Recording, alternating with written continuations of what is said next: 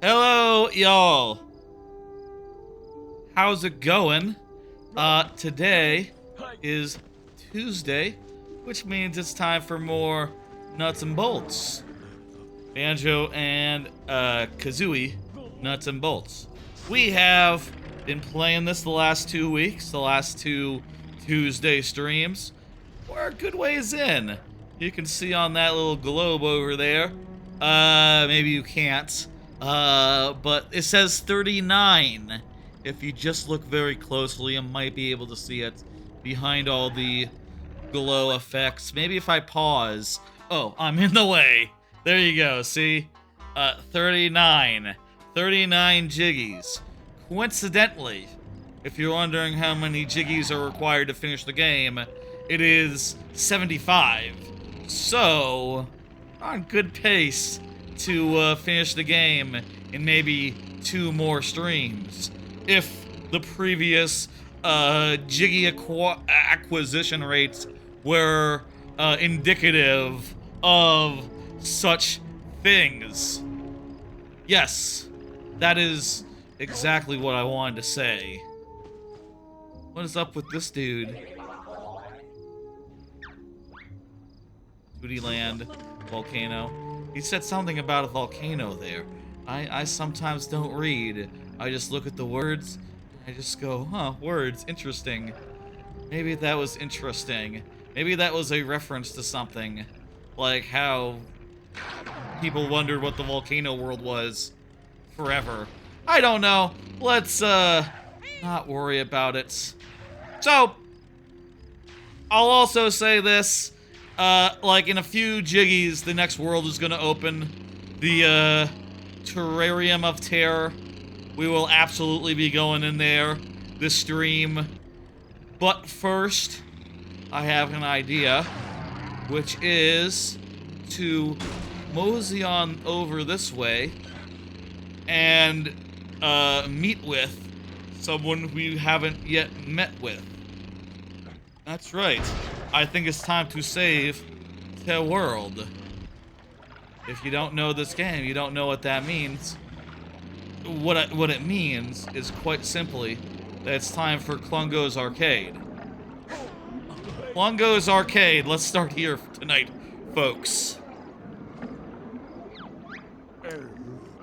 I'll say, I got a good amount of cards tonight. There's been some stuff going on. And, whatever. We'll talk about that as it comes. But first, we got, these here levels of Klungo Saves the World. It is an auto-scroller that is a bit jank, where you jump.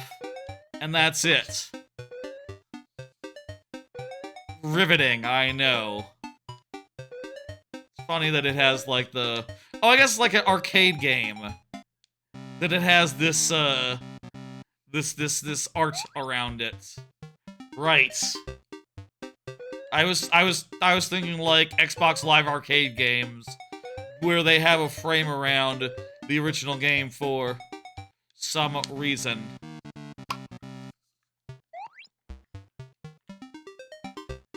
Ah.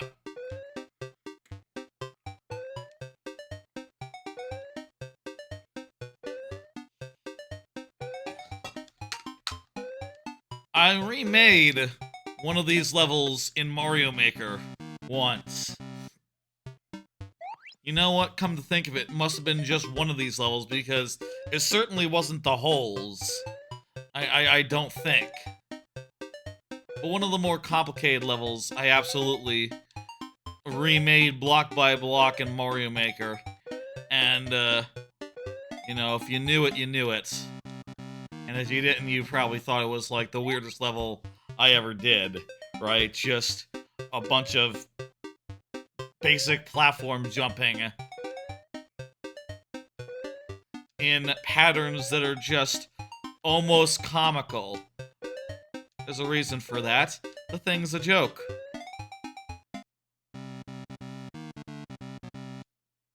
How's the audio, by the way, for this? I assume it's fine? That's fine. Ah. I suppose let's just start whipping out some cards here. Doesn't make sense to save them all while I'm just dying over and over again on very simple jumps.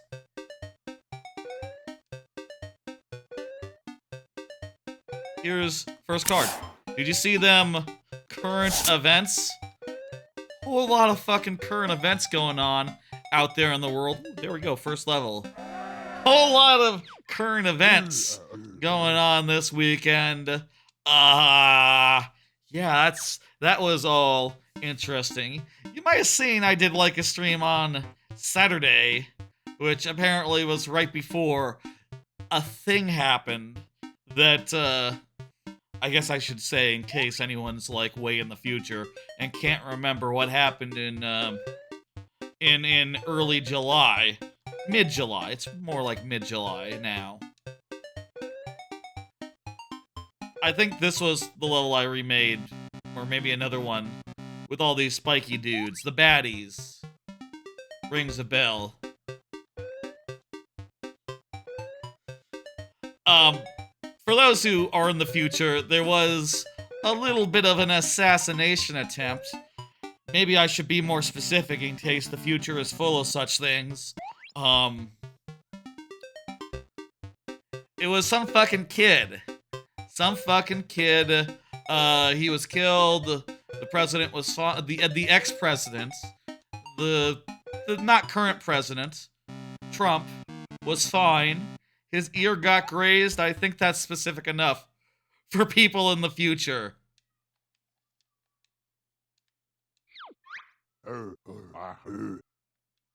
Yes, please fix it for us, Klungo. That whole thing happened. I heard about it when I went out after that stream. I ended the stream, watched some anime, and then went up to pick up dinner. Was gonna have it with my dad, so I called him to say, like, hey, I'm coming with dinner. And he said, like, you watching the news? And I said, like, no, what, did Biden drop out? And he said, no, Trump got shot at. And I was like, oh, okay. Well, whatever. And then, yeah, that was a whole thing. People have been talking about it. It seems, though, by this time on Tuesday, the discourse has already handily moved on. No one really cares that much. Honestly, it's not that, big of a deal, all things considered. Certainly not something worth, like, suspending your campaign around if you're, like, competing with the man. Like, yeah, no, don't just, please, don't let them win just because a Republican shot the ex-president. Like, that is entirely stupid. If you think about it, like, that is no reason to say, aw, geez, now how am I gonna campaign? I feel like on some level, the Democrats are always looking for an excuse to give up. So, what the fuck? Anyway, that's been a whole thing. I've been looking at my phone a lot, looking at Twitter. Unfortunately, just captivated by the unfolding drama, and also all the lovely jokes people are making to, you know, to cope. We all cope in different ways, Your Grace, as Damon, House of the Dragon, put it. We all cope in different ways, Your Grace.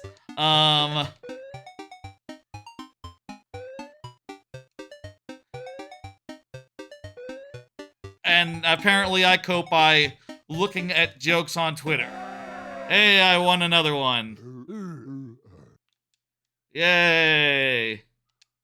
Woohoo. Notes, as if we don't have plenty of places to get notes. Now there's a little bit more variety. I suppose this one, there's a reason I didn't make this one into a Mario Maker level, because, look at it, if you were Mario, this would not be a challenge, because Mario can just jump normally around normal platforms. And it's funny that that's some off-screen bullshit. It's good. None of this is a challenge to Mario. None of this, particularly. The other one with the spikes, oh yeah. Bit of a challenge. There was other news that came out this week, such as, like, Pelosi doing some stuff to try to convince Biden to fuck off. That's is a surprise because Pelosi also sucks, but, you know, hey, well, I saw some very funny jokes. People saying like, oh, you know, we're no longer Bernie bros out here. We're gonna be Pelosi pals or Pelosi boys. Okay, that's funny. Not really though. It's just that, you know, Bernie and AOC seem to have the wrong idea, thinking that their best bet is Biden. It's not. Really, it's not. We're close on this one.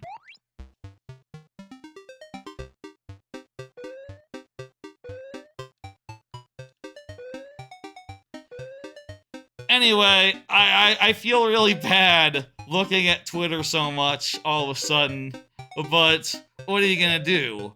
I want the takes. I want the information. Apparently, another thing that happened was a whole vice presidential nominee, which, you know, if you look at the age of the candidates involved, that guy will likely have to take over. Whoever the vice president is will have to take over probably sometime in the next 4 years, so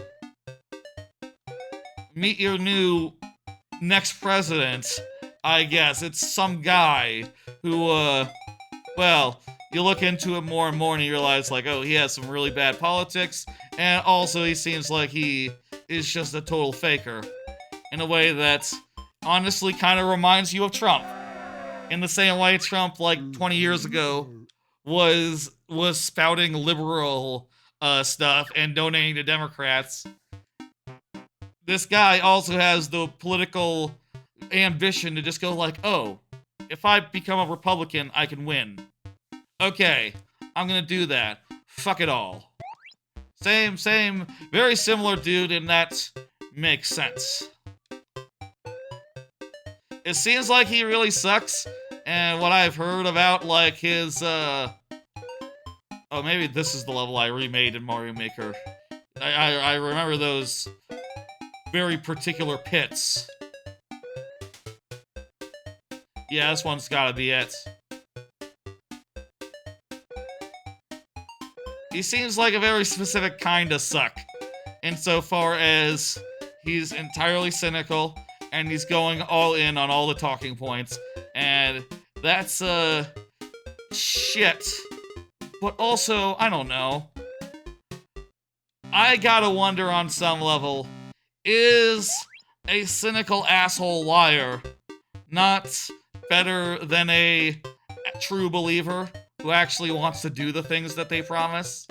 Like, to me, that sounds like, okay, well, you knew it was gonna be Trump Jr., but at the very least, it seems like he's as full of shit as the original, so, you know, he'll probably do his equivalent of golf all the time and not really do anything to...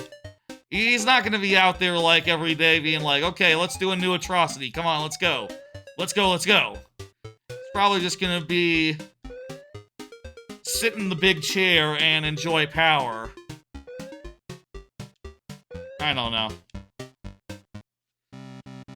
That's probably enough talk of politics. I have one more that's kind of semi-related, though. Did you hear about Tenacious D? One of the guys from Tenacious D made a joke about the shooting of ex-president Donald Trump. He said, you know, it was his birthday and he was blowing out the candles and making a wish, and his wish was don't miss next time, which is a joke that everyone's making. You know, like I said, I've seen it on Twitter a bunch, a lot of jokes. People cope in different ways, your lord. Your Grace? Daemon Game of Thrones or House of the Dragon? And following that, there was a little bit of controversy, and then the other member of Tenacious D, Jack Black, had to go like, oh me, oh my, oh no, oh wow. I play Bowser in Mario movie and other mainstream productions, and I gotta say, I don't approve of that. Friendship over. No more tours, no more Tenacious D. Sorry. Which, I think is very sad. You know, it seems like, this is the sort of joke everyone's telling. You know, people cope in different ways, Your Grace.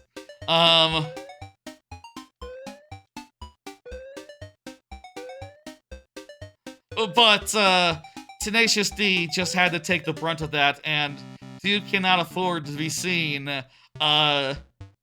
making such off-color jokes. We all cope in different ways, Your Grace. Is that the line? Does the line go like that? We all cope in different ways. That must have been the line. I don't know. Was Viserys in the habit of being called Your Grace? I guess. By the way, if you're wondering, it's like a fixed jump. So there's no noodling this. There's no, like, sooner or later. Just how to, do it right.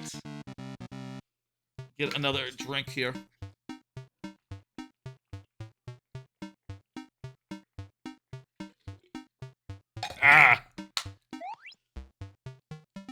This is a remix, by the way. Or at least the menu music is. Okay, this is a remix of Klungo's boss music from Banjo-Tooie. Fun fact. I recognize it with my ears. I don't think I listen to the Nuts and Bolts soundtrack all that often. Really, it just has one original song. Showdown Town, which is a good song, but it's just one of them. If they ever do a Banjo 3E with Grant Kirkhope involved, my one note is don't rely on remixes. Honestly, it's just a little boring and leaves the soundtrack like feeling like an empty imitation. I think it's much better that each world have its own theme. The only exception I would make is if, like, if a level is literally a homage to an existing level, like, oh, this is Clanker's Cesspit. Would that be a one? I don't know. Maybe a cesspit. It is technically alliteration, but it's kind of not because they don't have the same sound quite.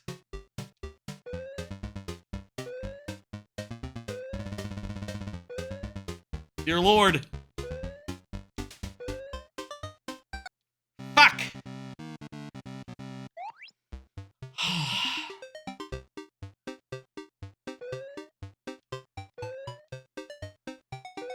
Anyway, as far as politics stuff goes, the president, the former president is all better. The other former president is about to be forced to give up, hopefully. I hope.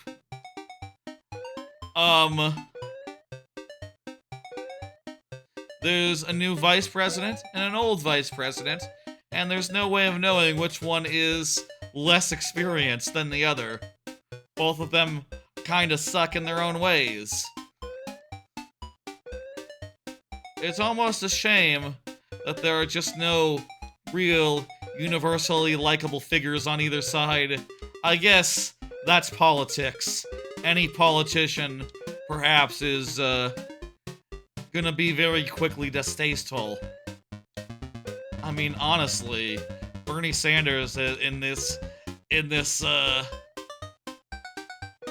in these trying times, has begun to lose some of his luster. Insofar as, like, yeah, he's gotten much. He and AOC have seemingly gotten some concessions out of Biden as far as, like, position stuff goes. And to them, apparently, that's worth supporting. Eh? What? Why couldn't I jump multiple times?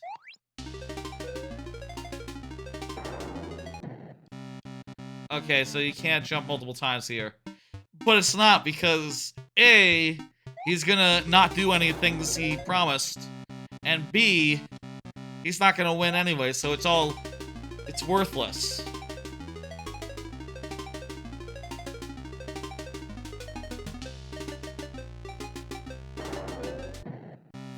Fuck, wow, that's some timing.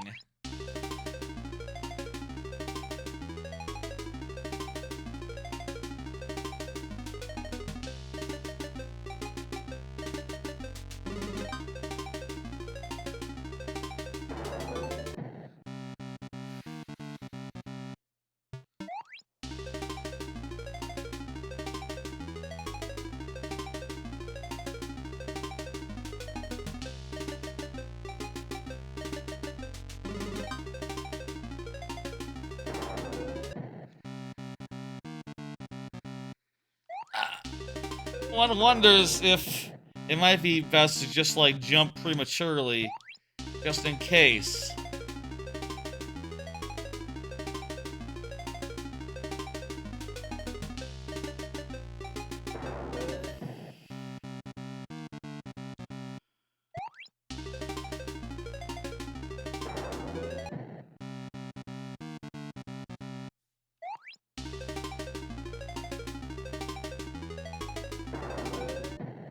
Well, you know, hey, they made a successful joke about how,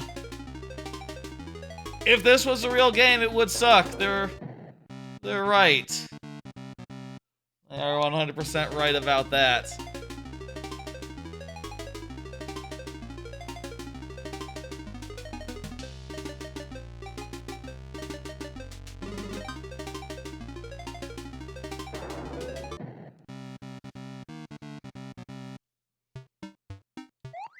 I think the visual element is going to be faster than the audio cue. So I'm just watching for the fireball. But it comes so quick. As soon as I see it, it's already too late.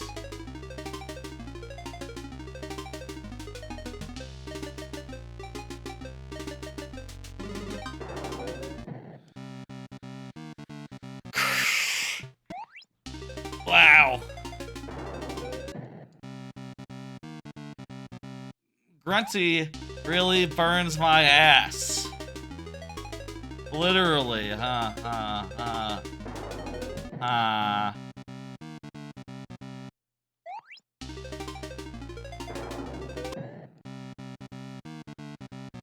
tell me there's not a way to, like, duck or something. Hitting the other buttons.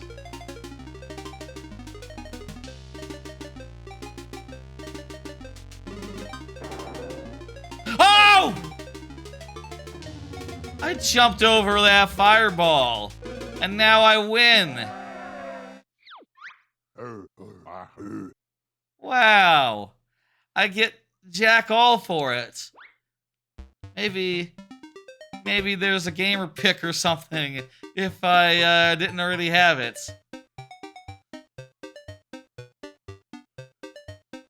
That's a good gimmick. That's a good little gimmick. Let's play the actual game. Now, how about play the actual fucking thing? It's all Klungo. Klungo did this.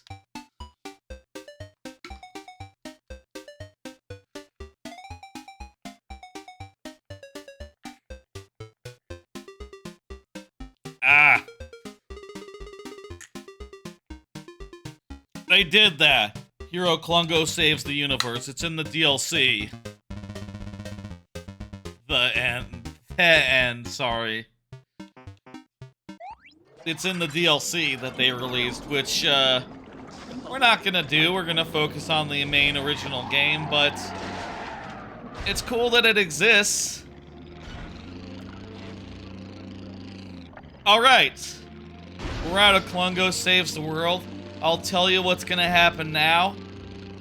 I gotta do some, exploring. We just got the ability to scuba dive, and, it occurs to me we haven't looked around and gotten any crates with it yet, so let's do a little crating. And then we'll go into a world and we'll go into a world and, go and do stuff. Blue Tunnel. And, yeah, by the way, no more politics. Probably a good thing. No more political talk. That was it. That was the extent of it. Look forward to, no more of it. Wonderful.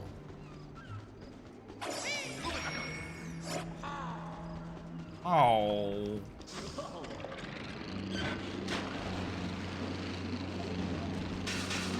Let me make sure my floaties are inflated. And then, yeah, let's just look around, and we're gonna find some boxes. And hopefully they'll have really good items in it. Anything in particular I'm looking for? Bigger engines, more fuel. Both of those things would be handy.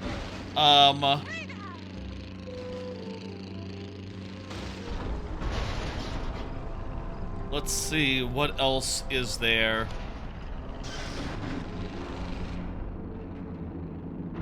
More fuel. Whoopsie daisy.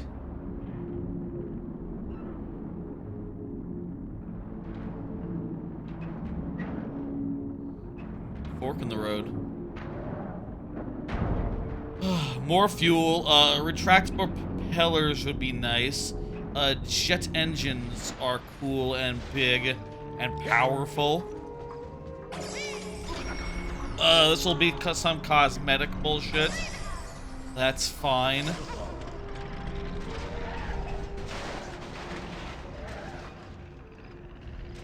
And, you know, whatever.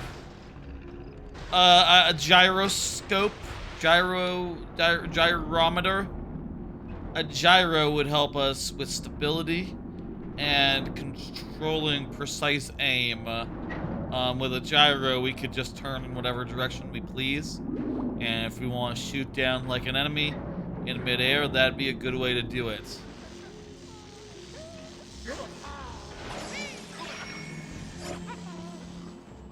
I gotta sneeze. Don't mind me.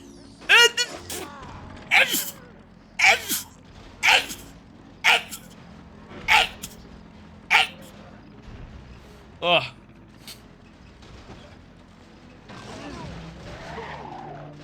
You're in my way right now.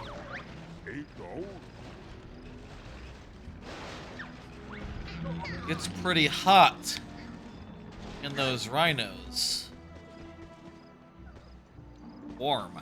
Okay. We got a beacon, we got a grenade gun, good. More spoiler, more spotlight. Rust bin, that's a weapon. A large engine, love it. Large fuel, love it. A large propeller and a wing. Okay, sure, why not? 2 of each of those. Let's continue looking around a little bit. See if a Wumba has anything for us. Coincidentally, we have tons of notes, so we can afford whatever she got, which is nothing. So we move on, and we leave. We get up there.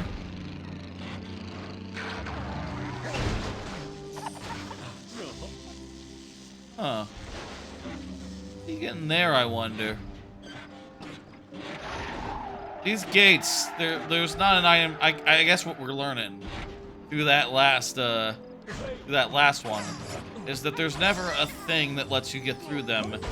It's merely, can you get to the other side through whatever passage. It's a shortcut home situation.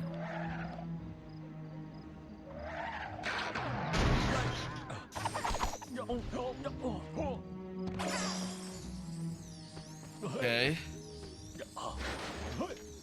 Oh, there was a pipe to climb.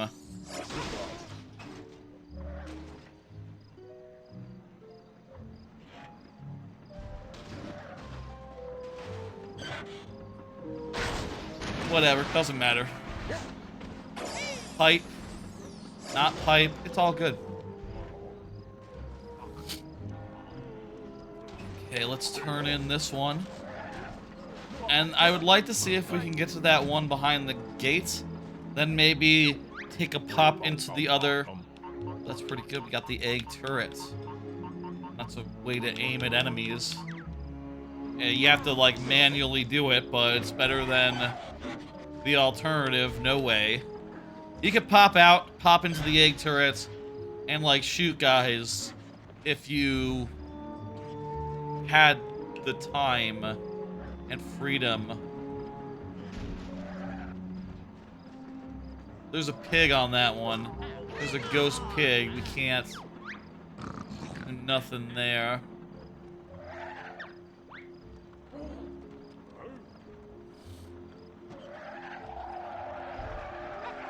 Drive up here, looking around. I would think maybe this little lake here. Nah, this has nothing. It's just wonder.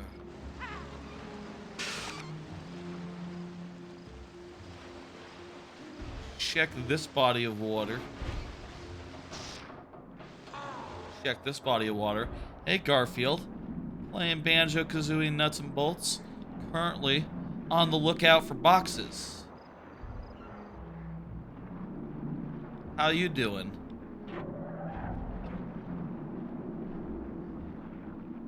Nice. Glad you think so. It's good to see ya. I just got the snorkeling ability, so this is all new territory. Underwater. Currently couldn't get into any passages that were underwater ones. I don't think there's gonna be anything here other than the one tunnel that leads into the Terrarium area. You have a game suggestion for a Game Pass stream? Oh, it's been a while since we had one of those. What's the suggestion, Garfield? Lay it on me. Phoenix writes, Ace Attorney trilogy. I have that downloaded. It's definitely on the table for one of those streams. Yeah. I should probably do one of those streams at some point, but been a little busy with things, I suppose, lately. There's probably certainly enough material for one such stream of that. There's a lot in this castle. Let's get in this castle, let's empty it out, and take a dip into the water elsewhere, and then maybe start doing some levels and some other things. Yeah, that sounds like a plan. Here's box 42. 42, 41. I'm gonna guess this is an underwater passage. Yeah, definitely an underwater passage here. To the next one. What version of this game are you playing? The original Xbox Live arcade game? Oh, you could have gone under. This was the way in, actually. Yeah, this is the, I think it's all one version, but I did own a physical copy, and right now I'm playing the digital copy, I guess, that was included in Rare Replay. I don't think I bought another one. I don't think I bought like a digital copy ever. I just used the one that's is very nicely included in that, which I also own.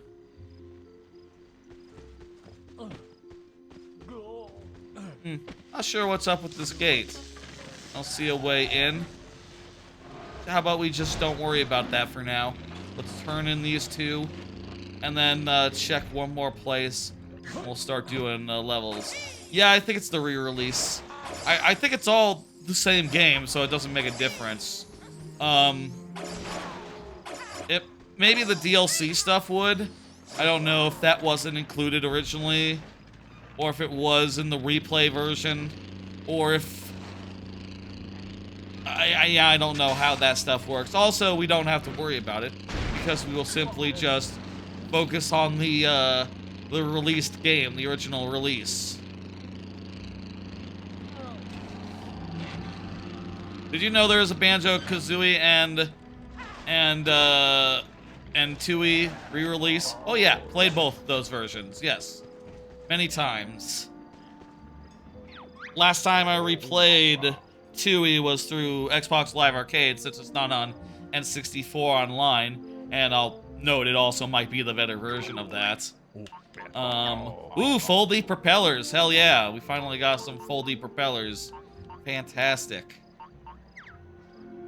Did you get all the stop and soft secrets in these games? Look, Garfield, I'll tell you, I am a Donkey Kong Country Rareware lover. That was sort of my company of choice back in like the time at which these games were released. I bought an Xbox 360 to play this game. I'm just realizing this is the first time this whole series I have related the fact that I would not have an Xbox 360 if not for Banjo-Kazooie Nuts and Bolts, incentivizing me to get away from being a Nintendo-only kid.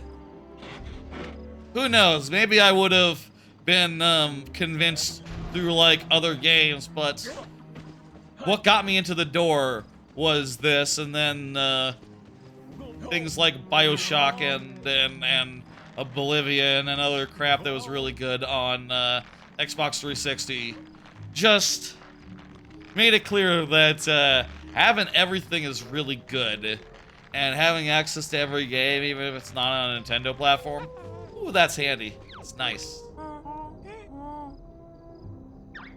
What? You're fucking me. Need a combination to unlock? Get the fuck out of here.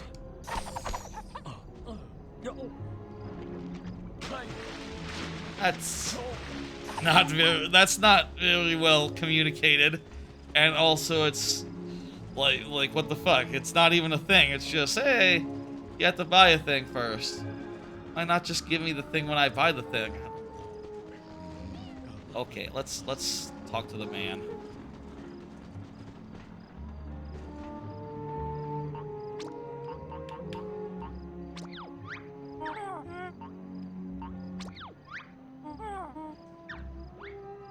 Wait. Oh! Oh, that's the combination. It's not the price. Oh, that is the price. Weird.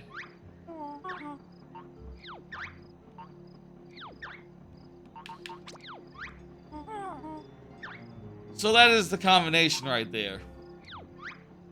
What is this? Look at this. Okay, what is the cool thing? There's stuff on top. Already got it. Show me something great. What is it? I saw that. That's not... It's fairly obvious. Who wouldn't have already been up there? It was cheap. You're right. It's just... Yeah, no. You had to know how to interact with these things to unlock the fourth world, so... naturally, it's everyone figures this out. You can't finish the game without figuring out how to use those. Whatever, it was 2 notes. Not a very good set of hints, bottles, honestly.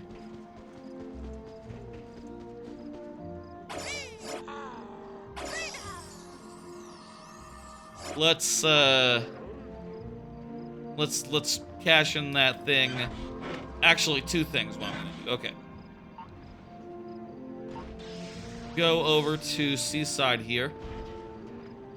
I don't know when the Jinjos show up in the overworld, how you unlock that whole side activity. Conker's Bad Fur Day was re-released on Rare Replay. There is also Live and Reloaded. Yes, I have both versions. I have Rare Replay, I also have Live and Reloaded. Played a good amount of Live and Reloaded, like multiplayer, back in the day. Embarrassingly, was kind of my first online shooter that I've spent time with. Like I said, I was a Rare aficionado. That was just where Rare aficionados spent the summer of like 07, 08, 09. I forget when it was. It was a few years after the launch of the 360, because it was a few years after that I got a wireless doodad. It's probably like 09. 08, maybe. That summer. Back when you had to buy online connectivity. I didn't look at the combination. What is it? It's... what was it?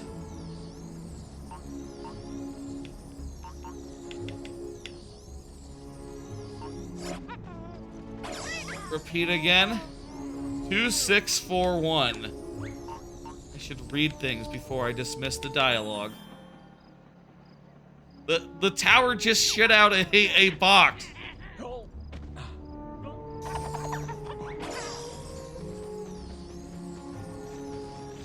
She said the police were coming, but they didn't come. Cool, good.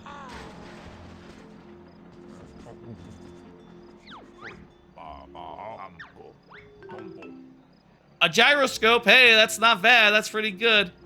That's what I was looking for, honestly. I think... let's go and do a level. Let's do an actual level now that we've ran around and collected stuff and gotten some parts that I'll say will be very useful. Like, for once we can make an all-purpose vehicle. A vehicle with propellers and foldable wings. We just got the foldable wings, like, one of the last things we did last time, come to think of it. I think I would like to start by doing some of the jiggies in the Jiggoseum, the 3rd Jiggoseum level, because we never did actually do them all here. We left 3 of them behind. Jiggoseum. Back to the Jiggoseum. We left 3 of these behind last time because it was 1 AM. And I just wanted to get to the boss and end on a big climactic bit. But, yeah, let's go back here and do this. Also, I think it's time to make an all-purpose vehicle.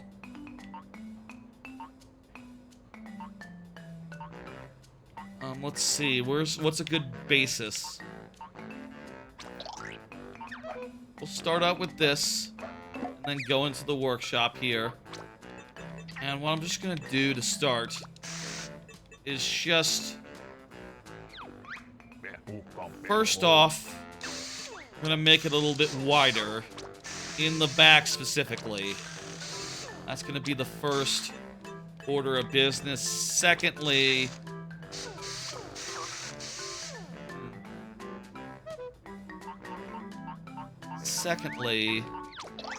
okay, let's put fuel there.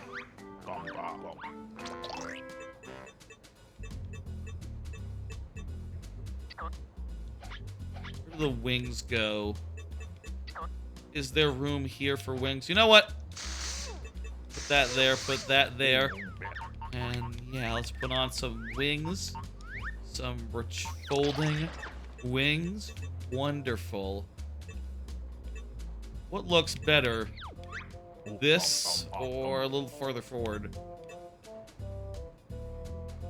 Honestly, I kind of like the look of a little farther forward.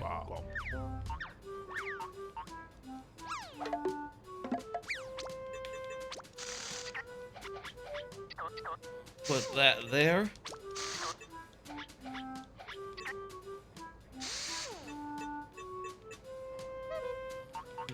Let's see now. More, where do the spoilers go under? That would be gadgets.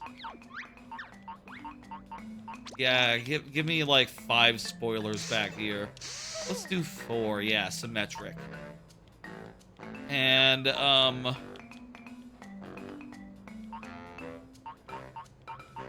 we need some, accessories. No, these are all gadgets. Let's add, a spring.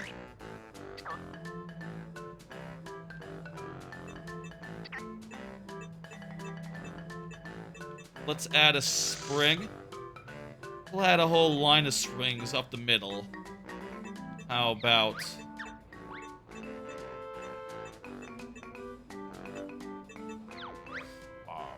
we'll add a spring here. And, that's all our springs. Then we'll go ahead and put a seat. A strong or a scuba? Yeah, make it a scuba.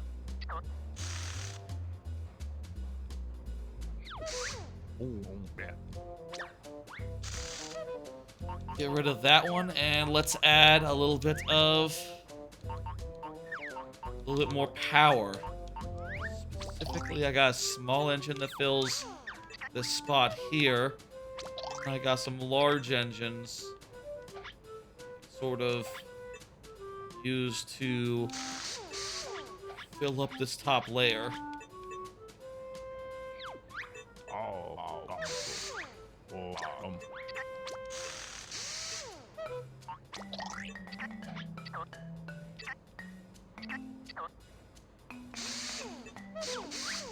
Those there, and then 2 right there, and need some retractable. Let's see now, be under power, I guess. No, yes, should be propellers, large folding.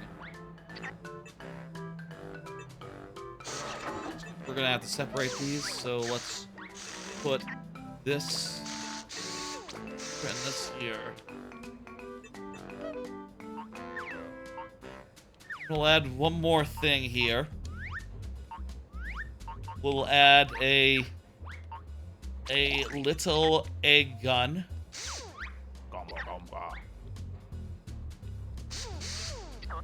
A little array of wait, with that, this doesn't have clearance, do it? We'll add a vertical array of egg guns, and they're gonna fire out from there. And let's add a little bit of ammo.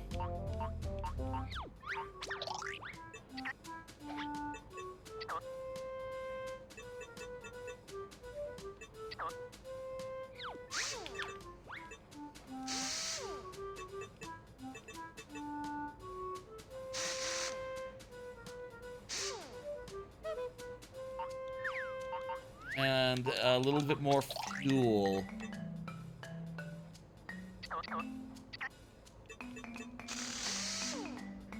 Go ahead and place that there. Place this here.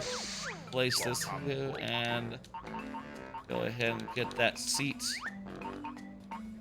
Scuba seat right here. Looks pretty good. For once, I'm gonna paint it. I'll paint it a nice greeny blue. Or green blue with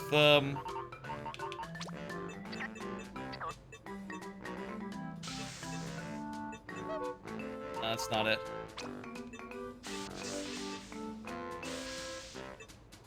With black as well. A little bit of black on the engines, I suppose. This engine block here. Also on the spoils. Now, the spoils should be white, should be silver.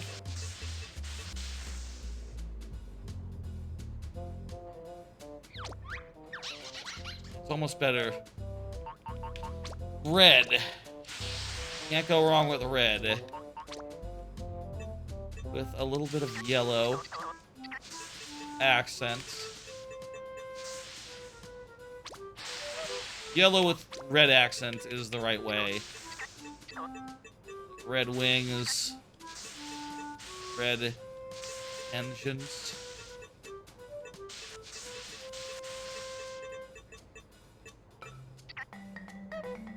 And how about, an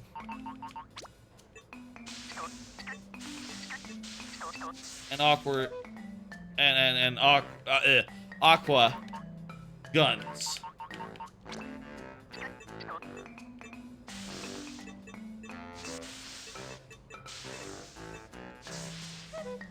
Okay. Just take it to the tester track real fast, and...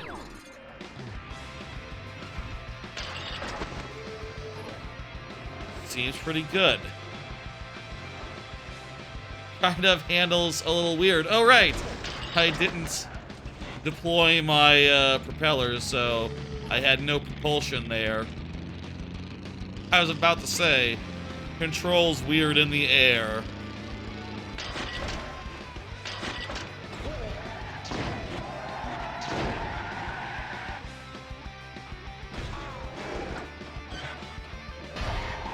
Okay.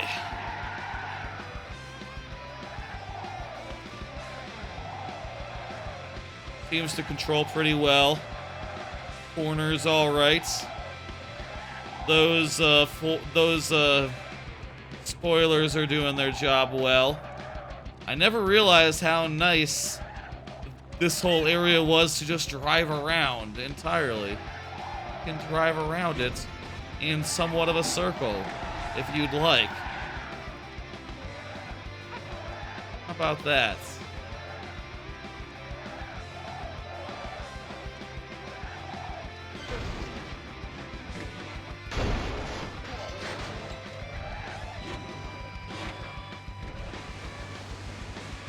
We do use gas really quickly. You can see it visibly dropping.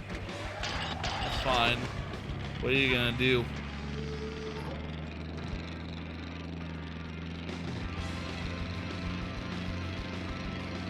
Do I still have the springs?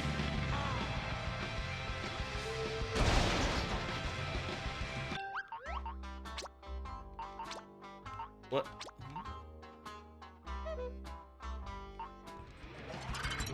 What happened to the springs on the bottom? Guess at some point they got deleted. You know what? I think... gadgets. Let me see how springs work. Where they are. There they are.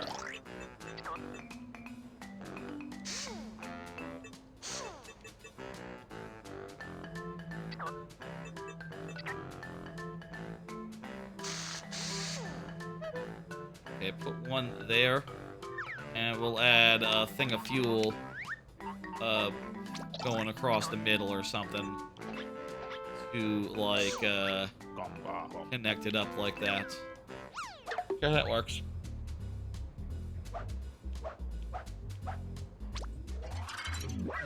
When we have this configuration, springs have to be assigned, which isn't exactly efficient. Could go with permanent.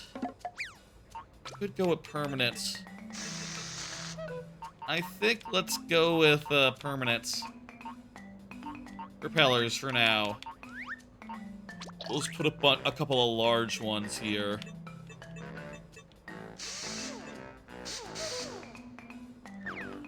Oh, also that reminds me, let me put some floaties on there. This is an all-purpose vehicle. It needs some floaties.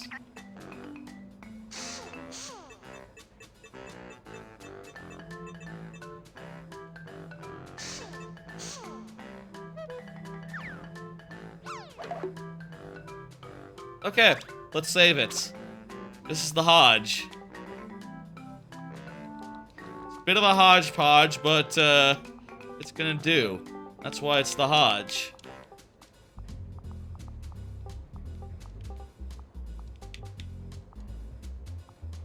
The Hodge. 2025. We'll just increase the number every time. I'm sure that'll be funny.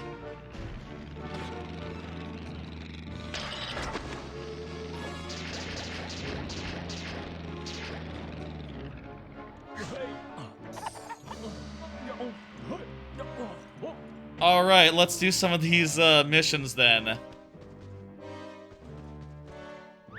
Sort of put it off long enough. Sometimes you gotta make a vehicle. And in fact, we might have to again, because it's shot put and it's Log's choice.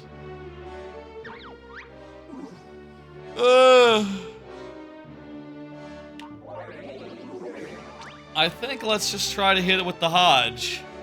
I don't think there's anything wrong with the Hodge. It should be going pretty fast, and it should be,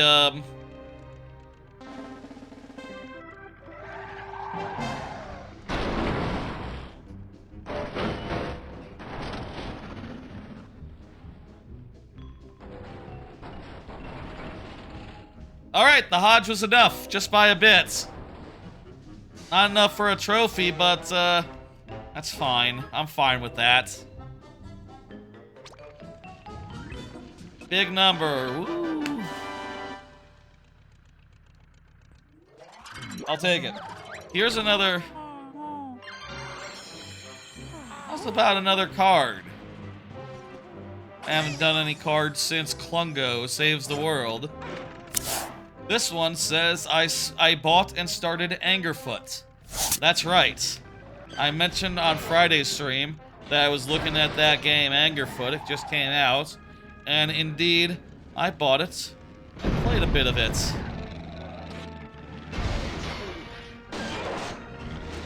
Does the full Jiggy mean they have a Jiggy? Or that I already have their Jiggy? I guess I don't have this guy. Let's check. Forget whose Jiggy we got. Yeah, Jiggy means we don't have it. He has it. It's pretty good. If you don't know what it is like a first-person shooter where you run through, like, apartments, dirty apartments in, like, Crime City. It's not Crime City. It's like a city of crime. It's called Shit City. And you're just running through, kicking and shooting people in a fast-paced game that kind of feels like if Super Hot didn't have time stopping in it. It is hard as hell, honestly, because you just have to keep, you can't let anyone have a chance to shoot you, or they'll kill you within like a few shots. But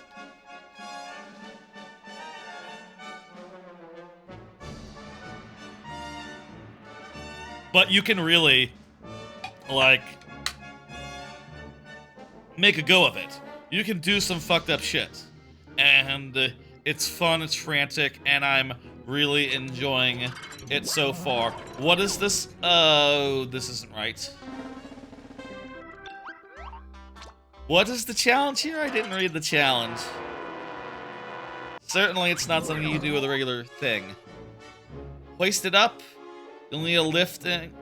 You need a thing that can lift. Okay, we have a lifter.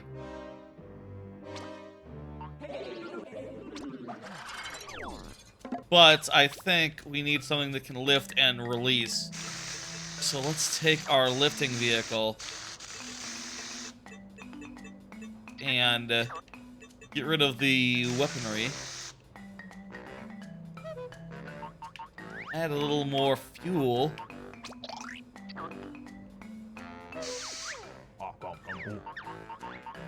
And we'll add a,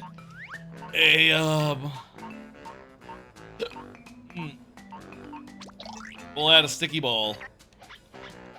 That's right, we're gonna add a little bit of a sticky ball here.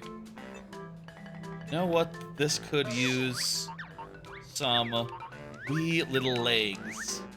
Let's do that. Add some nice lightweight legs.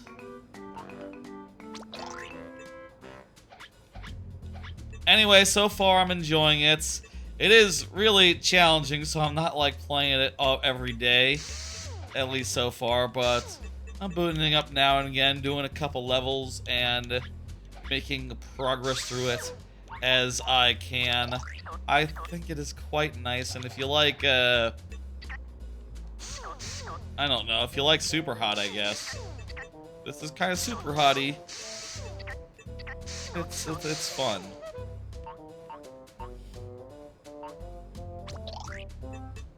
Let's go with a T-panel. We'll do T-panel legs. Actually, protection? Yeah, we'll do bumpers for feeties.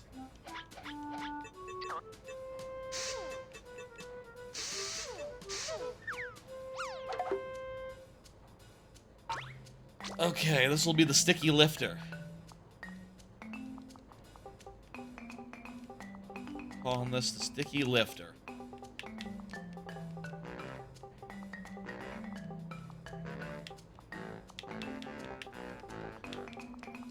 It's fun how you get to name everything. It'd be cool if in Zelda you got to name things, and they'd all be some sort of silly variant of just words in the moment.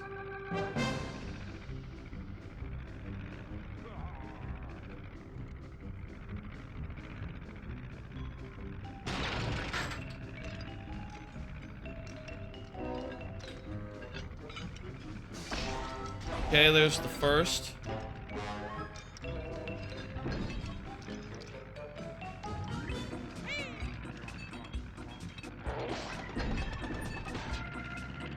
Alright, that's the first one done. Now let's do the second one. Deploying my sticky ball. Kind of hard to judge. There we go. Let's take this in for a landing. Sticky ball number 2. Oh geez, that's going down. Going down a little fast there. There's sticky ball number 2. Number 3 is right there. This is the best sticky ball. They're not sticky balls, these are. This is the best ball. Nice color. It's rather shapely. Alright, trophy. I like how when the timer ends, we just drop. We just drop onto the ground. We cut power. Fall to the ground, yes. Perfect. Our job is done.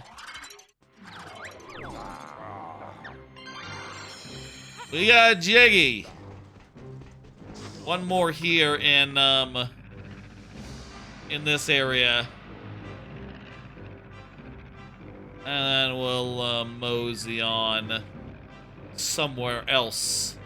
I'm thinking it's been a while since we went back to a Logbox, but also Logbox isn't the best. So if we could do like maybe some Banjo-Land, I think that'd be more fun, honestly. This is a bad vehicle for the race.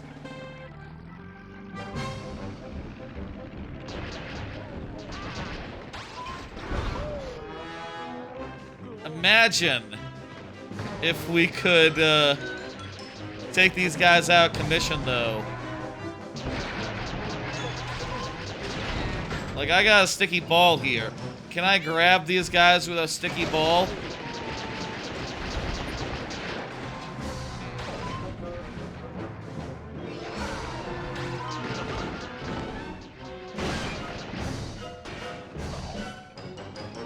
It's very easy to lose my legs.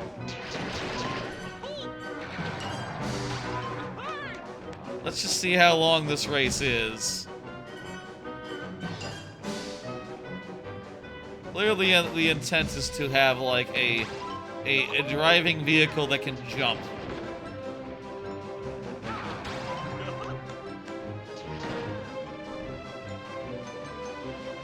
Alas, we do not have that. Okay.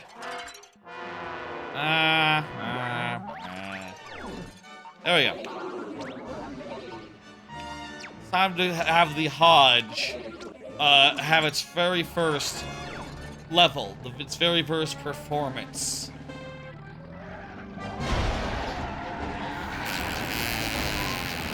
Fuck. Not off to a great start, I'll admit. Also, I am just seeing if I can bulldoze through these walls. Oh right, I have floaties. So even with the propellers being regular propellers and all, I can't get the springs to be default equipment. Ugh.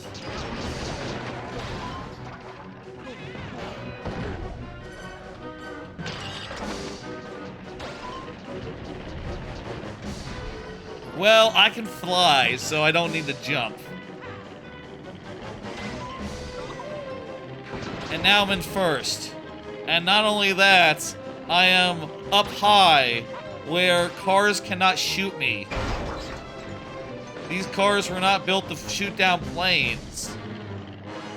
There are cars like that exist, but not these ones. I mean, honestly, without, like, some means of aiming or auto-tracking, it is hard to shoot a plane from a car. If you can't aim, it's hard, especially so. Especially if you can't aim, which, yeah, these guys can only shoot where they're looking. And they're not looking up, specifically. We're fixing on lapping them.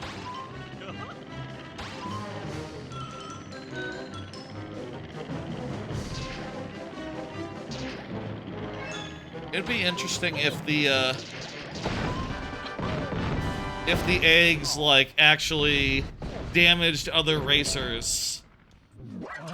I mean, not that, it'd be interesting if the eggs, did physics stuff, and when you shot, it propelled you in the opposite direction a little bit.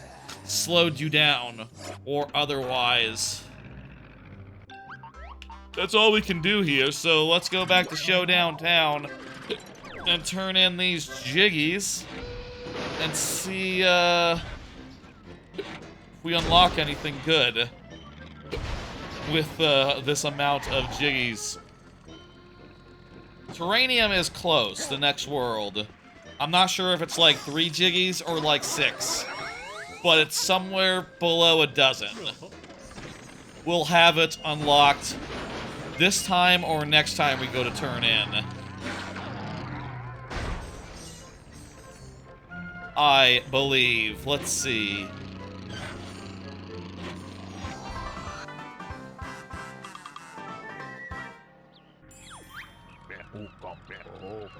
New vehicle parts.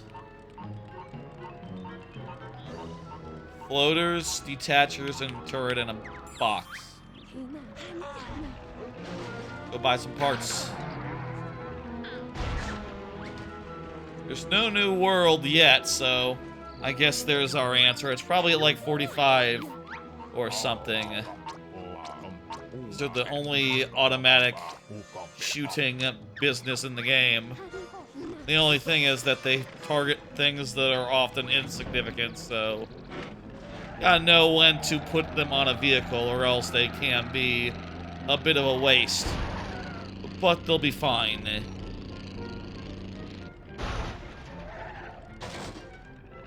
Still no orb? Okay.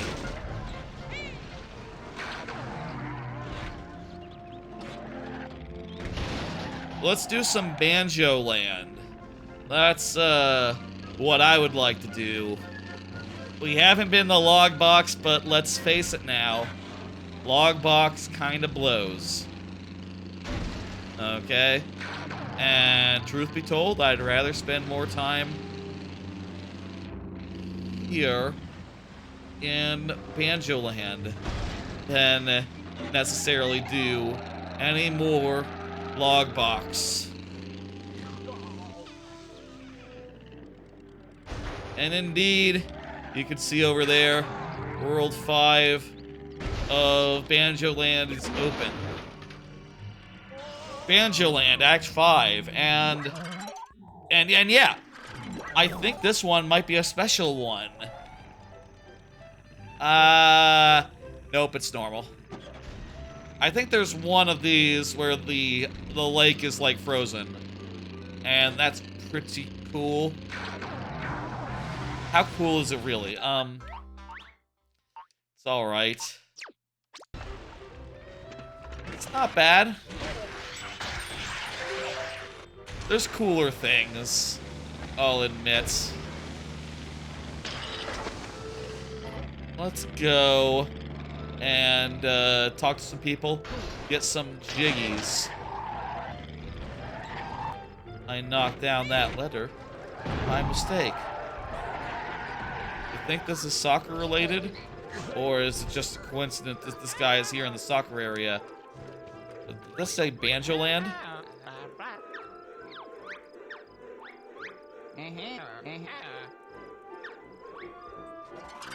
Okay, we all have to drive cars of Gobi. Oh, nice. Let's do our classic. It's time to do our classic bullshit here, which is to rebuild this in our own image, which is to say, make this into a bike. How about... Hey, here's another card. I also got into the Battle Aces beta and played a bunch, which y'all might have seen. I streamed some of that live on Saturday because, goddamn, I really enjoy the Battle Aces video game. It's quite nice. Should this go? Put this here. Detach this. I really like the Battle Aces game. It's an RTS. It's really accessible to the point where in an RTS, of most of them, right? To make units, it's usually like a big, elaborate thing, right? You have to first make workers, then you gotta make the building that makes your soldiers, your marines, your whatever.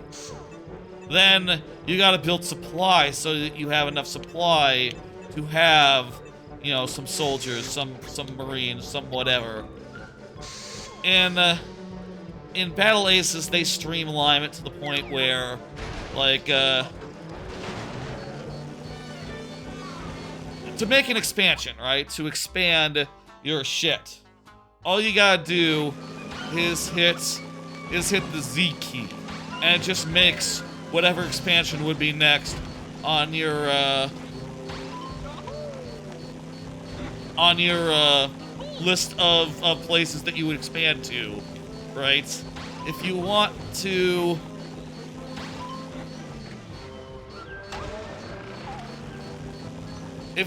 build a bunch of units, right? You just have to have enough money for them, and you can just hit the button as many times for as many units as you want, and they just come instantly. Like, if you have enough for 100 guys and you hit the button 100 times or just hold it down, you will have just 100 guys spawn in before you know it. It's pretty fucking cool and results in some thrilling battles. I'll say, at the time of the last stream, I was pretty much doing real damn good. Undefeated in my initial matches, which probably was bots, if being honest. I don't imagine there's... I would have to imagine that a lot of that is bots and not just other casuals who don't know. Nice, we got enough for another trophy jiggy. But eventually I did get matched in some people who did give me a hard time, either by knowing how to make better use of the units, or more often, having the ability to multitask just a little bit and send out a crew that, to, like, harass a, expansion or something, which I just had a lot of trouble dealing with in my time with the game. I'll tell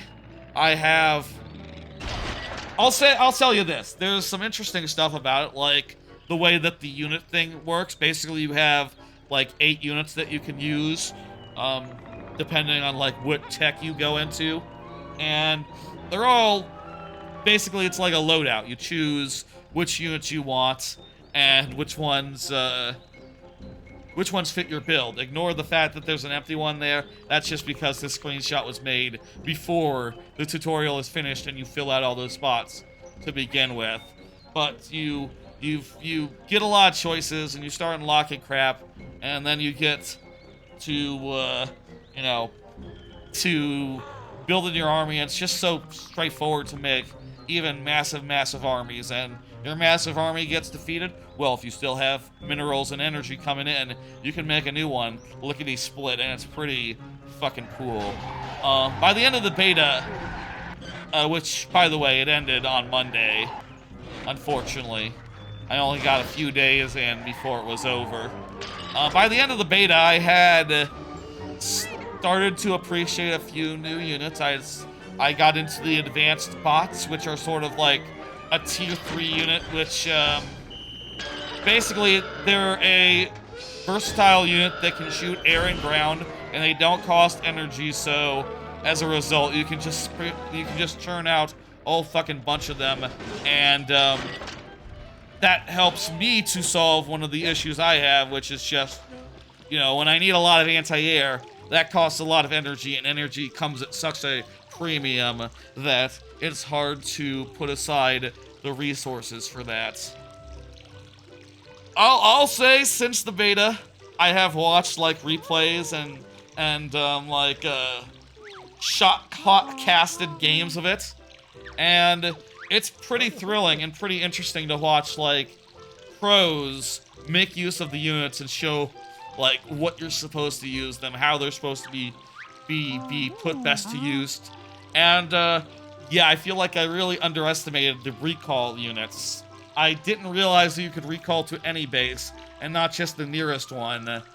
Being able to teleport, like, a whole mess of guys to any base that you have really would make defending against bullshit harassment a lot easier, and also makes it so that you can push out, attack some guys. Oh, they're counterattacking? Well, guess what? All my guys are back, and fuck off with that. It's pretty cool to realize, like, the strategies that escape me. I also didn't realize that the battle bots, the gun bots, whatever they're called, their stem move is basically stem. It mentions that they get a move speed buff. They also get an attack speed buff, so they do more damage when they're stemmed, which is pretty important. And it's a shame it wasn't mentioned on the ability card. They need to do a little more work insofar as, like, explaining the units in-game, and probably a lot of other fit, finish, and polish, and more stuff, and more maps, and, you know, I think there's a long ways for that game to go, but I just had a hell of a time, and I think it's the most accessible RTS I've ever seen. To the point where, yeah, I want to play more. I've been thinking about it ever since the beta ended, and if it comes out this year, it's going to be a pretty good contender for me for Game of the Year.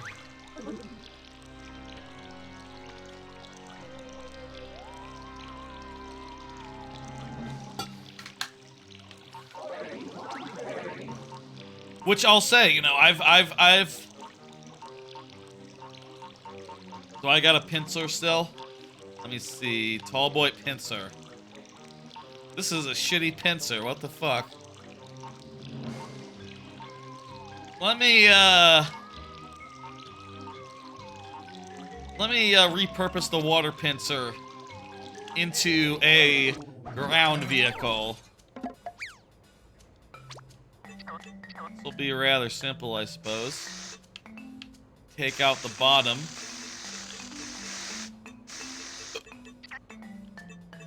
Take off the floaties.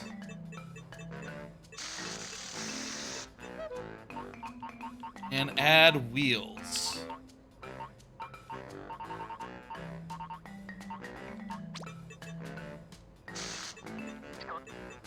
Anyway, if you like RTSs, this one seems like the best in a while, and I'm really goddamn enjoying it. I can't wait for it to come back and go into another beta or whatever happens.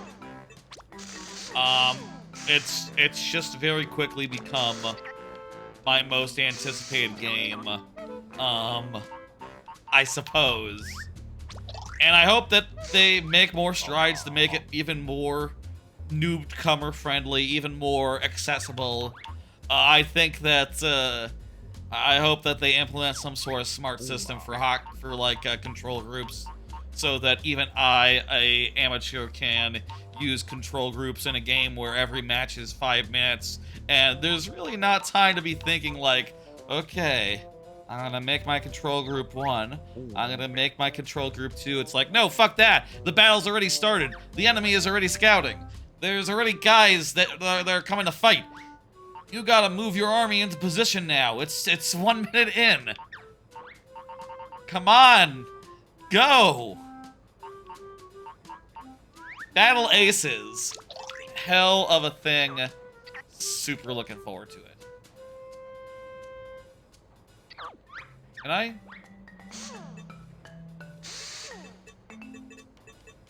There's a gap here below the ground. I'd like to seal that up, so I'll use body, heavy.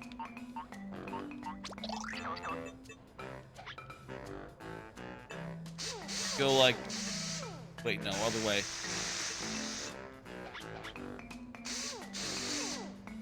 I'll seal it up to a half dude around sides here.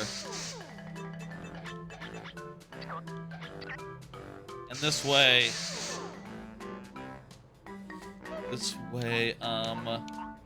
it'll be good. And I'll add one of these here, one of these here.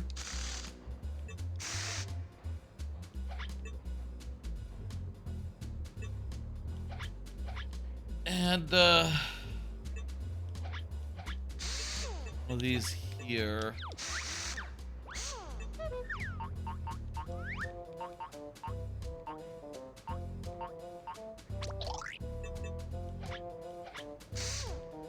Thinking a lot about that game. I'm really excited.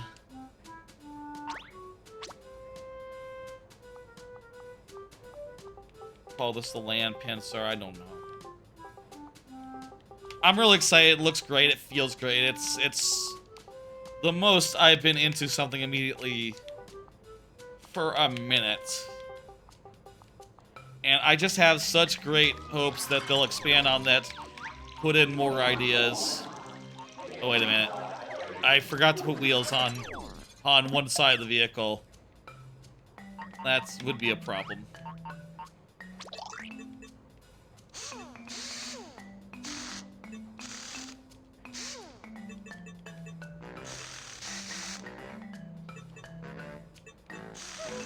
Okay.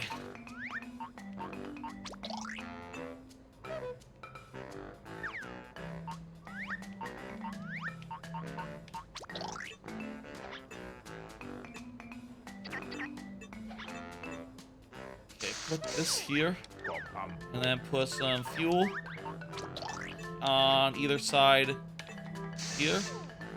Here. All right. I'm really excited about that game, and I have a lot of faith that they're going to expand out their ideas. They're gonna make a lot more units, add things like casters, healers, things that recover on their own. I think there's just tons of potential there, and I'm betting. I'm looking forward to.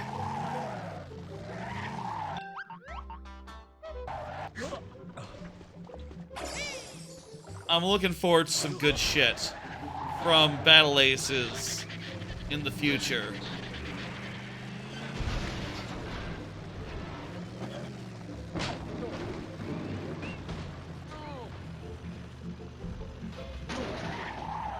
Alright, let's...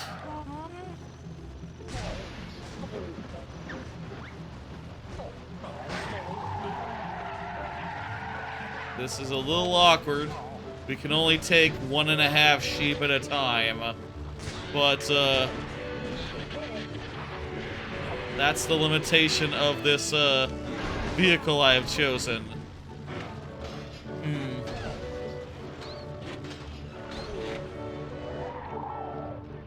On second thoughts, this vehicle just don't have what we need it for. Okay, I know we spent a while building that, but I think actually we already have a different vehicle that is better suited to this challenge. I severely underestimated how big the guys would be.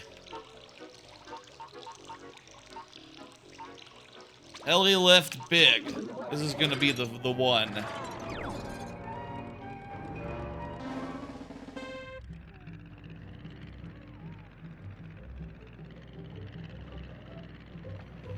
Alright, shit.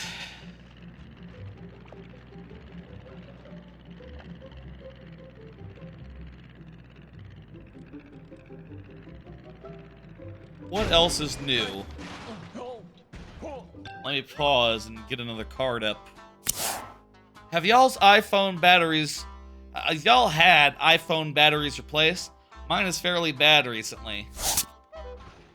Yeah, I've been having issues with my iPhone's battery. It seems like it's dying a lot quicker than it should be. Like, I don't know, 1.5 years into its lifespan? Seems ridiculous to me that it should just be dying all that quickly. And it is. Like, I watched this weekend, you know, on a quiet Sunday morning. I got up and I watched YouTube and I looked at Twitter in bed for a couple hours, like maybe 2, 1.5 maybe. And by the end of it, my phone was at 60% power. Like 50, 60% power. Literally 3-hour battery life if you do the math. And that just doesn't seem right. I looked into it. Apparently it's like $100 to get a new one.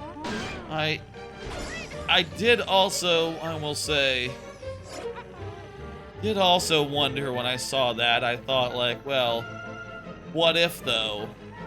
What if I just went and got a new phone? Like, maybe it's time. Maybe, like, right before Japan would be... My Japan trip would be a good time to upgrade the phone, such that it was ready for, you know, an extensive trip, taking pictures and all that.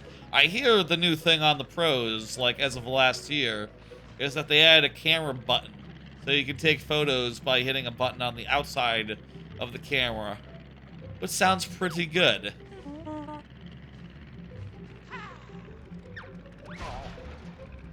That sounds pretty nice, and I would honestly be interested in... Wait, did I already spend too much time here? Is that what it's telling me? Let's find out when we get the 7th one. Maybe we can only get notes right now with our modest performance.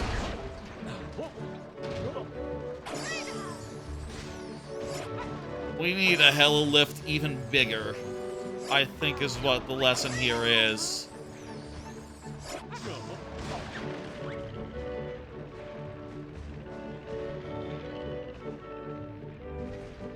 Anyway, thinking about that, I did on like thinking about it, start thinking something to the effect of like, well, it'd be nice to get a new phone right before Japan. Maybe the new phones will be out by then.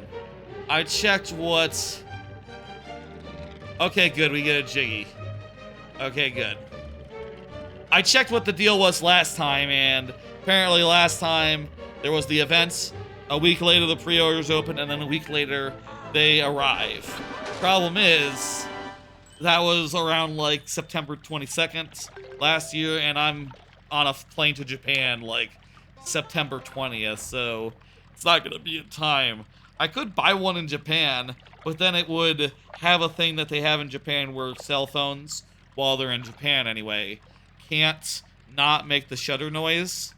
At least Japan-bought phones have to have that as a thing to, like, counteract perverts and the like.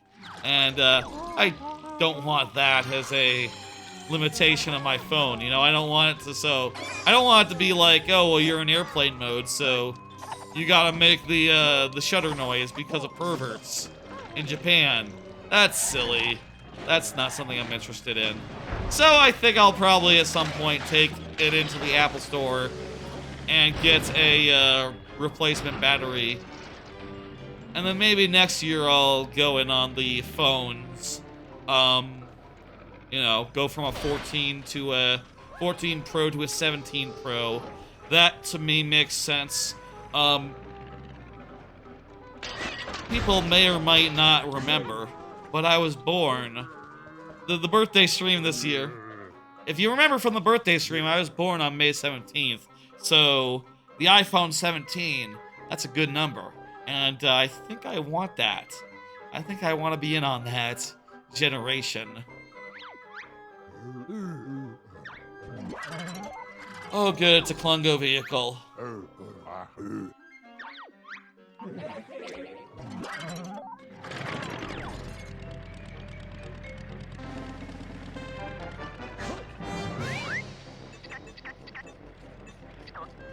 Okay, let's rebuild it again. What's with the floaties? I'll leave the floaties in then. But mostly we'll just take this and lower by 1. Take this, these, and remove them.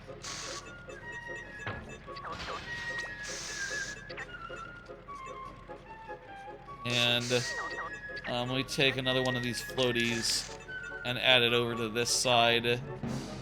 We need an engine. Pretty important here. Where is the engine? Here it is.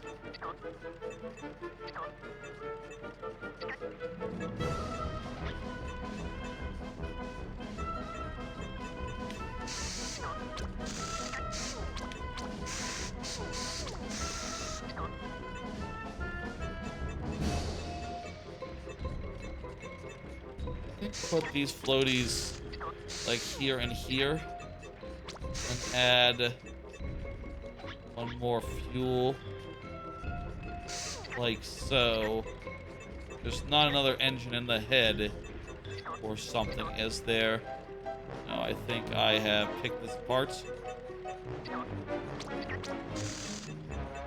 Just gotta separate this properly. And honestly, we don't need this. Don't need that much.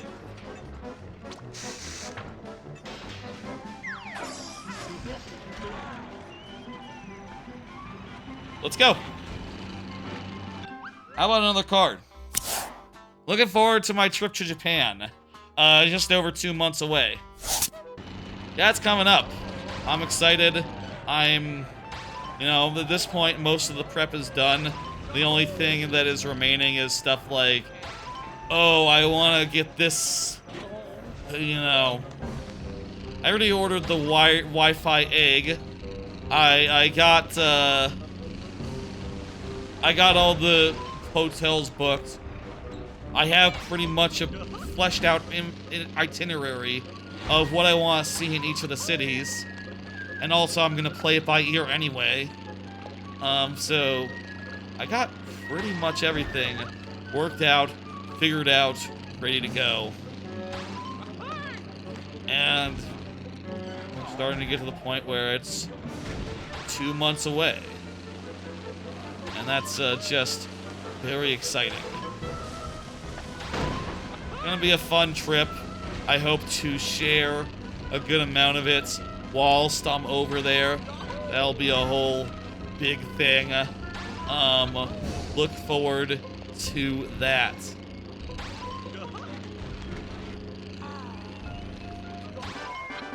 Easy.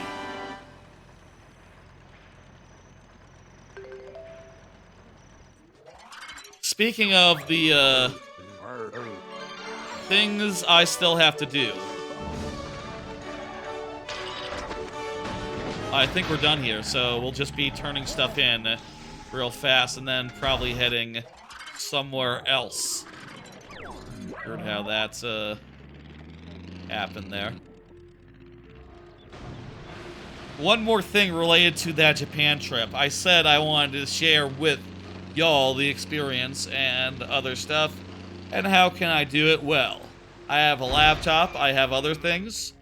Here is the next card. I tried setting up laptop for a stream, but ran into some issues. Specifically, I want to be able to do Mario Maker on the Switch. Just as well as my big-ass PC can. Capturing the Switch, using a Stream Deck for hotkeys, whole nine. Here is what that looks like. That whole setup there, I took a picture before I dismantled it. Basically, I have a portable monitor, which I have a portable monitor there so I can have, like, latency-free, see the game latency-free. There's, like, a noticeable latency playing off a capture card, so I can't do that if I want to play Mario Maker good. I also have a capture card, capturing the Mario Maker, and plugging it into the thing. I have a USB hub that connects up everything that needs to be connected from the headphones, or from my, not the headphones, from the lights to the mic, to the, Stream Deck, to the capture card. I think it might be best for the capture card and the Stream Deck, that's the hotkey thing on the right there, to go through the just directly into the thing, into the laptop, because I did run into some issues with both of those.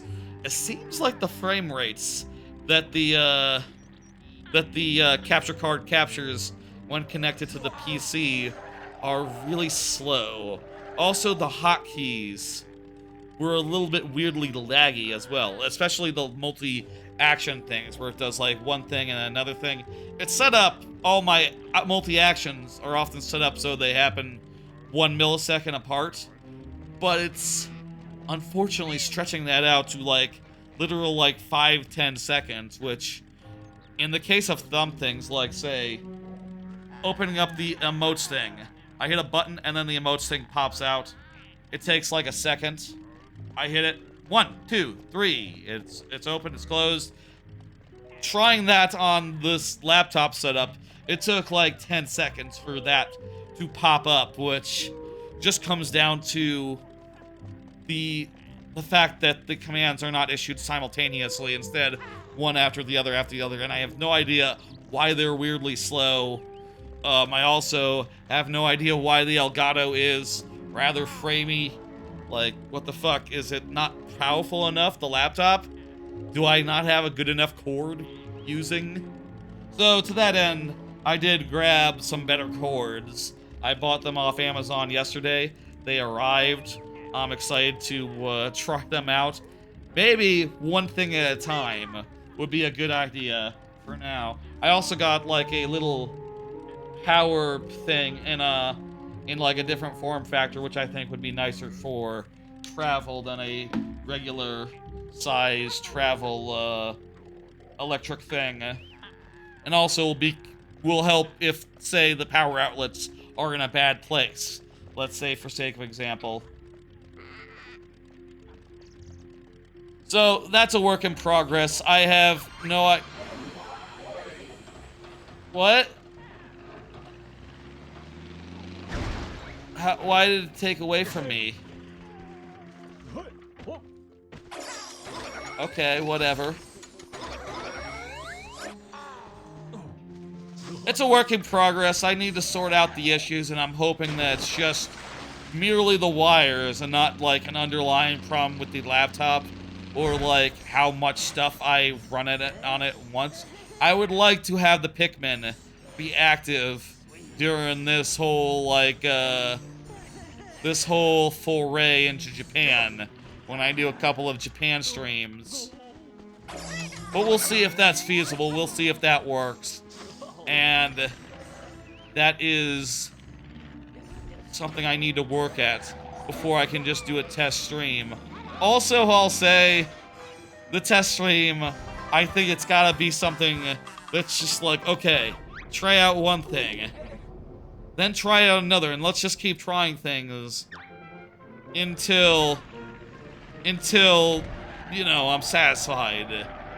Because, yeah, you know, I can't judge if the frame rate is good and the capture resolution is good just from Donkey Kong Country, let's say, for sake of example. Like, no, we probably want to play some Mario Maker, the main game that I play. I probably need to pull up, like, something with a really high frame rate, put it through its paces a little bit.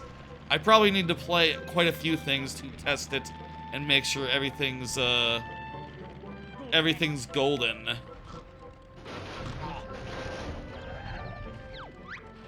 One more thing regarding that. Are portable Switch docks real now? There's a bunch on Amazon. Going back to that previous image, you might have noticed that my plan thus far has been like, yeah, I'll just take my Switch dock with me to Japan. Which, you know, I did last time before I was a streamer. I just wanted to not be entirely in handheld mode and occasionally put it on a TV if I could get access to the HDMI slot of a TV, which I could a couple times. That wasn't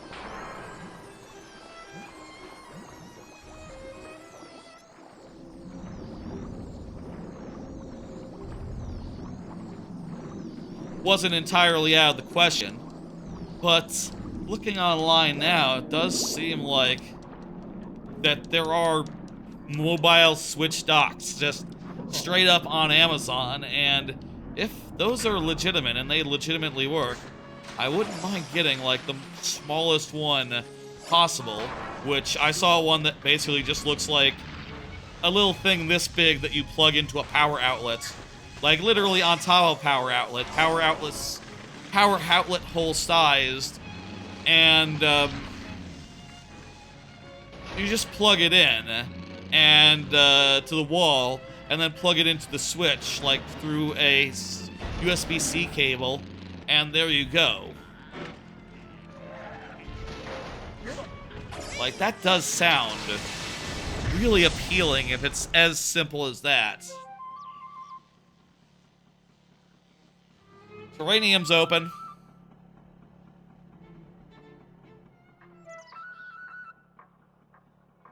All right. Hey, hey.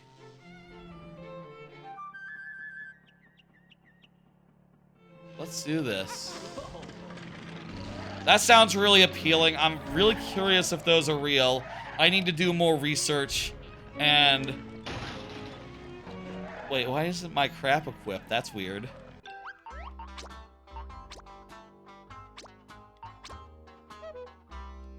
Go figure. I need to do more research and figure out, like, what is actually good, what is actually viable.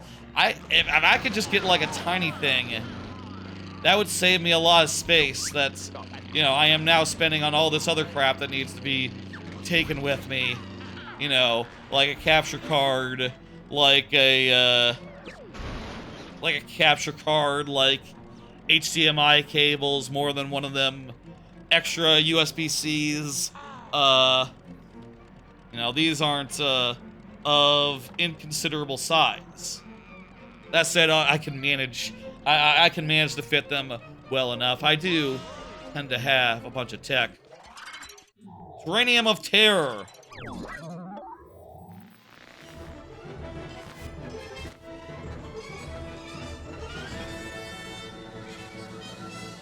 This is, not a great world. I'll say. Sorry, that's just the truth. It's like the Logbox in that it's like weirdly vertical. And that just makes it kind of hard to impossible to navigate. I guess it's interesting that there's all these vertically ascending like spires to drive up. That is neat. And the idea isn't that bad for what it's worth. It's like a space planetarium. No, plant garden. It's a terrarium in space. That's kind of cool. Kind of a sci-fi spin on a plant home. I don't know. But it's, not the most navigable world, and I think navigability is a good thing in these, levels. Also, there's only 2 missions here. Let's do them. And then I guess if there's nothing after, we'll just have to go somewhere else. We currently have 30 left in the game that we have to get. Or 30, 29, something in that vicinity. Let's go.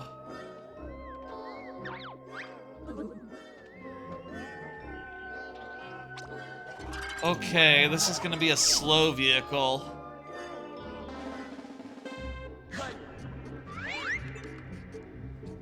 There's not, like, engines on this, even. It's literally just... it's literally just... sails, and that's it.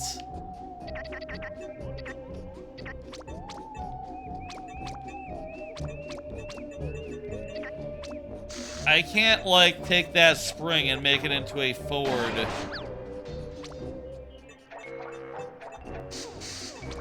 Make it into a forward, like... make it into a spring that springs me forward, can I? I don't think so, no point in even, like, trying, I suppose.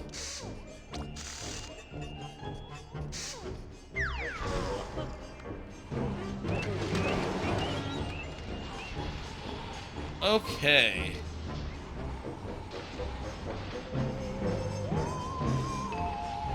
How's that light doing? Oh, a little tired.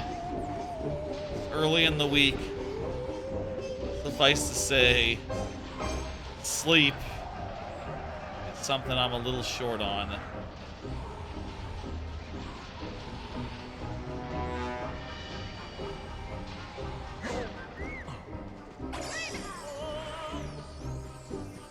I would need better wheels to drive that way.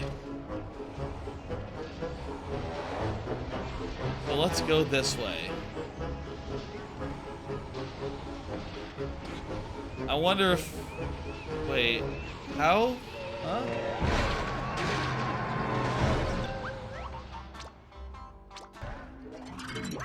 This one confuses me. Okay. I'll say we might be running into more challenging missions at this point in the game.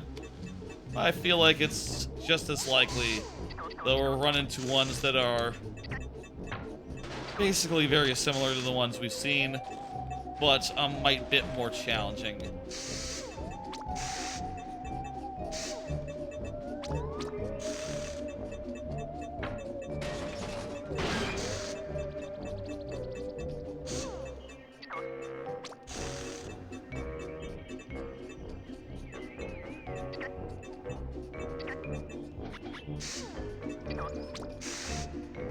Okay, let's move this.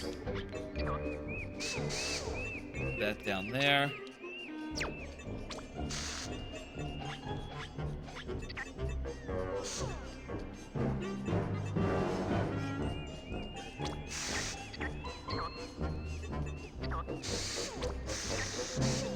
Okay, put that there. And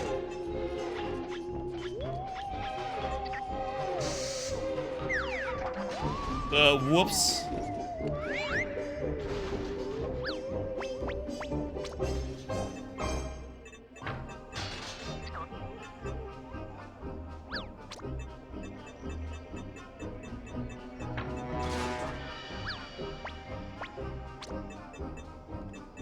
Oh, damn it. Okay, grab this Banjo Bear.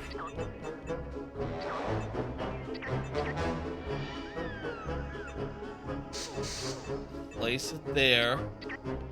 Now, move these.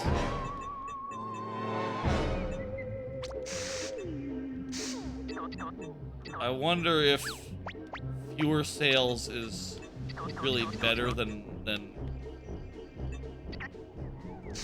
I wonder if this is correct. Let's just give it a shot and hope for the best.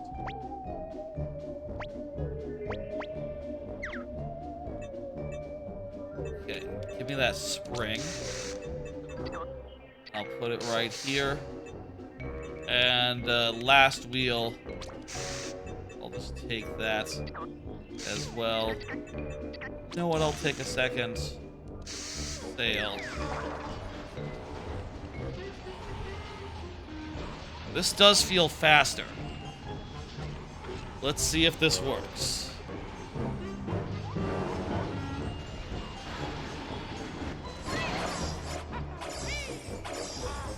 Faster, but with no balance. Oh, those are just the pieces that I discarded.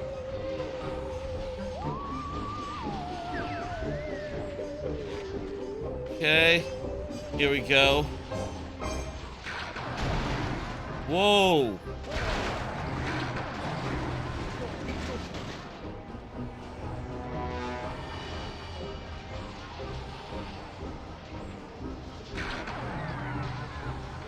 Okay, here's the ticket. We gotta jump to the leaf.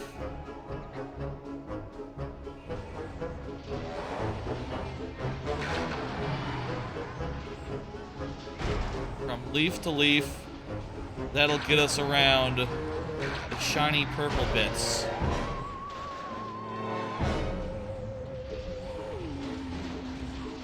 Okay.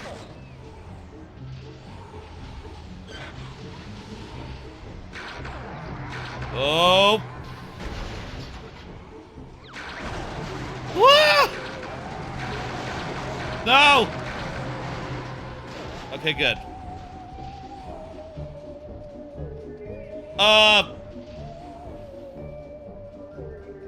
Little help. Okay. You know what?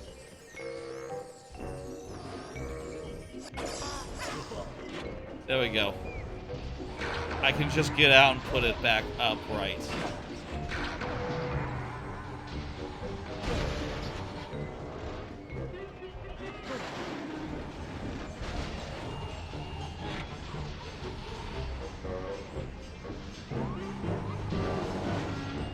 Okay, here we go.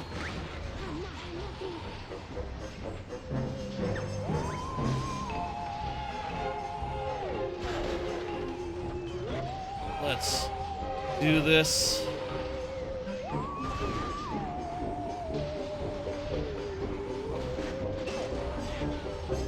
Oh, I'm realizing that there's a whole extra leg of this whole journey.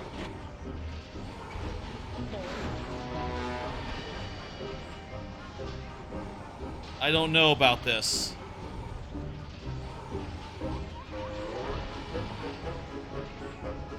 Can we do it?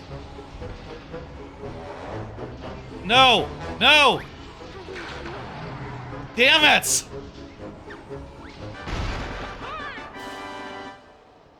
Damn, fuck! Literal seconds over.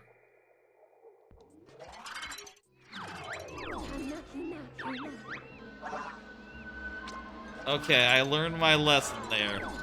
Let's make something a little more balanced.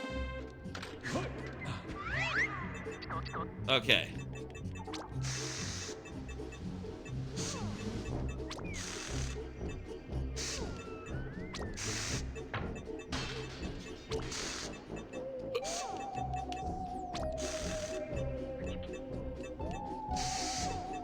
Okay.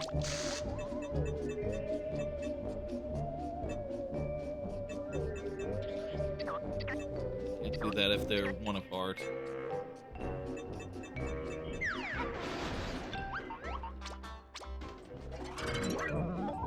If I had spent less time at the start fiddling around, I would have gotten it in one. Okay, here's the thing. Here's the ticket.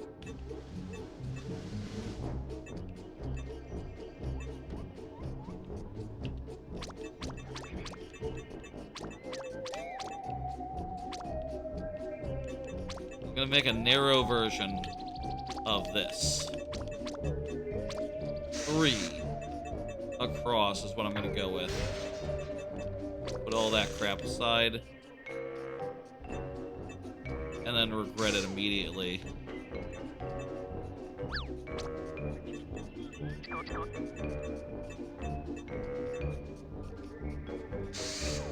Okay, I'm gonna put this to the side.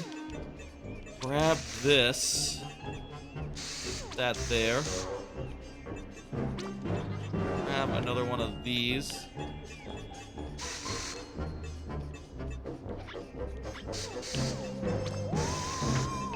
Put this into here. Face it up. Do that again for these. There's gonna be 3 here. We'll put on 2 sails like before. Also, Banjo. Forgot the springs. Where the fuck are the springs going?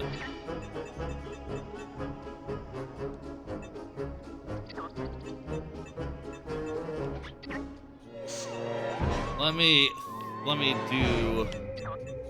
Okay, I'm gonna put these here. I'm gonna put these facing up for now. Let me then...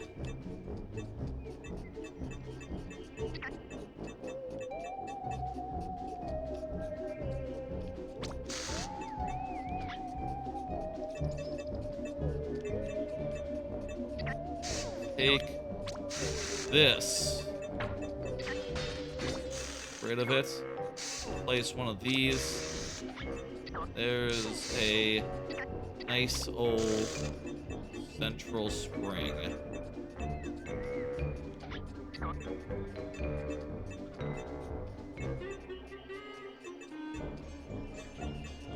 And,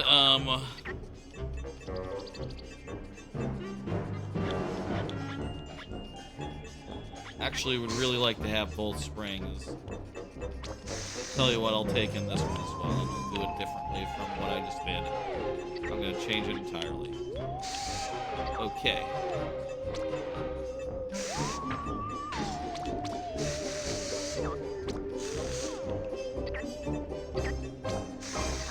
Take this, place it into here. Take this spring, place it into there. Are we entirely disconnected? Looks like it to me. Let's go. Is this faster? I hope so.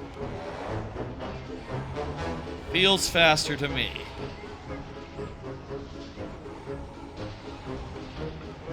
Let me do another card. Probably could have done that during the whole building process, but I was kind of focused on stuff. Watched the first episode of Why Does Nobody Remember Me in This World? That's right. I found it interesting. That is the first of 3 anime that I watched on Saturday that are brand new. First episodes of them went up and everything.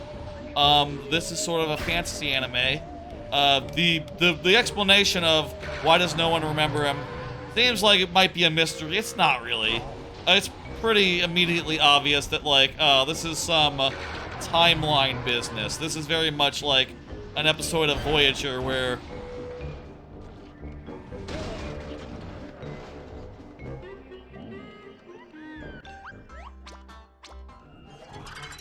We're not going to do any customization this time. We're just going to drive.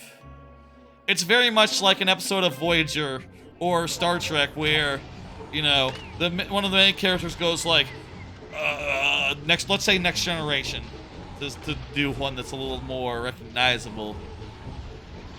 It's like if like Picard was like, Worf, you don't remember me? And Worf said, no, I don't know you. And also, we're with the Romulans now. It's like, huh, interesting. The timeline has changed. What does that mean? How can I change it back? Why did it change? What does this all mean? These are questions that the anime sort of brings up, but doesn't really have an answer for yet. It looks really nice. The characters are nice enough. I'm interested in it so far. I could see where this mystery goes.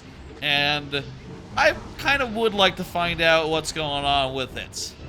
There's sort of some like fantasy politics as far as like, there's a bunch of different races that are all at war, and it seems like the answer to what's going on might rely on some sort of potential alliance that never has existed before. That's never been done. That's not the way this world operates, but might be the future. Who can say?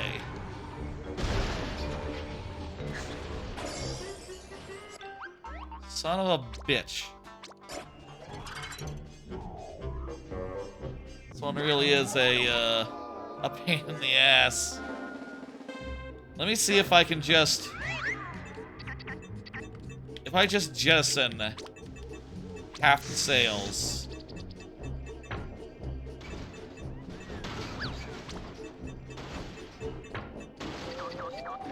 Do something simple like that, and then get rid of the framing as well.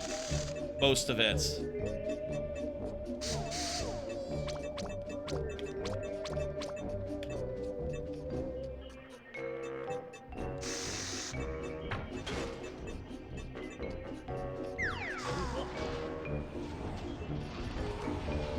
Oh yeah, this is slower. Still, we can probably get rid of some framing. And maybe that'll give us a slight edge. Let's experiment. I think it seems okay. I don't know. I'm not, like, super into it or nothing. But I could watch a little more and see what happens. The mystery's good. And the rest of it is just serviceable enough where I could see watching it. The only thing is that, the only thing that gives me pause is that... Oh, whoopsie daisy. The only thing is that, Saturdays are quite busy, so maybe I ought to be a little more judicious and, cut it, but it seems good. I like it so far. I'm interested in the characters and what exactly is going on. They're, like, stock likable enough as characters go. No issues, nothing that gives me pause. The only thing that's weird is, like, that I can really point out as a criticism is, like, yeah, the name is just, you figure out what's going on with the name, like, within 5 seconds. Like, timeline changed, time travel or something. Maybe, and this is going to sound like nonsense since I didn't explain, like, what the setup is.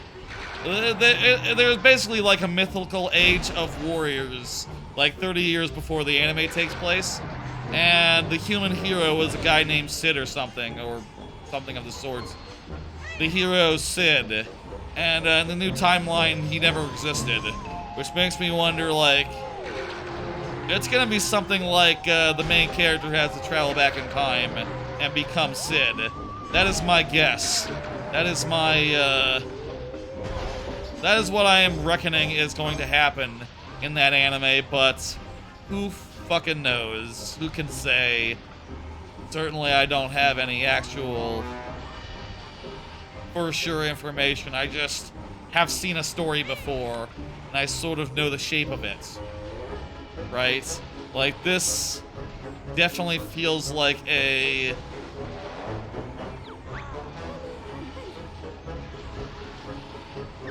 I haven't found the right place yet. Definitely feels like a setup for that sort of specific thing. You know, time travel, paradoxes.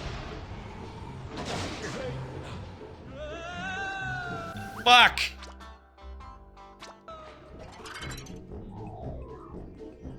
Yeah, another one. Another, God damn it. Another Saturday show. I watched the first episode of Atri, My Dear Moments. I like the robot in this. This is sort of a weird... Oh, I didn't know you could hit LB to see, like, a rear view. Turn the camera around. That's, good to know. Atri is based in a world where the sea levels are rising and the whole world is sinking.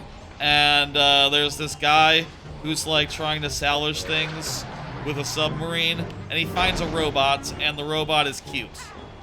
And so far, that seems to be it. The characters are fine. They're likable enough. The robot is charming and quirky in, like, a novel way. Both semi-robotic and also shades of, like, you know, a genuine personality that's compelling. I like her.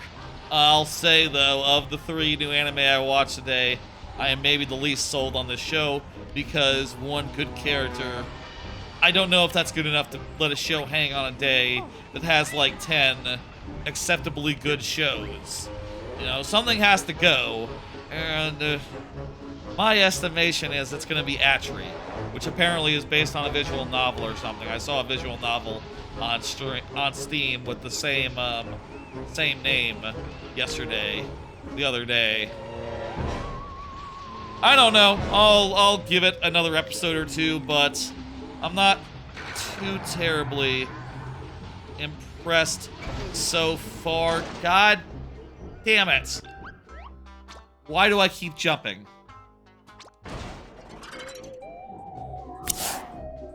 I also watched the first episode of Makiane?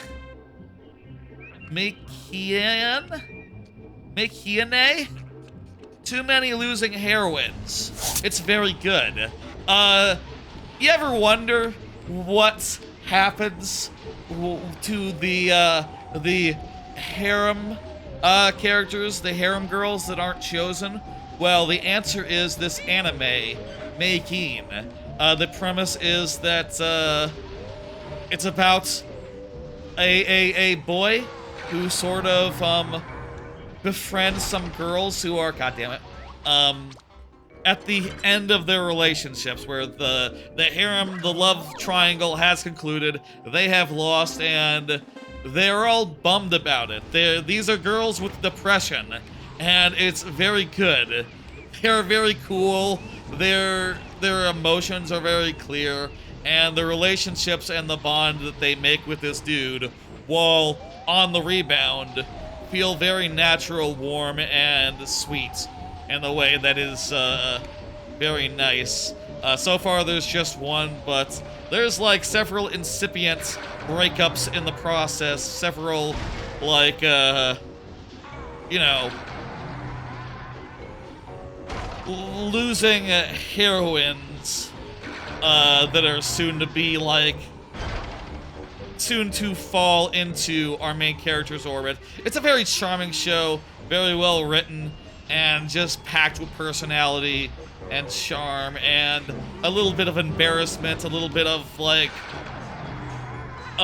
bittersweet nothings. You can tell these girls, it's very easy to feel for these girls, and our main character does just that, and as a result he gets in on them, you know, he gets in on their thing, and it's great, it's good. I like it a lot. Makiane. That is a very highly recommended show so far. If you like that sort of thing, check it out. That's all the new anime for this, since the last stream. Which, I'll say I hadn't watched any of it before the last stream on Saturday, but you know what I mean, since like the last time I talked anime. And didn't talk about much of anything on the last stream. The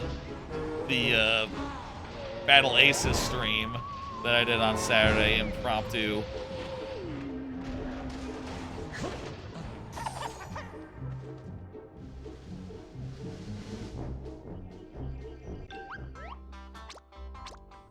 But I do have one more anime-related card, which is a little bit of follow-up on shows in my backlog. That is non-simulcast, so not new shows, that I haven't finished in months or more.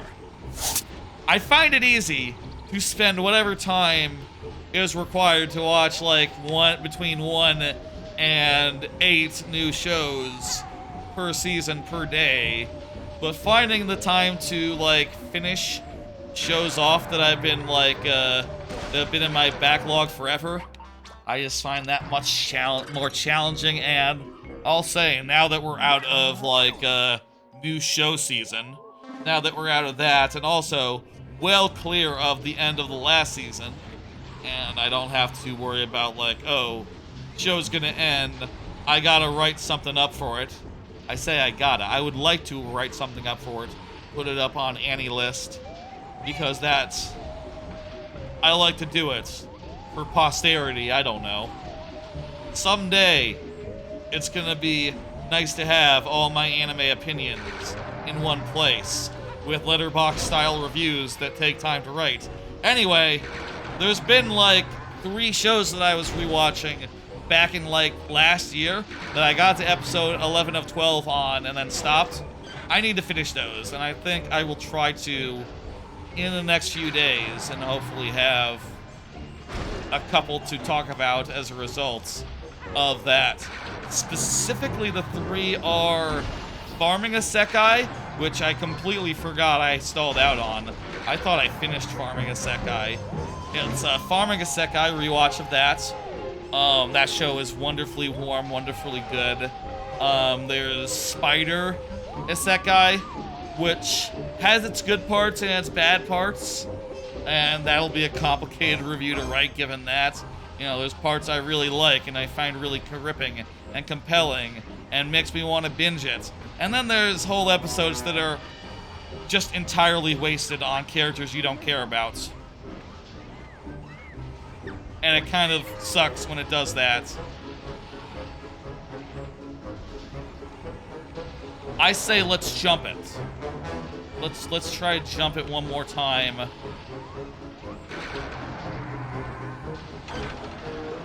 Yes!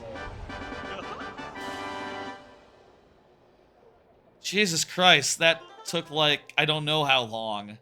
Just for one Jiggy and not even a trophy.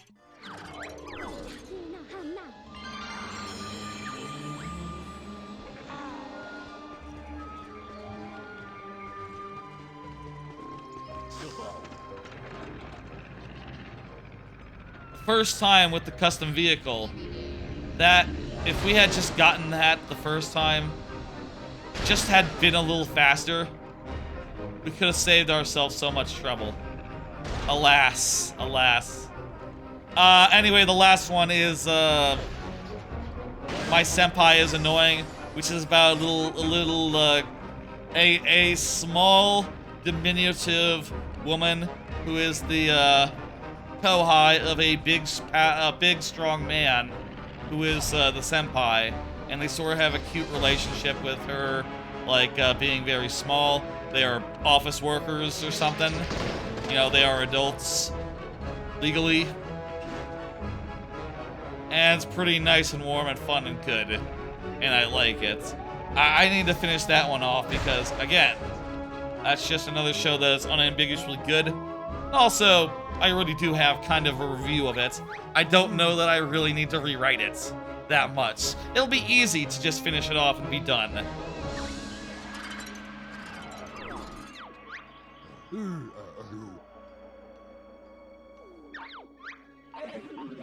Okay. I need to carry it and keep it moist.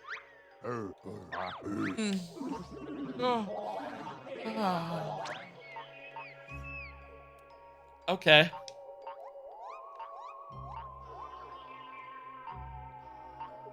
I'm gonna go with a... Is the big gonna be too big, I wonder?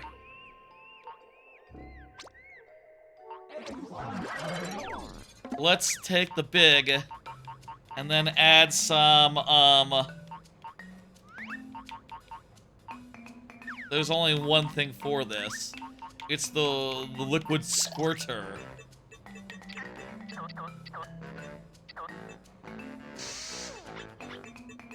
We'll add 2 of them, 1 on either side, and there's really no reason to save this. Then again, let me add some more power.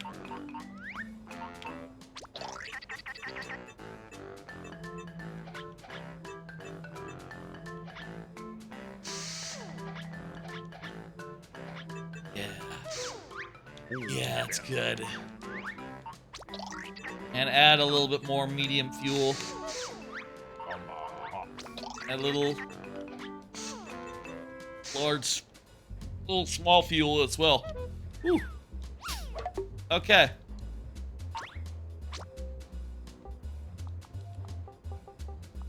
Elif squirt. That's anime. Need to get around to those ones. It's been over half a year since I started, like, those ones in particular. Also, I do have a lot that is even older. I've not, that I haven't finished in even a longer of a time. Like, specifically, can I go through this?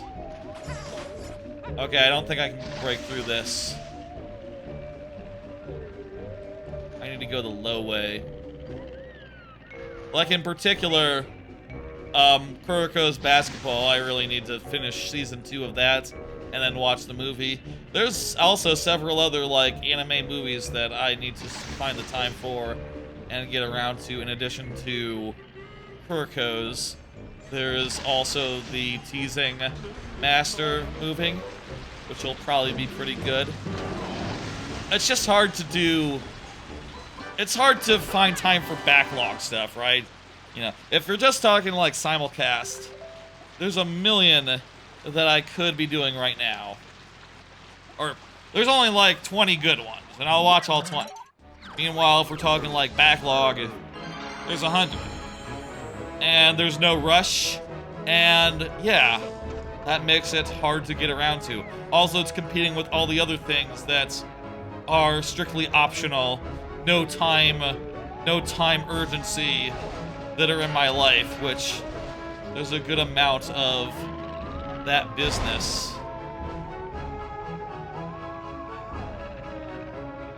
Oh, look, there's a sign there for Snackers Loans.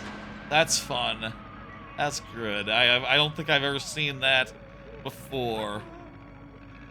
Snacker is lending money now. I guess before he did have a personality. He did like he was intelligent, but I don't know. It never struck me as the guy who would like be interested in cash. I guess I would always think, I would think of him more of just the guy what would be interested in biting people and nothing else.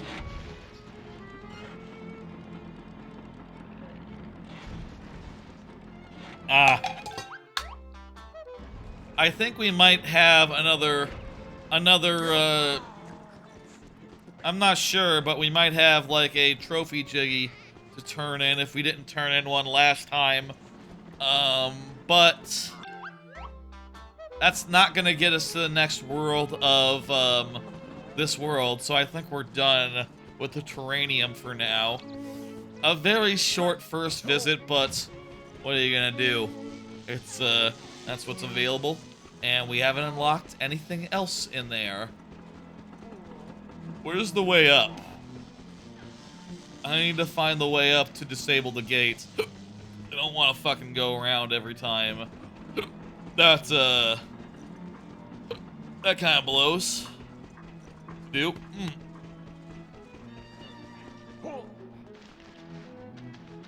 Anyway.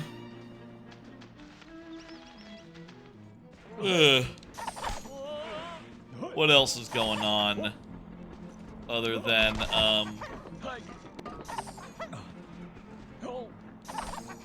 what was the last one about? Oh yeah, anime. I was talking about anime for a while. It's time to talk about something that's not anime. I went and bought a whole mess of different soups. Went out to the soup store. By that I mean the H-E-B. It's not really a soup store, but I think it's funny to call it that. Went out to the soup store, and I bought as many different soups as I could see on their shelves. As many that looked good and tasty. I've not had many different kinds of soups. Like, if I were to count the number of soups I've consumed, it'd be like, yeah, maybe a half dozen. Maybe like 4. You know, chicken noodle, ramen, miso, wedding soup, Italian style wedding soup. And, if you count like a beef stew, then yeah, like a beef stew. I'll say I think beef stew is kind of in like the C tier of soups. I have in the past found it to be a bit yucky. I think it's fine now. God fucking damn it!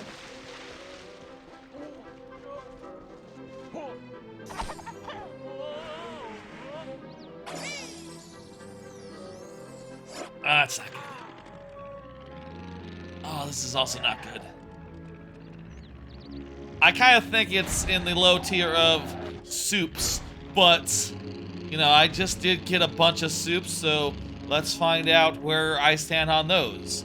One of the ones in particular, I'll show. I have a whole image here. All the soup I got.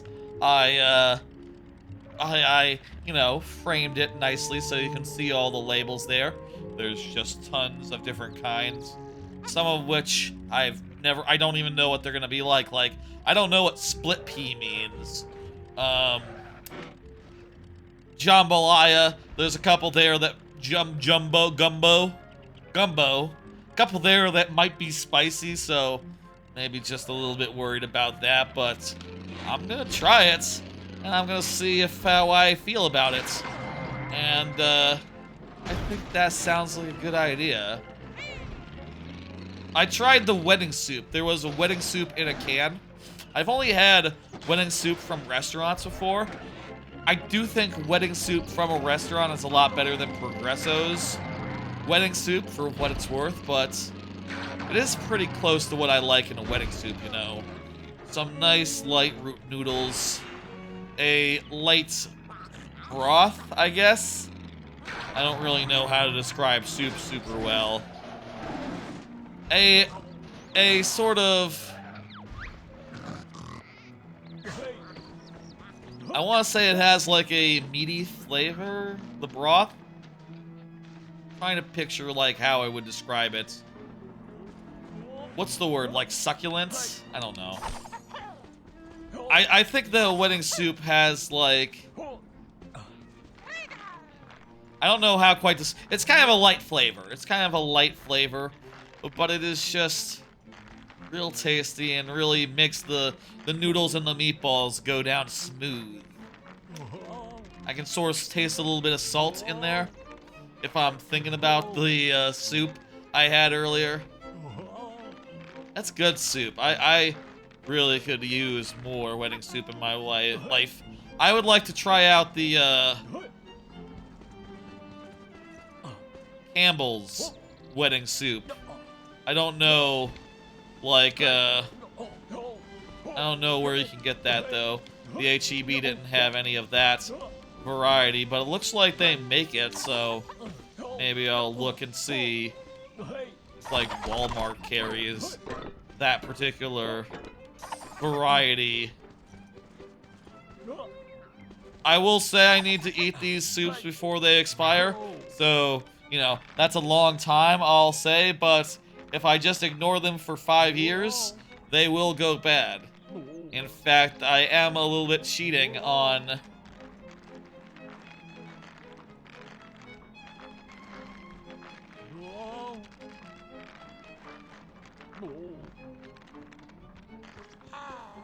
This image here is a little bit of a cheat because the steak and potato, that's from 5 years ago. It expired in 2022. I probably should get rid of it, but I haven't yet. Seriously, this is still not unlocked? Fuck.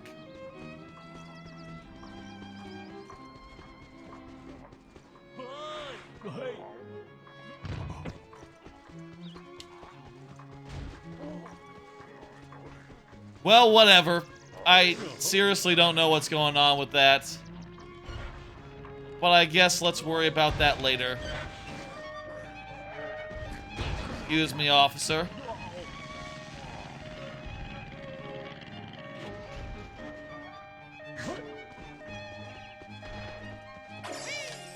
Weird to have a little bit of GTA in this game. Running from cops.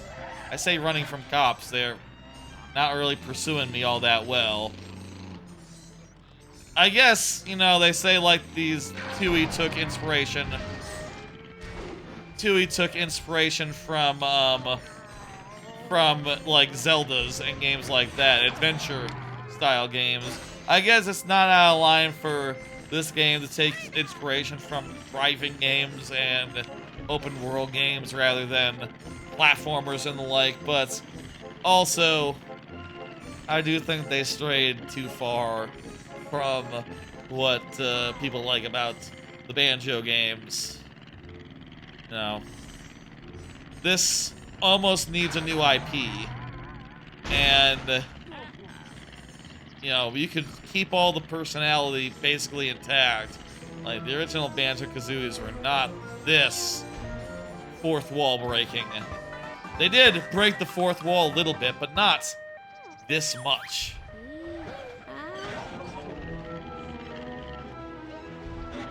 A little ridiculous.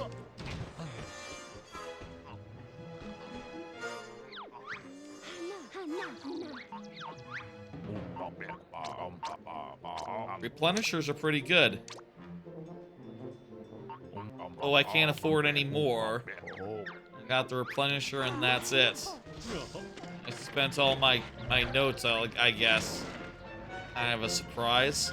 Let me make sure there's no Jiggy over here for us to turn in. Yeah.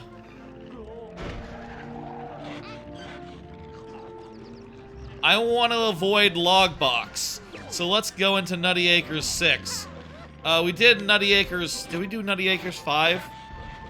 We definitely did 4. And we did some of 5. Okay. A little more Nutty Acres. I remember one of these missions was absolutely fucked. But I think that was in Nutty Acres 4, and we just sort of left to here because we had to go off to, another world. So let's fly around.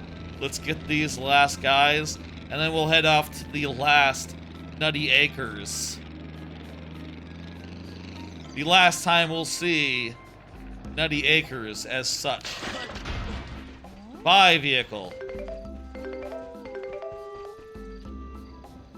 Save our statue.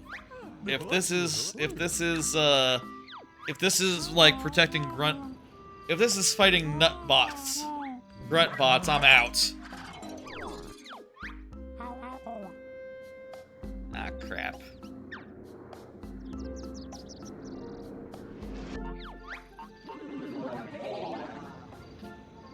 Okay, you know what? In this case, it's a stationary object. I can use the max protect. This is gonna be viable. However, do some quick modifications here. I'm gonna add some robo fixes.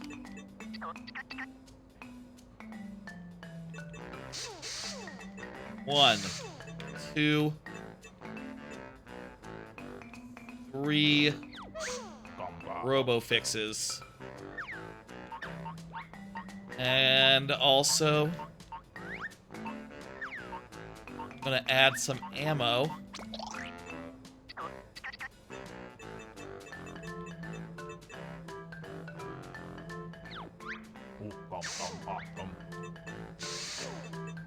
A little bit of ammo. A reasonable amount of ammo to the inside of the lid here. As well as, go ahead and add a replenisher to replenish this ammo. Might be wondering what I mean to do with this much ammo, and I'm gonna put on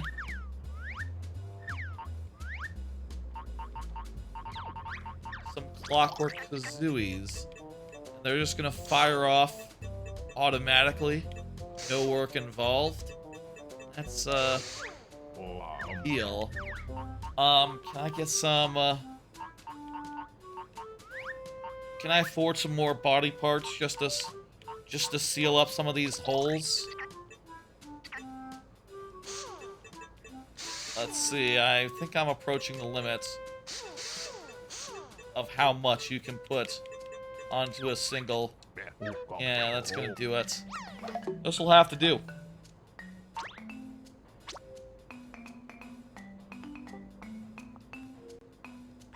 Max Protect 2.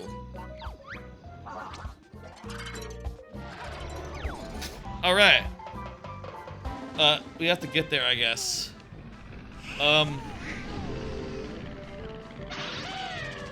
a little far away, but they're already shooting out there.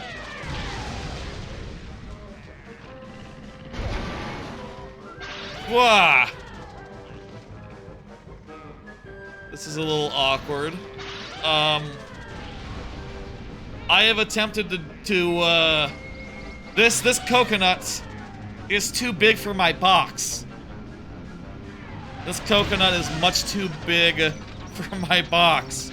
I'm just trying to fit this coconut, and it's just little awkward, little uncomfortable. There's an anatomical mismatch here between me and this great big hunk of a coconut.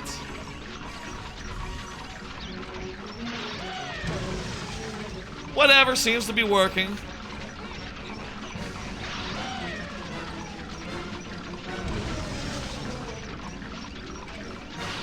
I'm gonna sit back and hold down RB, and I should be good enough to get a jiggy. This is much easier than last time, where this vehicle didn't do any good at all against grunt bots. Admittedly, moving around with Mr. Fitz, that just don't work.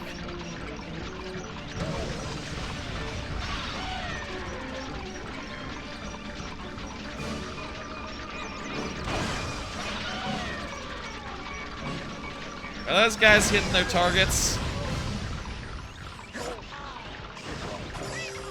Uh-oh. Uh-oh. Okay, good. We got through. I was worried there because they broke my top wall. Not the usual wall that gets broken in these scenarios. Usually, I believe, the back wall is the most vulnerable, but in this case, our top wall was, all messed up. I suppose they call that the ceiling. Or the roof. The roof of a vehicle. Or like the roof of one's mouth. Suffice it to say.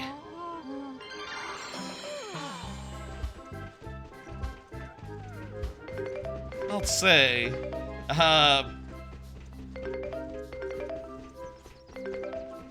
I have been wondering, like, what would be the stream name of this, stream. Probably something either...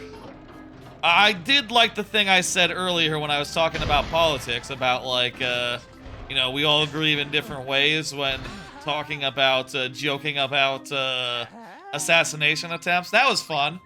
But, that's a good thing, but it's not really related to Banjo, is the thing. A name related to, deep-throating a coconut. That works. Won't be quite that filthy, but it'll certainly be like some sort of youth. Bung up the water pipes before the coconut harvest runs dry. A vehicle that can carry things. I'm sure lots of objects would fit into those pipes. What?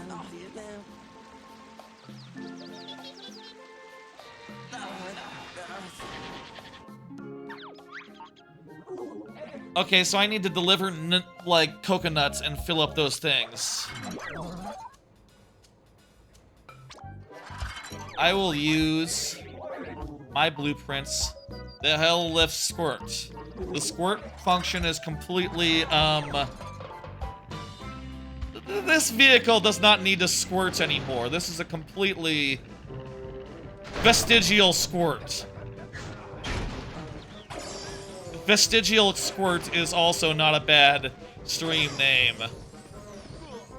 It could also be something related to that big, long, windy drive from earlier. That was a nightmare. And I'll say, that Terrarium of Terror level, definitely one of the ones I remember from when I first played the game. And, yeah, no, that definitely took me a lot of tries originally as well. We probably are bringing too many coconuts. If it helps, I can squirt on them.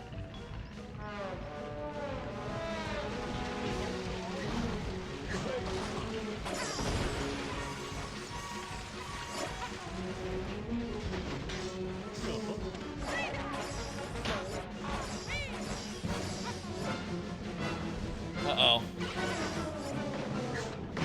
Okay. Fuck.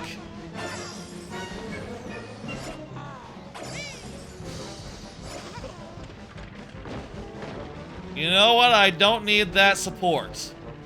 I don't need that support. That's fine. 3 legs will do just fine.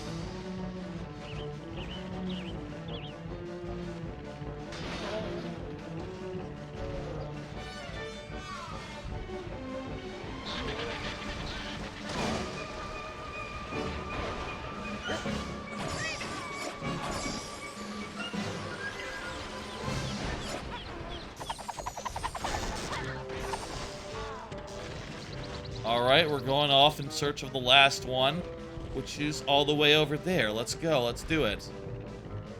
Almost done here. What time is it, by the way? It's 10:40.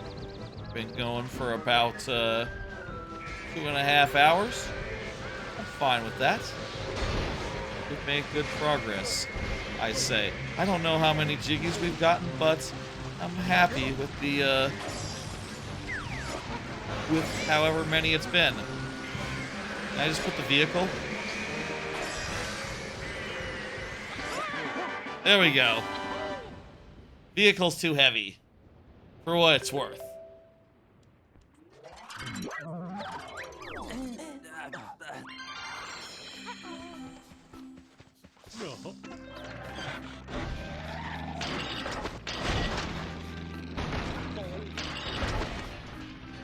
Let's say before we leave here, I said yesterday that a good place I always found for like testing vehicles and just like driving in circles was up here in the rafters of the level. Like you can land on these little wheels here and they make perfectly good places to do like complete laps around, though you do have to fly off when the gears come. Like, look at these. They're pretty big. You can sort of get around. Not really. The better option has got to be over here. Truth be told. Wait. What? I swear there used to be... What the hell? Where's the ground? I swear I used to drive over here all the time. And I swear there was ground over here. Like, I wasn't driving on air. I would have remembered if I was driving on air. This area seems all screwed up. Maybe there was supposed to be like a wall here and it's missing now. And I used to just drive around on this rim. This wee narrow rim. I don't know, it seems screwy. Whatever. Let's bounce. Back to Showdown Town, and then, yeah, time for Act 3. Act 6. Act 6. I don't know why I said Act 3. In this one, nothing has changed, because nothing ever changes in this world. It's all normal. Yeah, isn't there a wall right now? Let's check, hang on.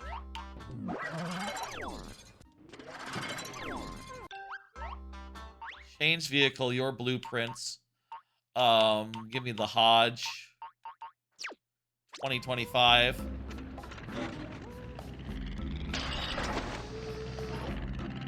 It is a little slow to ascend. The Hodge is. Might use some jets or something. Let's see. Is it still weird? Okay, no. This is what it's supposed to look like. This is what it's supposed to look like. It's just supposed to be like a big metal rim around the level. I don't know why this didn't load last time. But, yeah, that's weird. That was weird.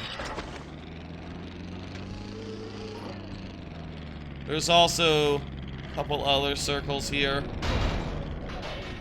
Besides this one, there's also that one on the inner part. You could also drive around here. There's a lot of options to drive around this level, more than you would think. It is the most perfect circle in the game. Those 3 circles.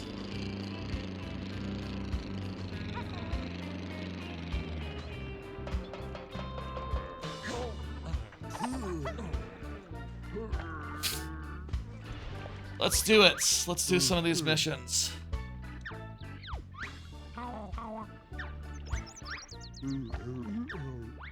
Oh, it's this little riverbed is dry now. Okay, there is a difference here.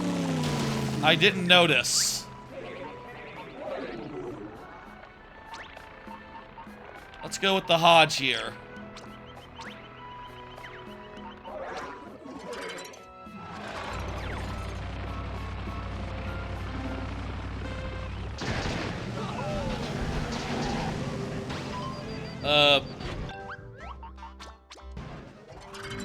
Maybe something that's a little narrower would be good for, you know, if we're not talking all-purpose, like something that flies. Maybe something that is just a motorbike. Then again, just flying works. It's almost like a trench run situation.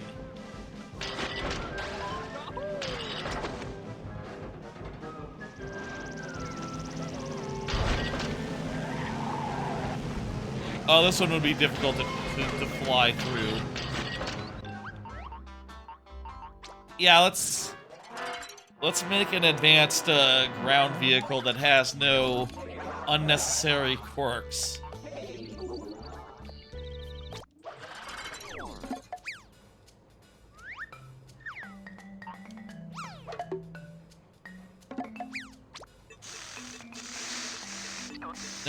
No wings, nothing but spoilers.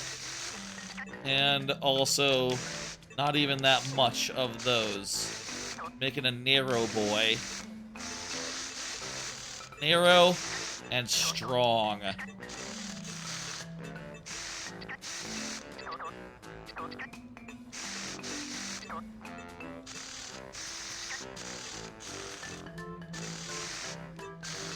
I just deleted everything. I could have just started from nothing. Okay. A strong seat. Let's start with some engines. I'm going to start with the largest engines I got. Go from there.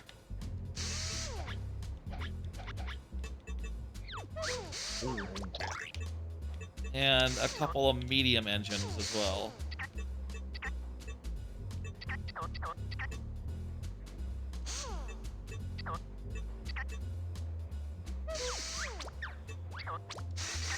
Let's put that up there and then add some fuel. Add a large fuel.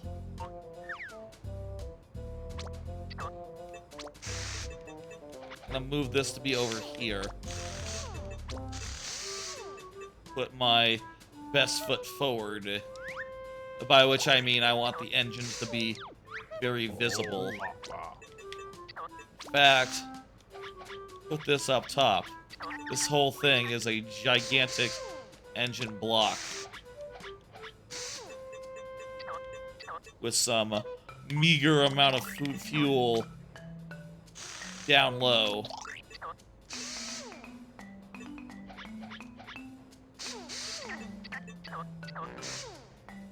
I wonder if the weight distribution matters at all, if any of these are like lighter or heavier, and by putting them in there, I'm like throwing off the balance of the vehicle. I really don't know. I bet it doesn't matter.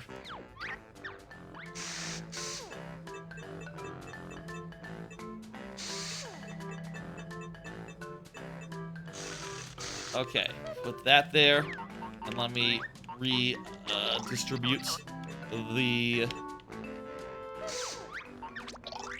fuel here. Alright, and let me put one more thing here. No, I shouldn't. No. I was gonna put a jet engine, but that's just gonna be like a propeller. That's going to screw up my, ability to drive it really well. Gonna make it perform weirdly. 3 spoilers all in a line.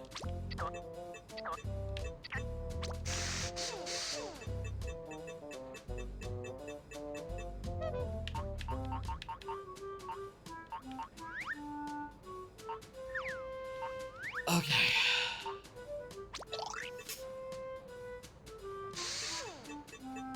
Put another back there. And let's see now. Get rid of that one and instead put it more like this.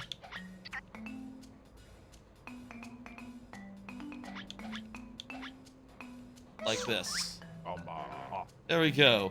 It almost looks like a rocket in profile.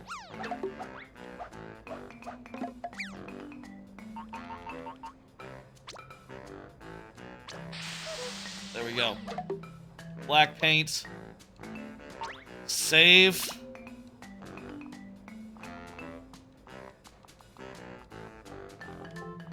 Rocket. Bike.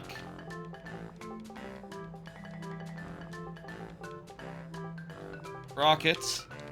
Bike. Beautiful. Let's go. I bet this is gonna work out great. Ready? I am.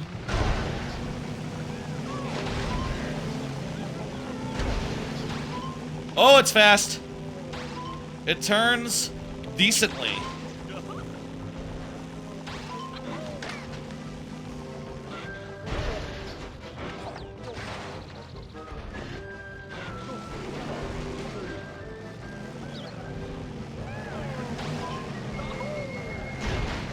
Okay, struggle a little bit with that, a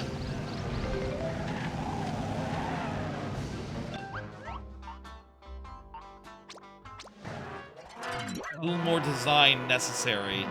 I gotta change one more thing. This needs a little bit more gripping power. And I know just how to do it.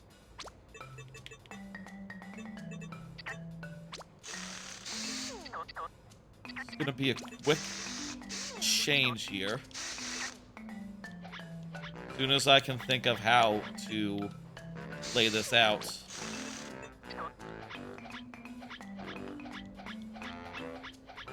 Something like this.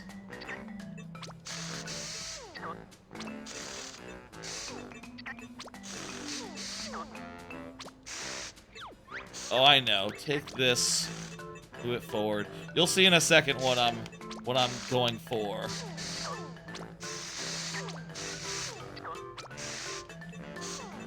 Take this, make a nice big ol' hole around the point where the first wheels are. And what I'm gonna put in there is a small jet pointing down, pointing up. And this is gonna add a nice amount of,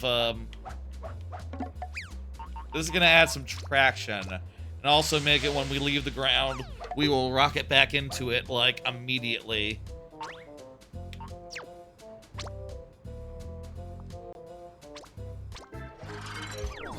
Okay, let's go. The spoilers also sort of do this, but this is gonna do it so much better.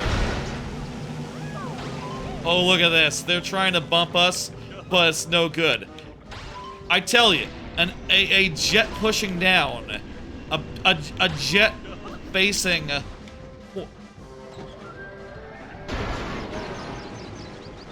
a jet pointing up is magical.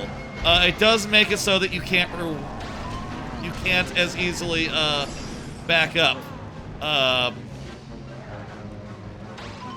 And also there are other concerns maybe with this vehicle, but we still might win this really bigly, because that's how good a jet facing up is. Even with me, even though it looked like I was screwing the pooch there, I am still well and away the favorite to win it. And you see there, I collided, but I just bounced off and immediately was just back on the ground before I knew it.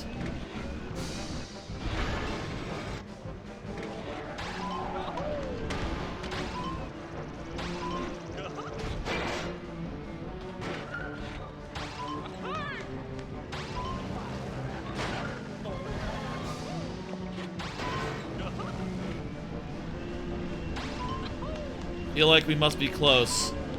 I'm guessing we're not gonna get the,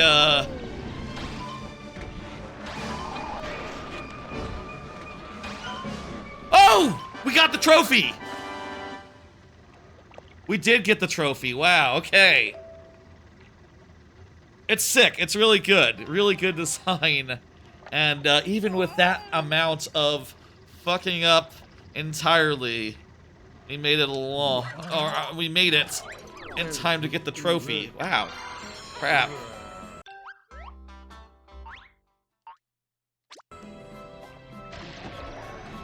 Let's drive it to our next thing. It breaks weird because it is trying to lift itself into the air when you rewind. When you reverse. But I think the upsides are more than worth it. Nuts to go.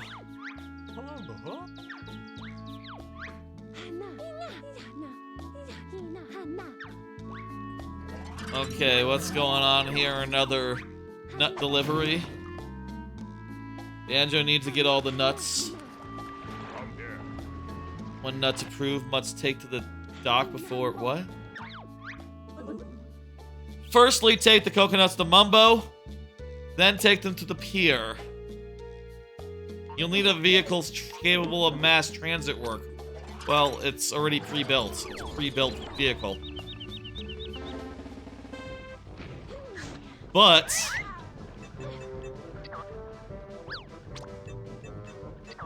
I can simplify things by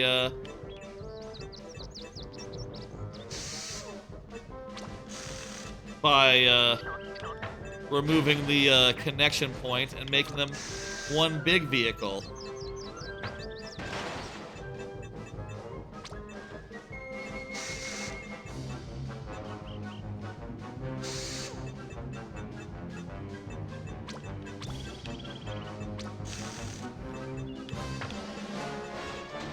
And moving these in.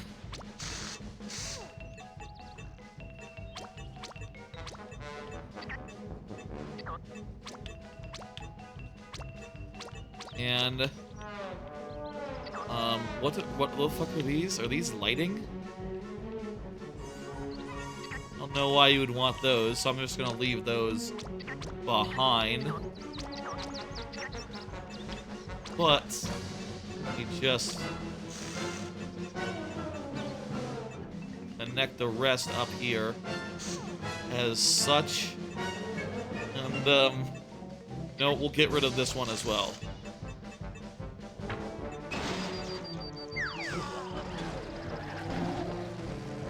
hopefully a big vehicle with no joints is stable and good, and it won't get lodged in one of these hills or something. Oh, it's pretty nice.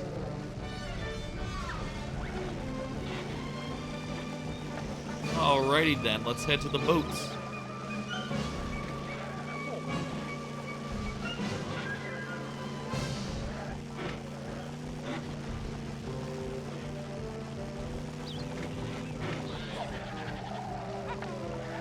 Okay, some of these are going to be trouble, but they're not that bad. Get away from my coconuts, you fucking bastards. Well, at the very least, they did nothing. Cool. Very good. What else do I have as far as cards go? I watched Glengarry Glen Ross over the weekend. That's right, Glengarry Glen Ross, famous. It originally was a play. I wasn't sure if it was, but I looked it up afterwards, and sure enough, it absolutely was originally a play. I thought it was great. I really enjoyed, like, all its weird bullshit. There were parts that were kind of boring in it, where it just was like, people talking and crap, and not really anything super exciting to happen. But when it pops off, you know, whether it's a big speech or some bullshit where these, like, con artists, let's call them what they are rather than salesmen, these con artists are just going off on each other and just being as, just like, huge denunciations, huge drama. That whole speech from, what was it, De Niro? Where he says, you know, who told you you can work with men? That whole fucking speech, that was incredible and really fucking good. And there were a couple of other bits in there that were delicious. Like, you know, the Alec Baldwin bit at the start. Alec Baldwin, or... Is that Alec Baldwin, or was it, I'm thinking of someone else. I think it was Alec Baldwin. That whole part was great. There was a bunch of other scenes that were really good. And I do really feel like, it's like an interesting look into a really fucked up world of fucked up people who are just fucking each other over. You know, it's very easy, it turns out, in the world of corporate scamming, or of selling, as they call it. If the leads are shit, if the leads are weak, you can just give... If there's someone you don't like, let's say, you know, the Machine in that movie, you can just give him weak leads, and then there's nothing he can do about it. And then, like, what the fuck? What the fuck can he do? It's rigged. I really felt acutely aggrieved by that, and I absolutely think that I'm on his side. I think that it was right to do what they did. Fuck the company. Fuck it. It's terrible. It purposefully fucks them over with bad information, and maybe it doesn't have any better information, but that's no excuse. If the leads are bad, you can't sell. That's just it. It's very interesting to watch. Afterwards, I watched it over the weekend with my dad, who, you know, used to be like in the world of business. I'm gonna make like a boat version of this. Let's make a boat version of this. Huh? Oh, I hit Nintendo Switch A without thinking about it. I was watching with my dad, and after he was telling me, like, you know, he worked on commission, right? Not exactly as a salesman, he was a recruiter. But he was telling me, like, oh yeah, there were definitely times where some fucking asshole would cost you $6,000, and that was just... You just felt like, oh my god, you fucking dick, you fucking idiot. And the people above you will try to screw you over, You know, he's telling me like, there was a point where they said at corporate, right? They said like, okay, well, we're gonna put some guys under you, and you have to pay for their salaries. And it's like, he didn't need them. He could just do most everything by himself and, you know, make all the commission. But they tried to get, you know, a lot of it back. Or after, you know, apparently he did so good at the recruiting thing that he won like several computers or like some computers / vacations. And when he quit, they said like, oh, we'd like those back. And he said like, fuck you. You guys owe me like $30,000. And you're not paying up anyway, so fuck off. Terrible, terrible thing, the business world. I'm glad engineering seems like, well, honestly, engineering's not like 100% better, but certainly working on like a salary, no one gets fucked over like just direct, you know, money in pocket wise, right? Unless someone gets fucked out of a raise or a bonus, which are things that are practically invisible as far as how these things actually work, right? You don't actually know what you could have gotten as far as like those things go. Wait a minute. I forgot to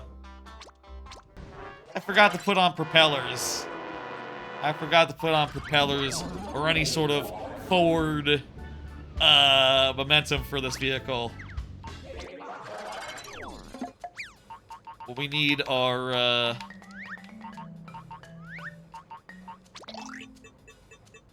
let's go. I find all that shit to be quite interesting, you know, like when my dad tells me stuff about his life and his, like, you know, experience in the workforce and shit that I had no idea about that. I just find that interesting. I just go like, oh wow, huh? That's interesting that it was so bad at the company he worked at. Right? Like I had no idea things were quite so finicky. No, I'm thinking let's leave the thing in there, the jet. I'm not sure if it makes a difference while out on the sea, but you know what? It should mean that we won't like be bobbing as much out of the waves as we otherwise would. Oh, I totally saved over the rocket bike with the thing.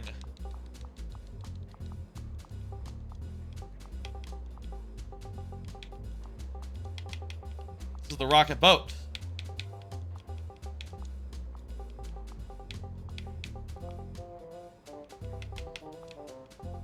Ugh. What's very interesting. I appreciate just... I enjoyed it, and it definitely made me wonder, like, does everyone else just really agree that these guys who are being fucked over, fucking terrible, and fuck Kevin Spacey in that movie. Fuck Kevin Spacey in general, but extra fuck Kevin Spacey in that movie. Again, Glengarry Glen Ross. Terrible, terrible dude. I quite enjoyed the rest of the cast. Where are we going? What are we doing?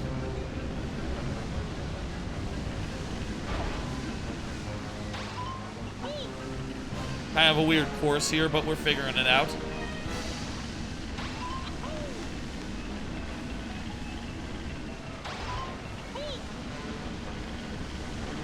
Alright, wow, we did this really good. This is a really fantastic vehicle, it turns out, for the purposes of driving.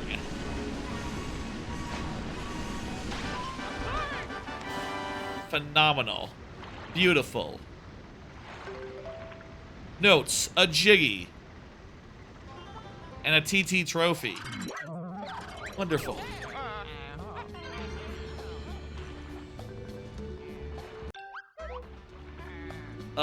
They're all bunched together, but there's still a couple more left. I think. You know what, I guess this is pretty good, having the option to go in the water with this. Oh, this is the version without the propellers. Alright.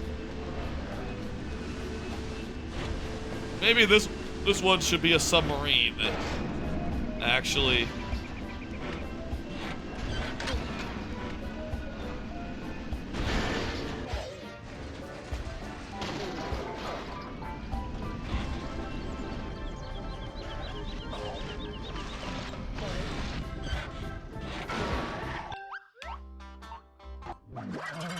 I think let's make some tweaks here.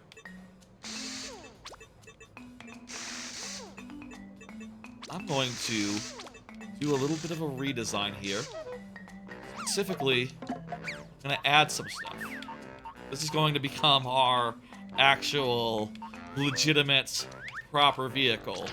In the past, previous playthroughs, my proper vehicles were more like the, my proper all-purpose vehicles were more like the one I made earlier, but I'm liking this rocket. I think this should be the new hodgepodge. And let's put on large folding propellers so that it is ready to take flight at any time.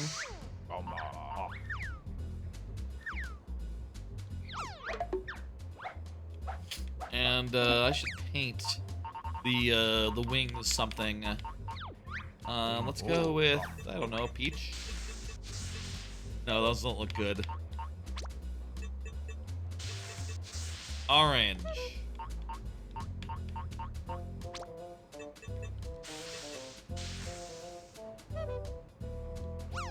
Sure, that looks good.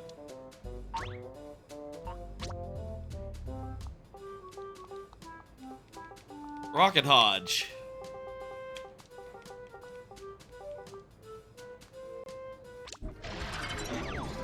Alright, now we have a vehicle that can take to the skies.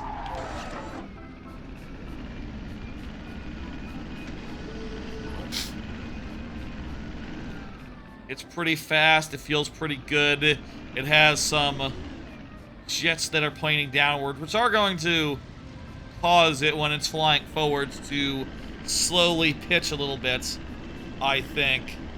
But I think that is fine. Obviously, this isn't like a all-sizes-fits-all vehicle. It doesn't have, like,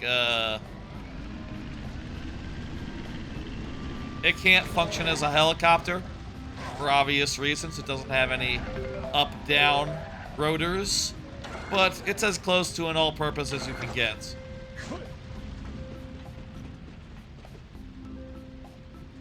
It doesn't have weapons. That's the thing it doesn't have. But again, weapons are just so useless in this game.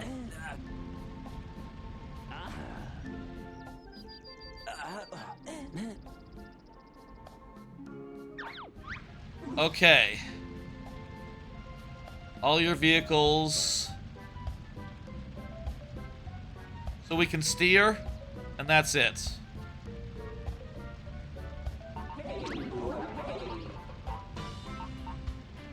What is the biggest momentum vehicle? I think, like, the rocket would not be good here, because it tips over, that's it.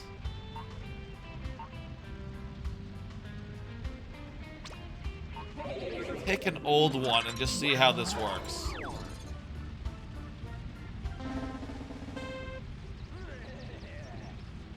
Okay, from the start you have no control. Let's make a custom. And I think... I'm not sure, like, what'll be better? More weight or less weight? More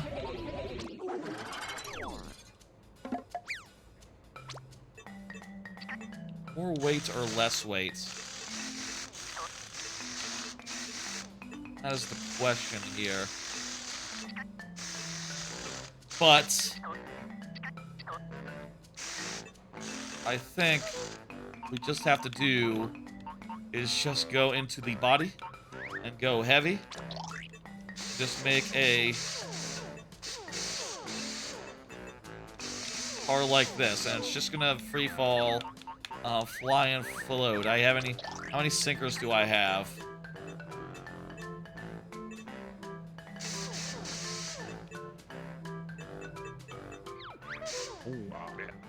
Put some weights there. Yeah, that's a car.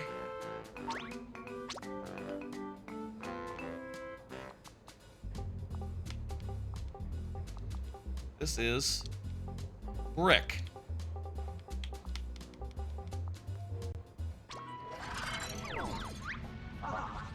Okay, let's go. Let's try this out. This has no... Is heavier better? We're going fast. We're gaining speed pretty fast. I think heavier is better.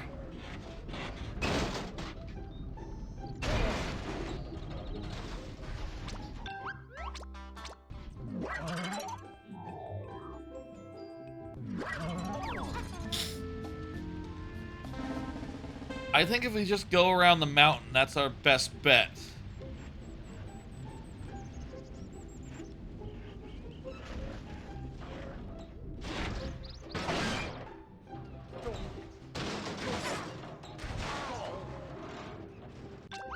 We almost picked up too much speed. So I think that's a good problem to have. Maybe, like, more wheels would help. Maybe, like, even wheels on...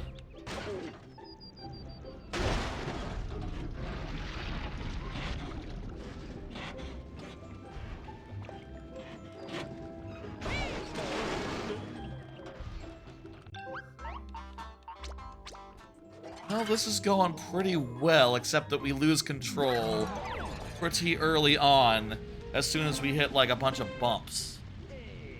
At which point, it's hard to continue rolling.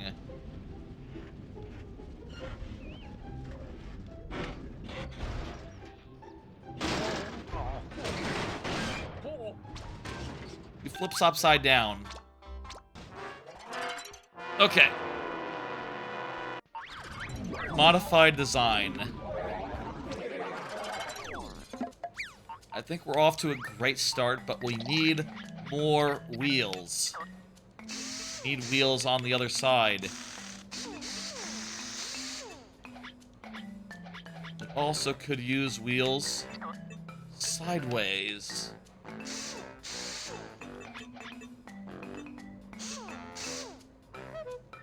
I hope these things... They'll be dead, right? So momentum will be guiding it, so I won't have to worry about the direction they're supposed to spin. Because these might be the wrong way, some of these. They are spinning a weird amount.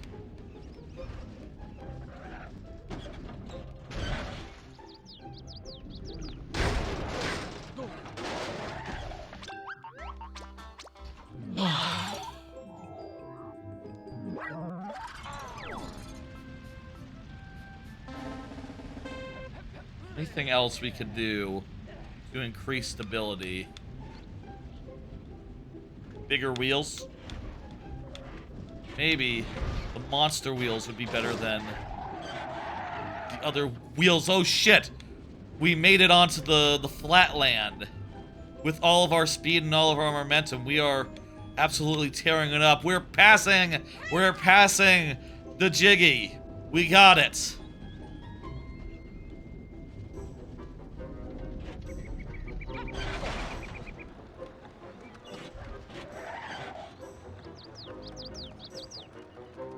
This rate, so long as we don't foolishly go uphill, might even get the other one. Yes!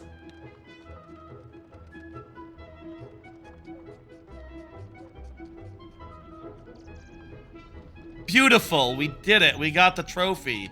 And with extra distance to spare. Look at our beautiful vehicle there. It has no engines. It has too many wheels that we ended up not using at all. And yet, it went farther than any other vehicle we could imagine. Well, maybe not any vehicle, but it went the distance.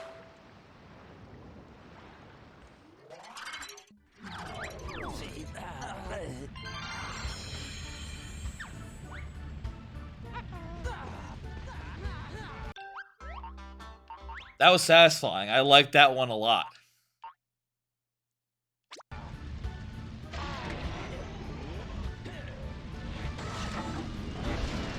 Back to the old Rocket Hodge. I like the Rocket Hodge quite a bit. I would like the Rocket Hodge to be my new standard vehicle. Yes. This will be some sort of flying thing. Well, I have just the vehicle for that. I have just the vehicle.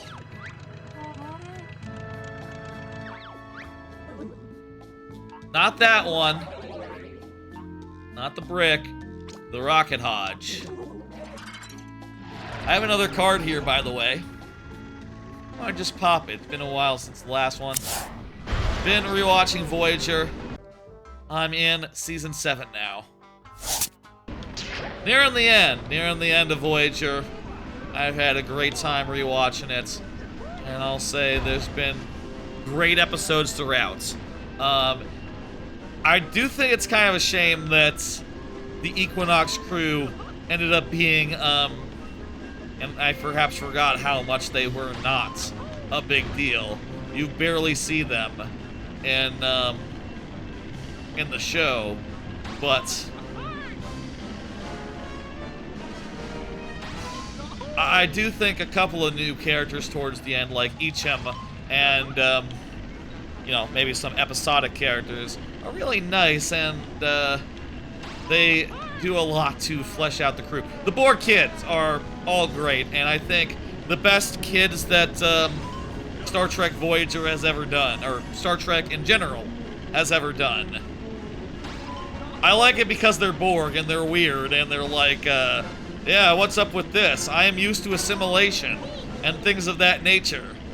And 7 of 9 is just like, well, listen, we have this thing called bed.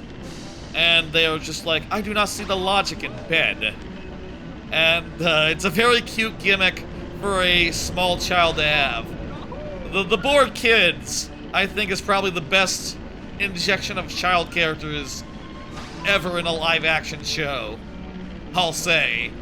Maybe that's a big statement, but I can't think of anything more positive, more good, more definitely on the good side than them Borg kids. Looking forward to seeing it all end. I've been really looking forward to one episode in particular. Writer, which is like in the last 5 episodes, it turns out. So, yeah, that'll be right near the end. Really excited to finish that off. Star Trek Voyager, my favorite Star Trek. It rules. At the rate I'm going, I might be done by the next stream. We'll see. The Friday stream, you understand. I think it looks to me like we've done all the jiggies here, so let's leave.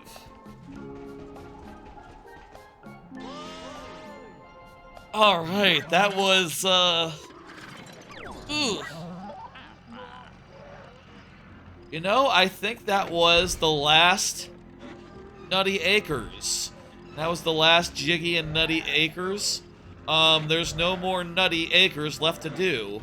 Unless you count that one mission that fucking sucks, and I don't want to do it ever. Because it's terrible. We're officially done with Nutty Acres. Unless I was going for 100%, which I'm not. So I don't have to worry about, like, you know, trophies and levels I didn't get. I got some other bullshit. That's nice. Another large engine. It's always welcome. Wumba didn't get anything new, so yeah. Let me turn in these things, this thing, and then we'll talk about where we want to go next. I got like one card left. It's 11:30. We have 20 jiggies left until the end game. 20 jiggies left. It's 19 now.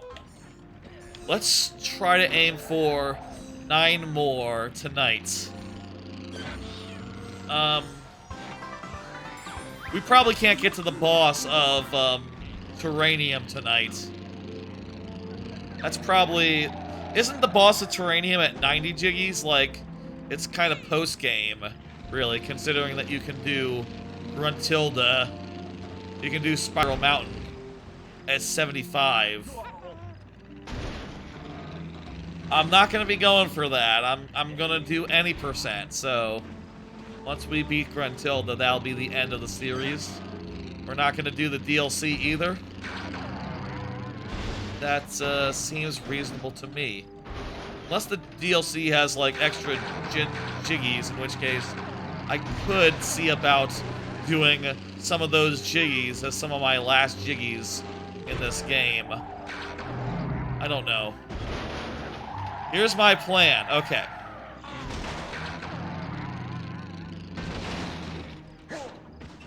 I talked about earlier, I kind of wanted to not do this level, the Logbox, on account of its bad, but we do have all these levels of it open, all of which have a good amount of jiggies.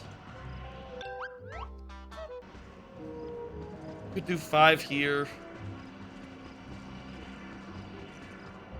Let's do a little Logbox and then see if we can, let's do a little Logbox and then I think we'll return to the Terrarium to do a little bit more of that. How about...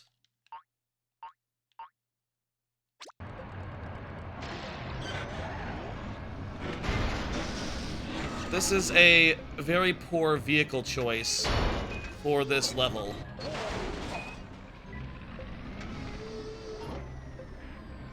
Flying in this hellscape is, I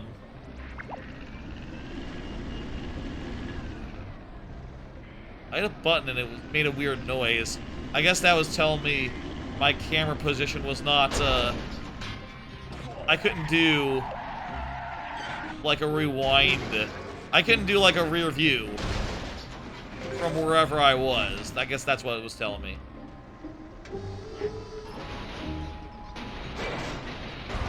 I guess also it's interesting to note that there is just one boss per...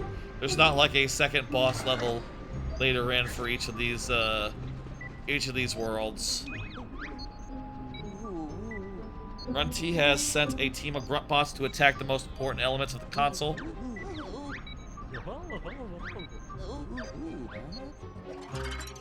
Protect the grunt bots. Protect the ship from the grunt box.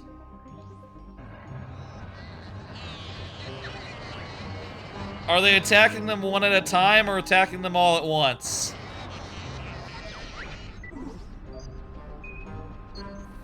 Look, that one. Okay, we're not doing that one. I'll tell you that right now. I do not want to fight grunt bots, and in that fashion, that one looks like a pain in the ass. If I can just have Clockwork Kazooie take care of it, then sure. Yeah, I can defend one thing and just put my car on top of it. You know, just really get it in deep into there. But I can't deep throat 3 things at once. Well, actually, if we had a vehicle with 3 holes, much like the human body, Human body has more than 3. I guess you could deep throat 3 things at once. Anyway, logistics of deep throating aside, let's talk to Wumba here. I swear what I just said makes sense in the context of previous things in the stream. Previous ones.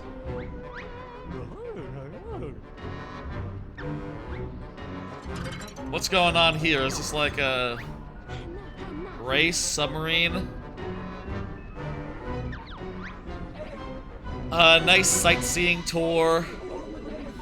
Choose your fastest airborne vehicle. Okay, I'm gonna try the rocket Hodge. If this doesn't work, we will create the Hodge. The helicopter Hodge. Looks like plane is the right choice here. But the turning ability of this plane is suspect. If I had more wings, does that increase the turning? Let's try that. In the meantime, I think I got one more card here. Y'all ever watch video essays about stuff you never got into? I just learned about 2.5 Men. That's right, I've never seen that show. And, you know, as I was watching the video essay, I thought, like, oh, wow, this was a phenomenon? People were way into this? And then, you know, the thing that said, like, well, listen, the reason you didn't get into it was because it was, oh, I don't have... Oh, it can be, you can make a non-convertible variant. The reason I never got into it is because it was bad. And people didn't like it. You know, it was a Big Bang Theory tier thing, right? Like a Big Bang level sitcom where it was all very surface level, very simple, just characters, just really broad humor, just euphemisms for the sake of them, because on account of they couldn't say things at the time slot they were in. You know, they couldn't actually get dirty.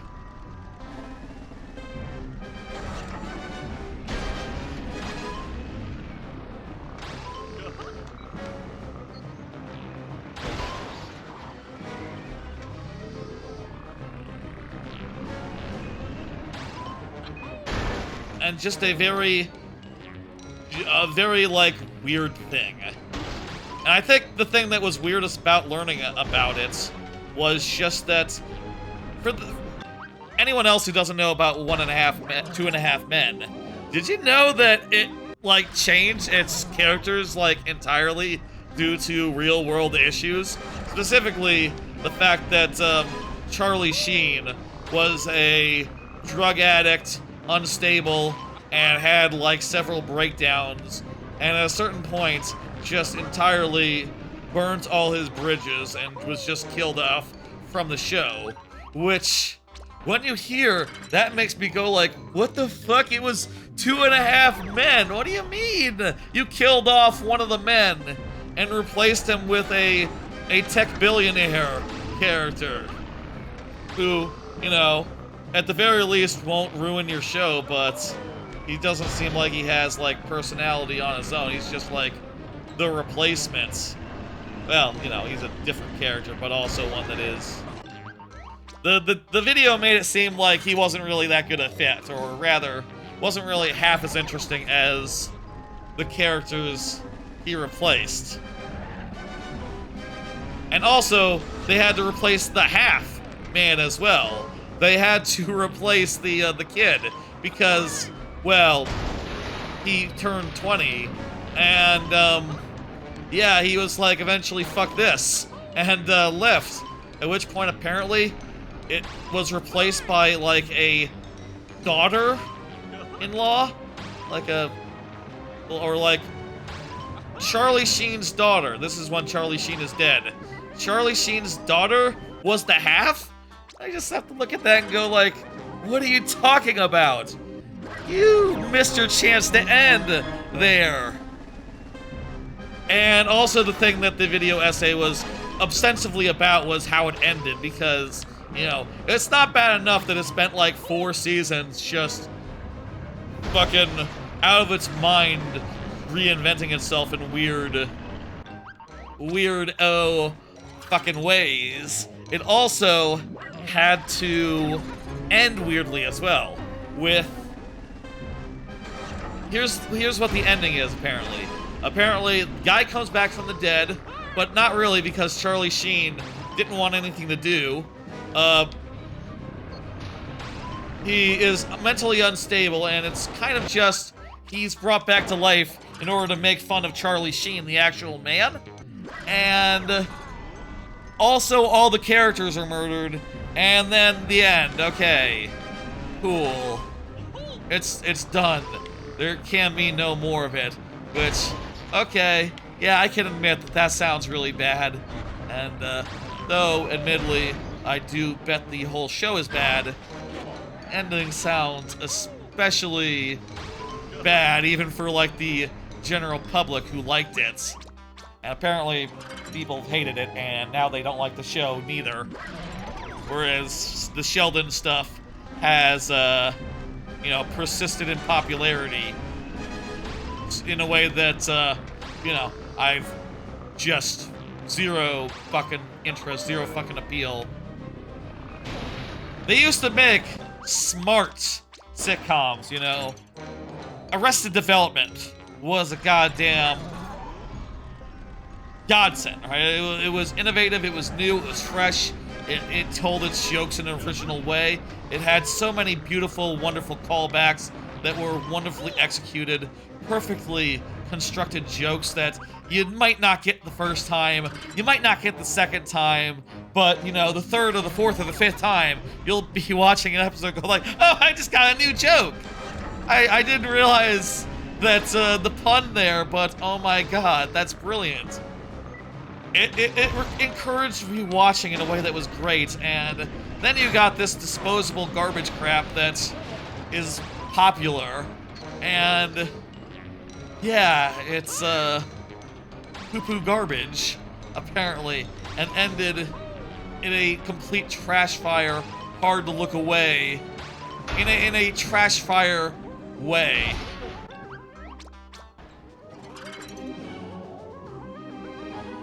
You know, I bet this rocket pointing up isn't really helping in this configuration.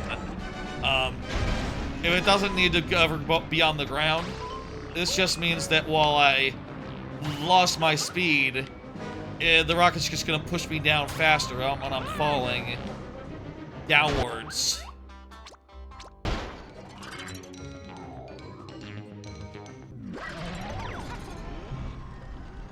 I'm confident we can do it, though.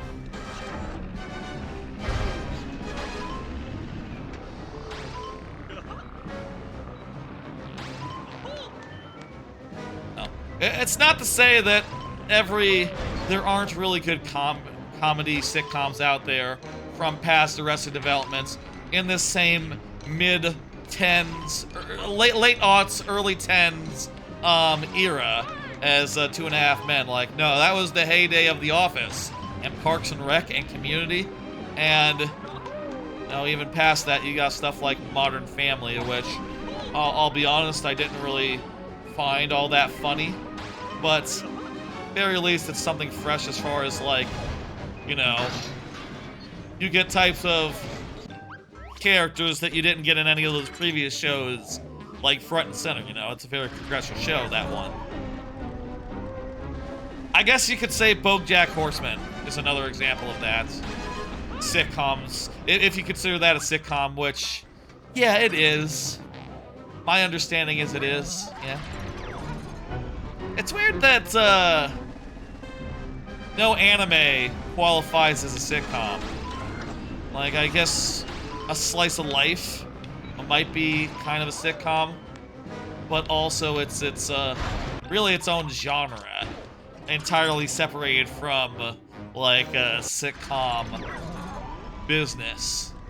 You know, actually, you know what, slice of life is entirely different. It's all about just girls being chill, girls doing things.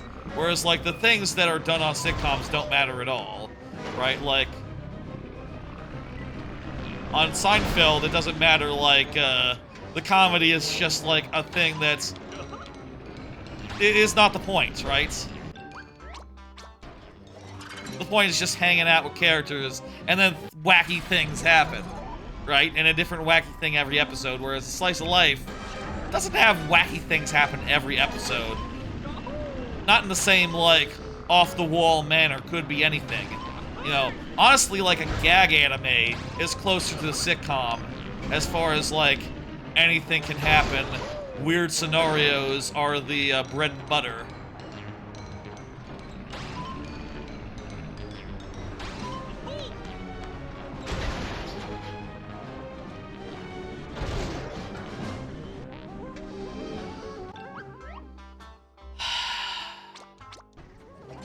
I'm beginning to think this design might be a tad unwieldy. Who can say?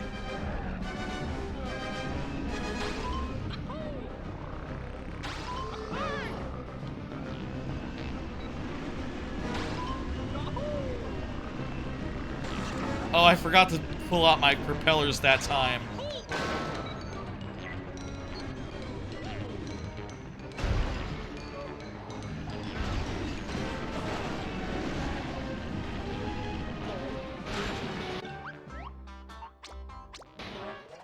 Let's tweak it a bit.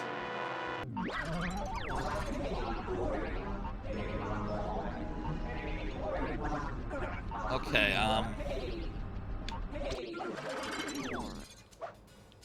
go into the workshop here. And I gotta admit, this doesn't work. Not on a plane. Do I have only one jet engine? I just have the one, okay.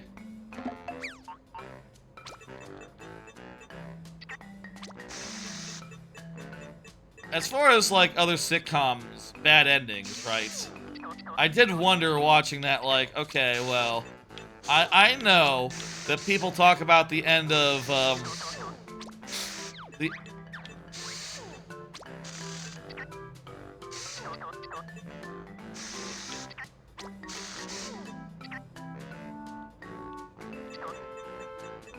the end of,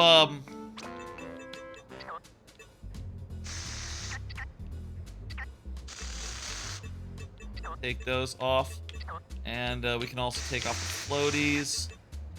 You know what, let's just make it a little less long, and hopefully a little less unwieldy.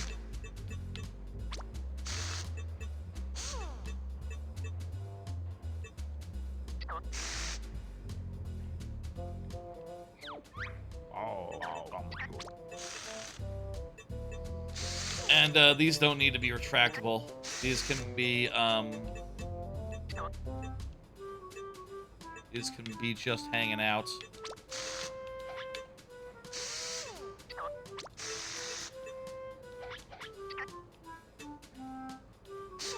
And yeah, oh, let me get some fly and float large.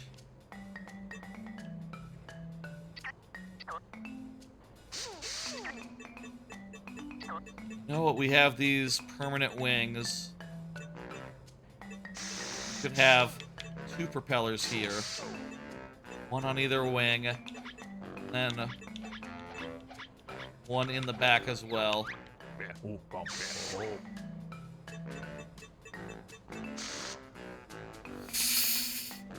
Whoops!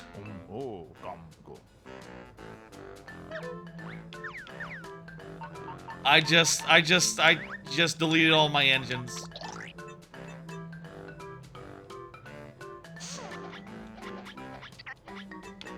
Or a good portion of them, maybe. And also some wings. Oh, also I have one extra in here, which, yeah, sure, I'll put that right there. And also, one more engine goes here. Tell you what, let's put these two engines over here.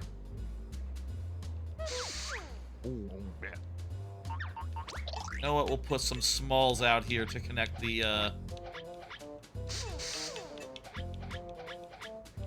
propellers to. That's good. You know what? We can probably go down to one of these, and I'll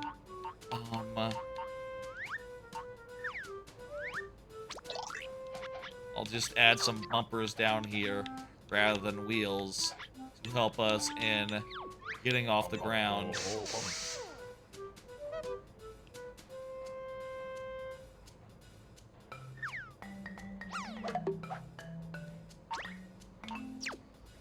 Okay, new design of the rocket plane. Oh! Let's do it.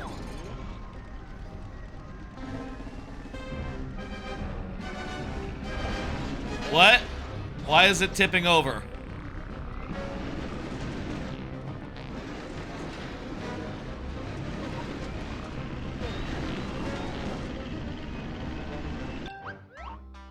Okay, I need to add wheels on this.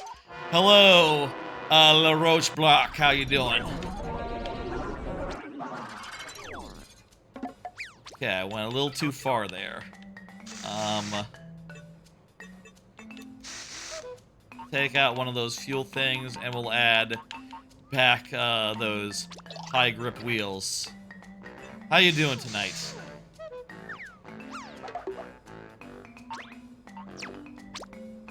You day? You okay? That's what that means. That's nice. I'm glad you're doing good.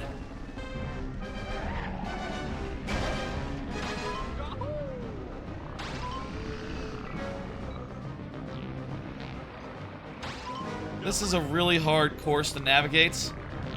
I guess we can consider just calling it and going like, okay, well, there's plenty of other jiggies where this comes from. We only need like 20. Don't have to get every single one, and in fact, we won't in the course of this playthrough. Some of these are not going to be gotten.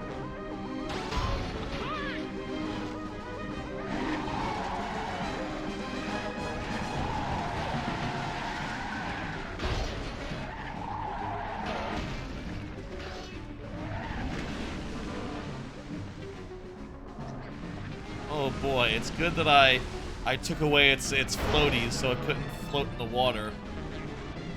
Well, it was probably like neutral.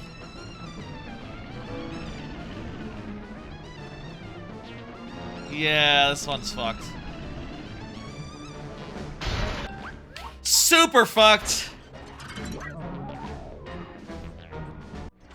How about,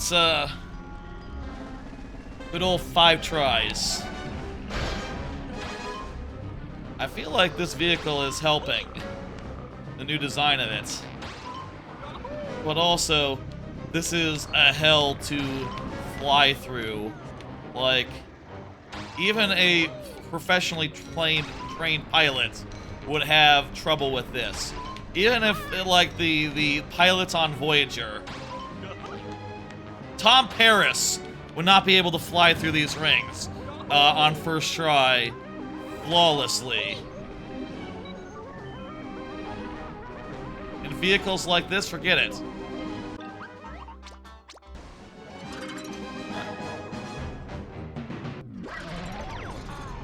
I don't know if there's like a way to get better turning.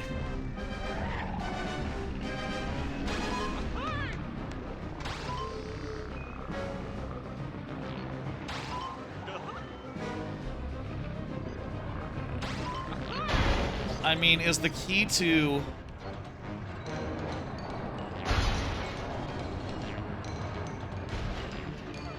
I mean, maybe this is a issue of design, right? Maybe I'm thinking about this wrong. Maybe I need to just change how this works. Right now, I have a very simple design. It's just a plane. But if the plane could also be a helicopter, I could recover. So, let's go into the workshop and very quickly make a plane that's also a helicopter. To that end, let's switch out the wings for folding ones.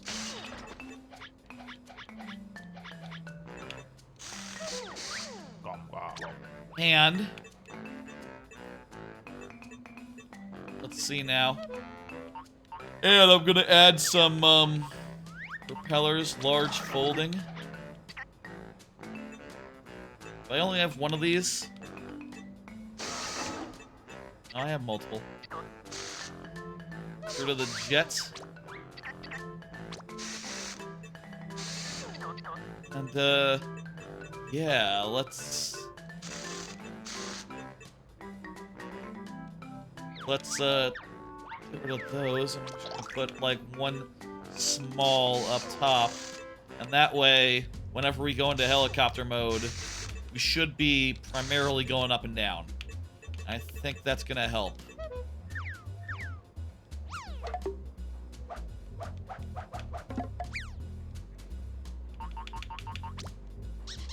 I'm gonna paint the whole thing black, and let's leave. And that's gonna be my new...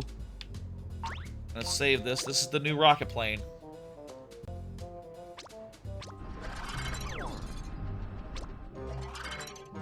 Even though it doesn't have any rockets on it anymore.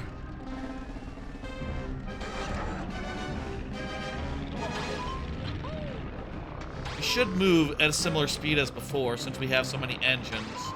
I just wonder how much of a factor, like, the number of propeller blades affects the speed, right? Like, there's a lot I don't know. Then again, we're a lot faster just as is, and just being a little bit slower might also be a recipe for success.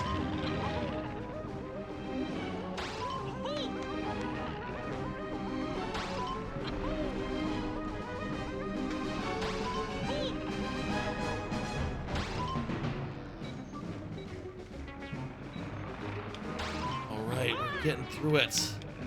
I think this is as far as we've ever been.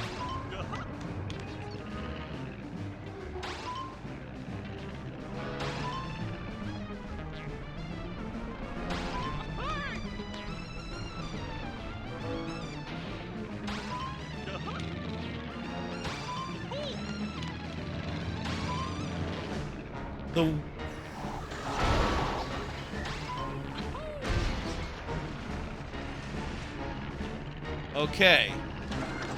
The helicopter features saved us there. Perfect. Works beautiful. That was beautiful. The helicopter saved our ass. The helicopter mode saved our ass and let us even do well enough to get the trophy, despite that major blunder at the very end there. This is a beautiful design. That is the thing that's great about this game, is some of these challenges, some of these races even, you do some rework, you do some thought, and you'll end up with something even better than what you had before. You'll have something that is a little bit more ideal for the race, the space, the level, etc., the challenge. The only thing I'll say is that in some cases, some missions, especially ones involving grunt bots, there is no correct solution because they just suck, and the options that you have on hand suck at dealing with them. It's not like Tears of the Kingdom, where there are weapons that are good against enemies and stuff. It's just a whole lot of shit. Continue on, do more. Just about midnight. Oh, we'll finish up this level.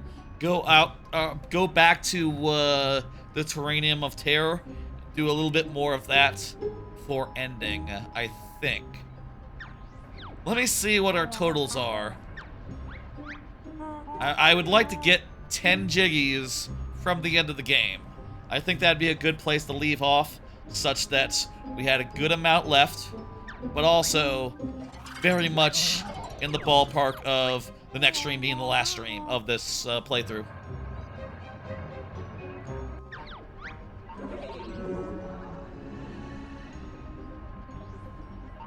Okay, we need a extra heavy version.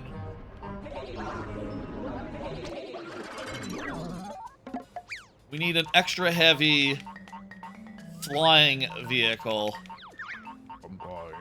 Okay. Well, let me just, fly and float. Let's get some sinkers. And add them to the top. What do you think's better for center of weight? The back of a plane or a front of the plane? I'm just gonna divide, I'm just gonna, you know, split the difference. Say the middle. Also, let me get some more body. Let's do some cubes.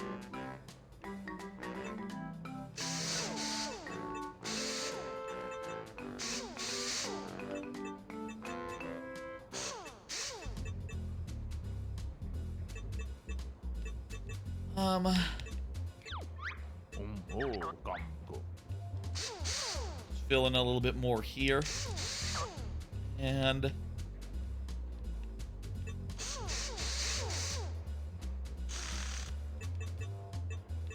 pretty heavy. I wonder if this is heavy enough. I wonder if it's gonna fly.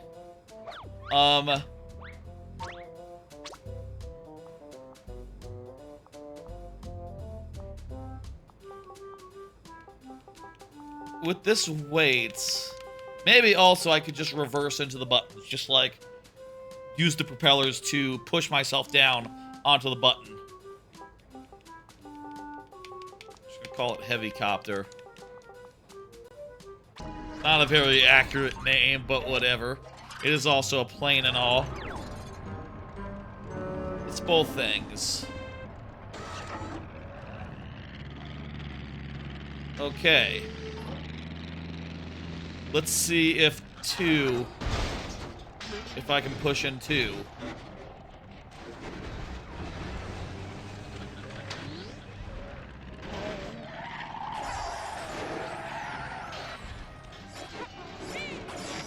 They stole one of my propellers. That's not good. Sucks. Okay. That'll do for that one as well. Good.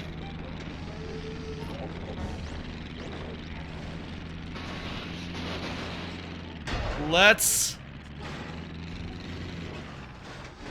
stand up. Okay.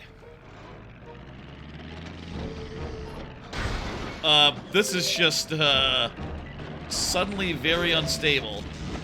Probably all to do to these fucking guys taking all my shit.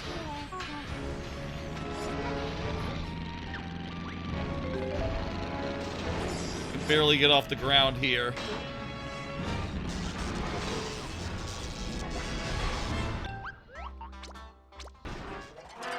Huh.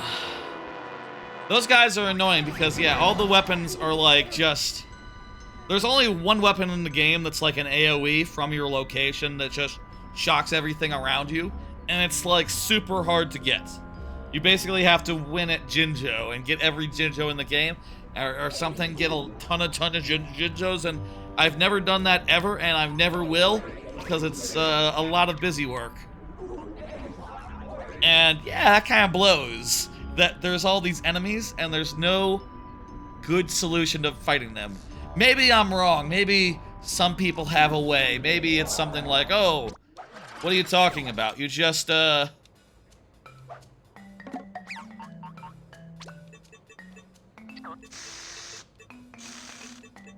What are you talking about? You just...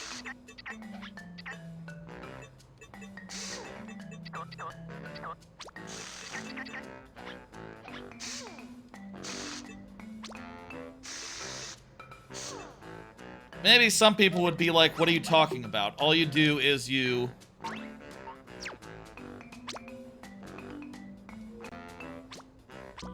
Maybe there is a way. Maybe you just do something such as, like, fire grenade egg down into the ground or something, and the AoE should take him out. I bet, though, if you did that, the AoE would just do dick all, and it would be useless.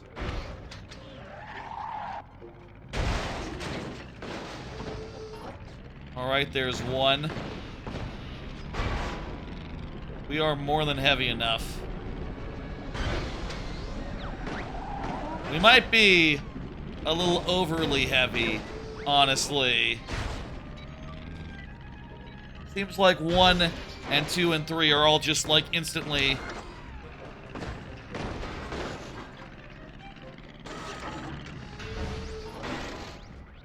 Instantly being pressed. Which is good. That's good. But, does mean that perhaps I am overburdening myself with a lot of weight. Well, hey, those guys just took some weight away from me, so... Okay, you know what? I'll take it. I wonder what the speedrun of this game is like, because you'd have to create some vehicles, right? That's gonna take a minute, but... You gotta do, like, the thing that's fastest for... I bet, actually, that the goal is to make a vehicle that is as good for as many challenges as possible. Like a jack of all, a jack of all spades. And then just reuse it time and time and time again. Rather than individually designing for each individual challenge. We're just short of the trophy, but that's fine. I'll take it. I wonder. I bet it must be just like efficiency in vehicle design. One design as many different challenges as possible. I also bet that it's just not a very popular category or game to speedrun, so it's just not, probably not as developed as it could be.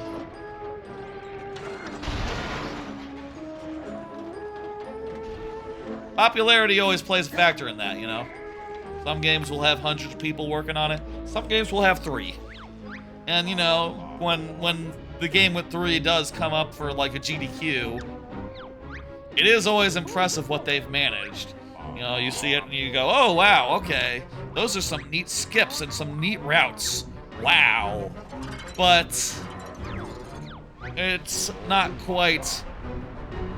You always gotta wonder, right? Like, how crazy could this be if there were 100 people working on this rather than 2? Or 0 any, you know, most of the time, probably.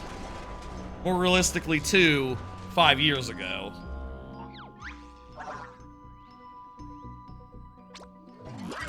Let's go. I think for once, this design is probably pretty good for the purposes of this challenge. Probably don't have to, like, mod it any.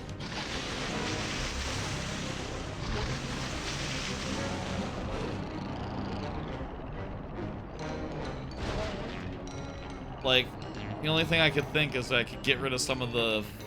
I could get rid of the landing struts, but those are protecting, like, fuel that would be worse if I lost.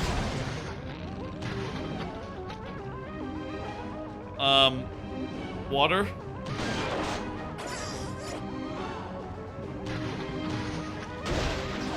You have to refill the squirter? Didn't know that's how the squirter worked, but... Fuck me. Fucking kidding me here? Fly all the way up here where the water is? That sucks. Ugh. Nose is irritable today. I guess that's how it works for Mario as well. Flood also has to go up real high. Well, has to go to a water source and refill on water. That is just something there's no getting around.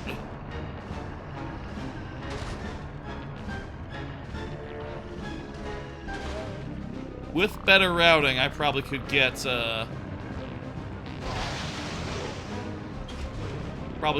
all done in one refill of water, but I bungled it.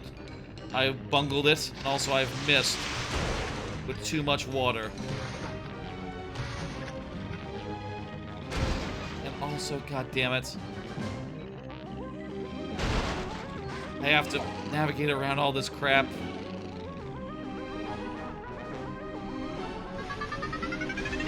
It's funny that they made this level such a pain in the ass to, like, navigate. It's unlike just about any level I can think of as far as it goes. You know, there's not really clear paths to fly through. There's not really clear paths to, like, drive through. At best, this is a adequate place to helicopter if you don't mind bonking your head as you go up sometimes, because there's a thing above you.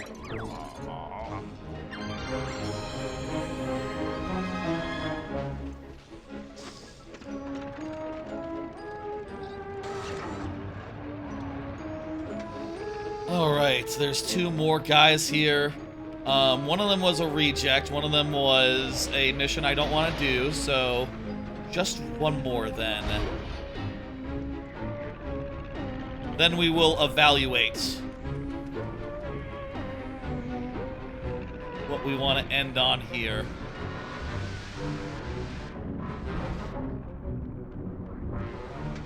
Where the fuck is this guy?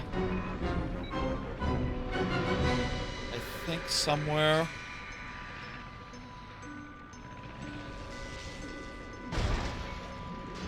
There we go. There's Klungo. Gunja Sponge. You seem to be happy. We gotta clean up after Klungo. Okay.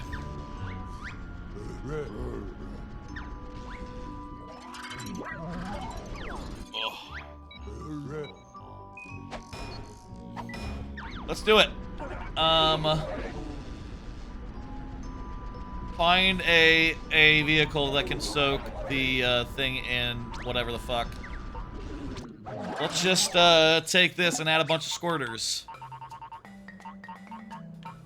Gadgets. Liquid squirter. I see no reason to be more nuanced than this. This can squirt, this can fly. That's all I need. I don't even need to save it because I probably won't need this ever again.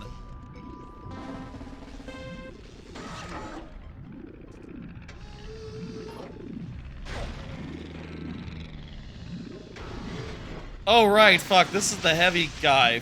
Whoops.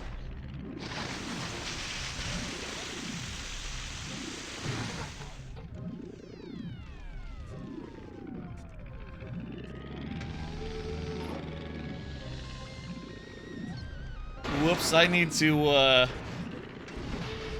not use this one. I wonder if you can disconnect it. I need to use a vehicle that isn't intentionally weighted down.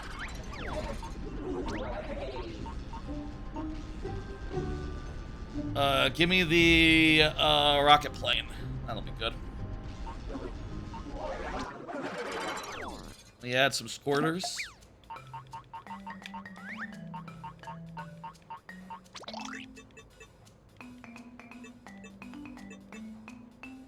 We'll add a squirter here and a squirter there.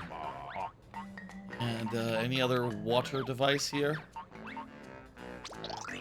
I can add a replenisher, see if that helps. Maybe the replenisher will replenish the water. That'd be nice if that's how it worked. Find out.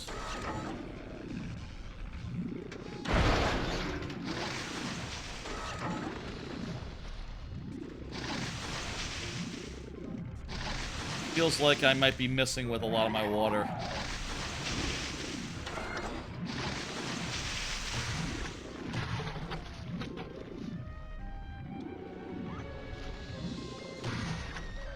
The replenisher does not appear to be replenishing, so I gotta go up and get some more water then. That's the challenge here. Get more water.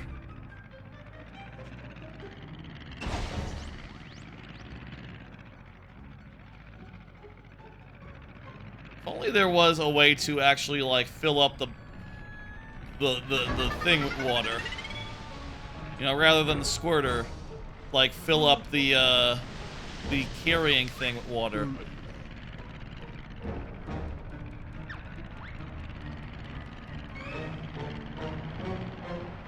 Oh wow, going backwards is hard because I got that propeller pushing me forwards. Didn't realize that's the interaction, but it makes perfect sense now that I look at that and realize.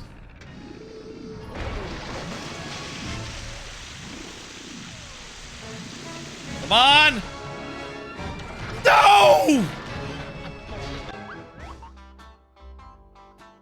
Are you fucking kidding me? I got it visibly all the way there and... Nope. Ah.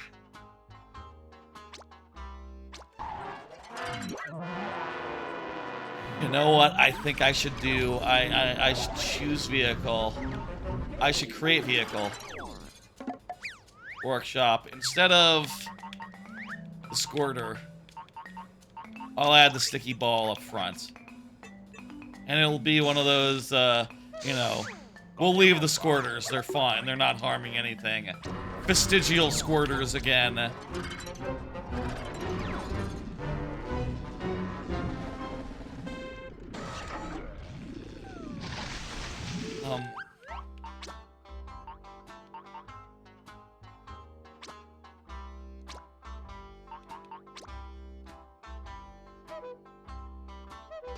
Let's do it.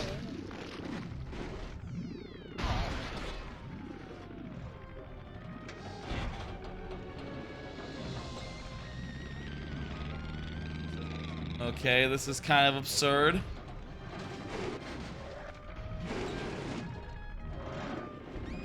These squirters are maybe making things a little more squirrely than I would have hoped.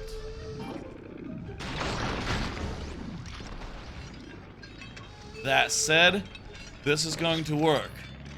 This is going to be first try. I'm not going to have any trouble here. Need to ascend. Just need to find where I can fucking ascend. And then I can dunk this motherfucker like a tea bag in tea in water.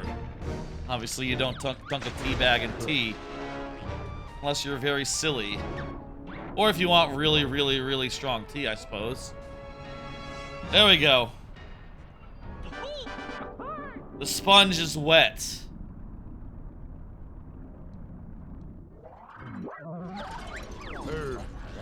Okay, I think that's all the ones I wanted to do from here.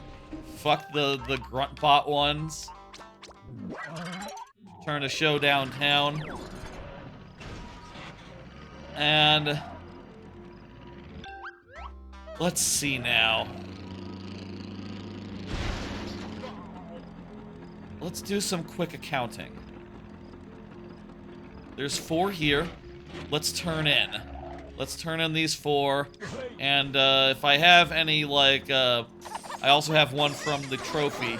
Let's turn in these 5 and see how close we are to 75, to the end game. I would like to leave 10 for next stream. That is to say, be at 65. But let's see.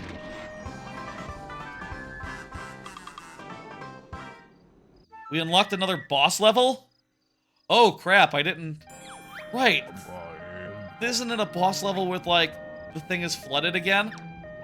Huh. Well, we should do that boss level to end. That should be our last thing. We should also see a little more terrarium. Maybe 1, 2 levels, maybe? If we can do 2 levels of terrarium, that would be nice. Considering that it's, you know, brand new for the stream. Let's go over to terrarium and see what's up with that. I think we're done. I think we're done with the logbox for now. That was a little bit of Logbox. Let's go to Theater District. No, that's Logbox. Uptown. That's it.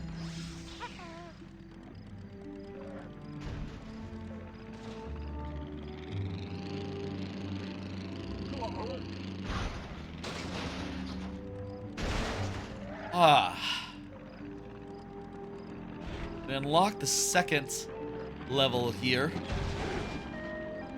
Excuse me. How many jiggies is it for the third here? 70, 65. Okay. And this one will have 7. Okay. Let's do some of these. Let's emphasis on some of these. There's 7 jiggies in this area. Let's do some of them and get a, you know, a good amount more terrarium in this stream. And then we'll do the boss that opened. Let's say 4 of these. Wait. Let's say 3 of these. And then we'll go to the boss. And that's going to put us at 65. And that'll be a good amount for... You know what we'll say? We'll say, we will do 4. We'll do 4 of these. Okay. 4 of these, the boss fight. That will leave 9 jiggies left to get next time. That sounds just about right.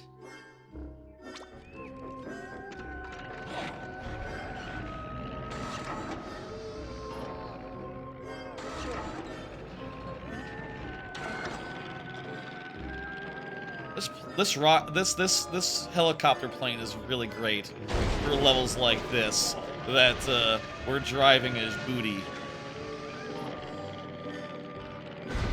Let's see what our options are here.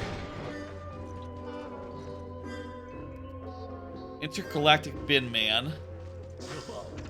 Okay. I kind of would like something fast. It's past.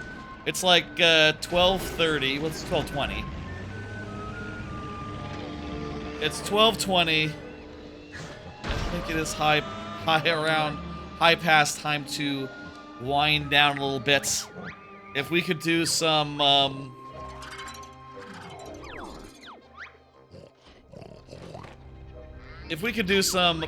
Log's Choice, I think that would be good. Of course, Log's Choice can mean a good amount of customization is required, but let's hope for the best. Grunty has lured odd-looking germs from the Doggett system into the Terrarium. Take the air and blast them out of existence. Okay, that sounds good. You know, I think this vehicle might be actually pretty good for its purposes. If I made it less heavy or less well-defended, it might be a little awkward to move around. Then again, if it was less heavy, it would rise faster. I guess the trade-off is, do you want to be stable? Or do you want to just, like, rise up instantly and fall down just as fast? Like, if I was just rocketing up now, I couldn't shoot this guy.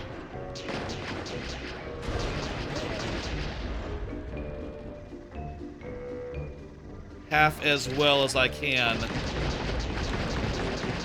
Now. Oh, jeez.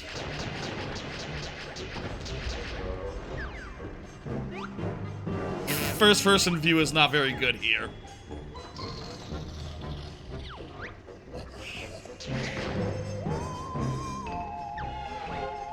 Let's see now.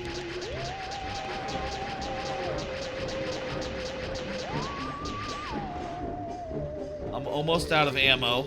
That is concerning.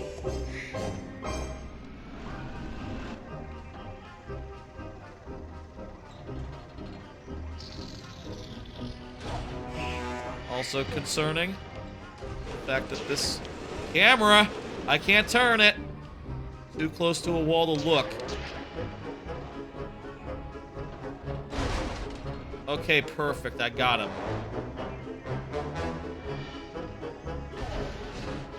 Again with the wall.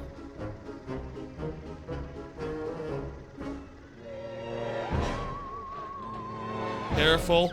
Careful.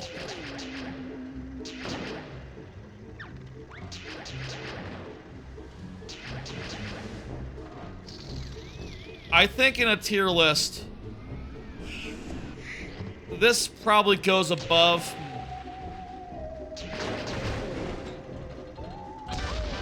To be fair, I think this and Logbox are two very similar levels. I think they probably would go in the same tier, all told, but I do think this is a bit better than Logbox, in my view. Second best would be... I feel like all the other ones are on a higher tier. What's like the best level? Banjo-Land, probably just for the amount of variety. Jiggoseum kind of has like a very simple layout that lends itself to weird, odd challenges in a way that is just right. Spiral Mountain is awkward and doesn't really work in the game, so it gets a B on the tier list. It's hard to sort them. There's not that many of them, and they're all pretty much just places where activities take place. I guess you could judge them as places to race, in which case the Logbox and this one are both awkward at best. Taxi of Terror. Flashy fly-off. Well, I can do a flashy fly-off. Let's do a flashy fly-off right now. Land and air-based race. Okay, that's perfect. I have just the vehicle. That's the Rocket Hodge.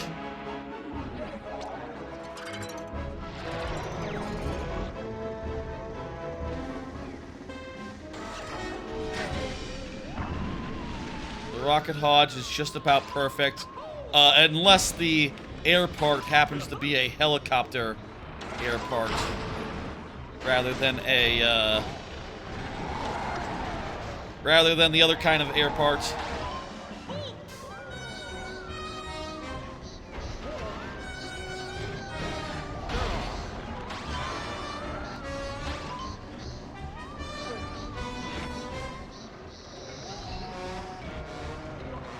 Man, this is really just so awkward to drive through.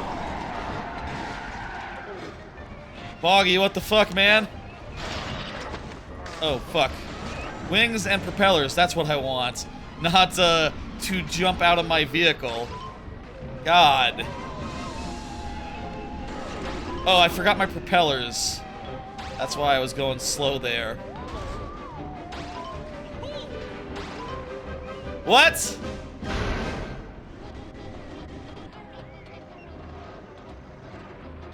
Excuse me. Oh, no!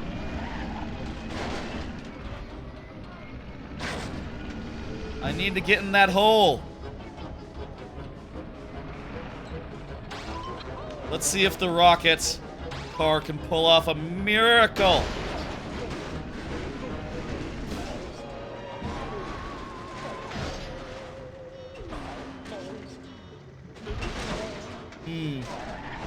I don't know. It's gonna be tight. Also, I can't turn for shit.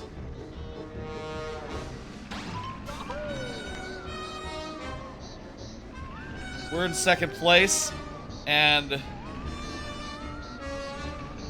I see no sign of the guy.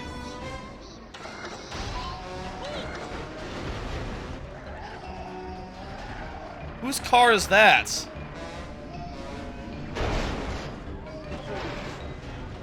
Whose car was that? Was that Boggy's car? Boggy already win? What?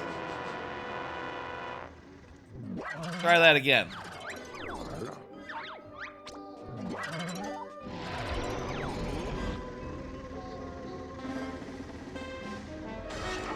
do a little glide up front. And then we'll focus on driving. That was a tricky turn for a bicycle-type vehicle.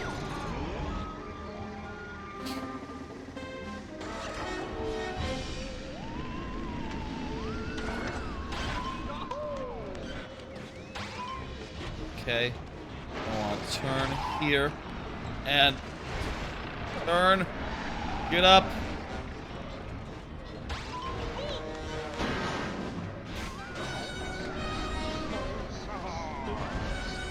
That was his vehicle. Totally was his vehicle. Okay. Go through this. I wonder if there's a way around this fucking cave. You know, even if there was, it would not be in a good position to go through these two in a row. Wrong button!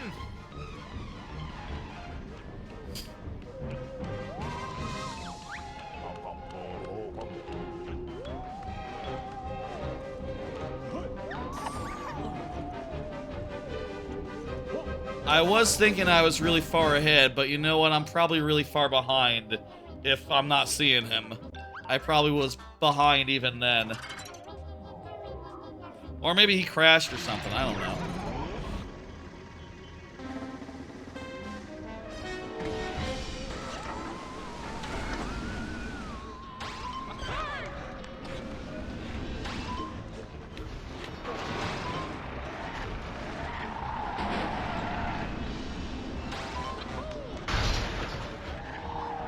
Alright.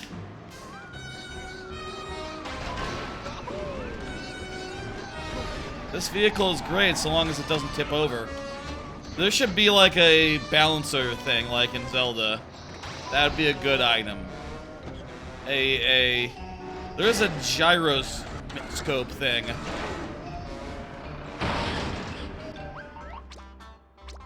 I tried to extend my wings, but I was just in a tunnel.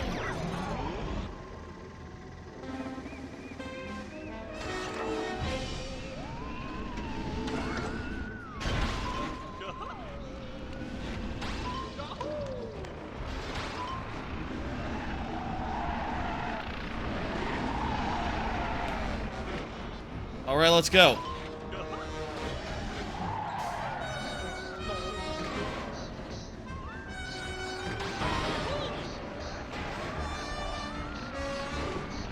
Yup.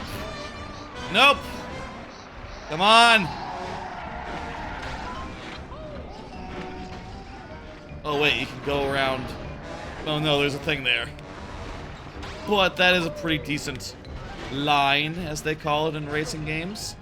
A line.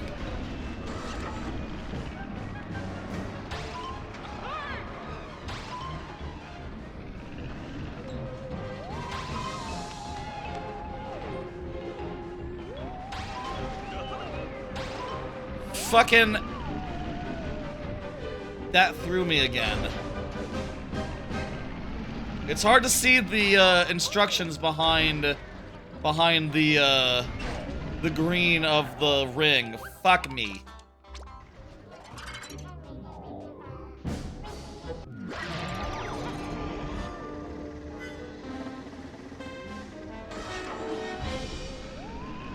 I guess I'll say, you do have to keep in mind when going after the last 10 jiggies, you know, like next time in Trap, that we do have just like exclusively late game levels to go to, right? So it's might be more challenging than previous challenges.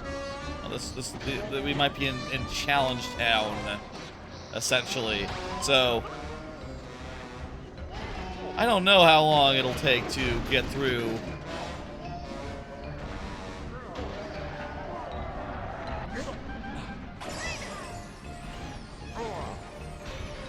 Turn it, Banjo! Turn it!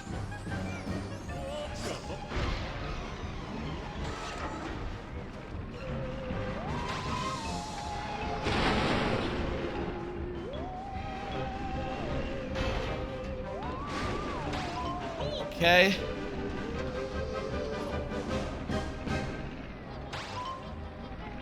We shouldn't count chickens.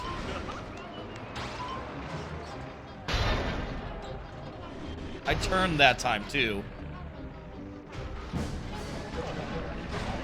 Come on!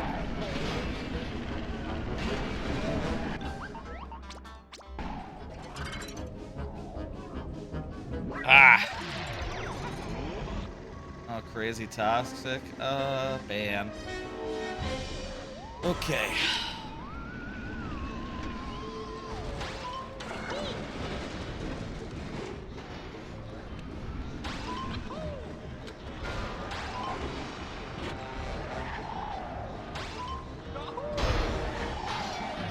All right. I am relaxing. I am cool. I am chill.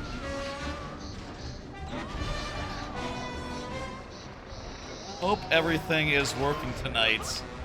I'll say, since I did do that that setup stuff for the YouTube or for the laptop stream setup, I do wonder if I might have borked something up. But as the people in Twitch chat are concerned, don't seem to have mentioned anything. I do hope that the YouTube is also working, but it's fine. It's all fine. We'll survive. Why is it stuck in the ground? Why is it stuck in the ground? How am I fucking fuck? It got stuck in the fucking ground. I know why it got stuck in the ground. I wedged it in there. But I'm still fucking pissed. What the fuck? This vehicle is great. I love it. So why can't it turn? It's a great design. Long, wieldy. Oh yeah. Handles most driving courses with relative ease.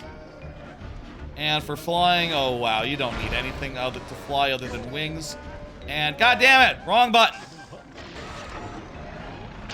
Need to hit B and X. It's a little unintuitive, I don't know. Pump the brakes to slow it down, I think. And that'll help me steer a little bit. Okay, we made it in here for the first time. Oh, that doesn't automatically move. You hit it to push it aside. Wait, oh wow, we're in the lead.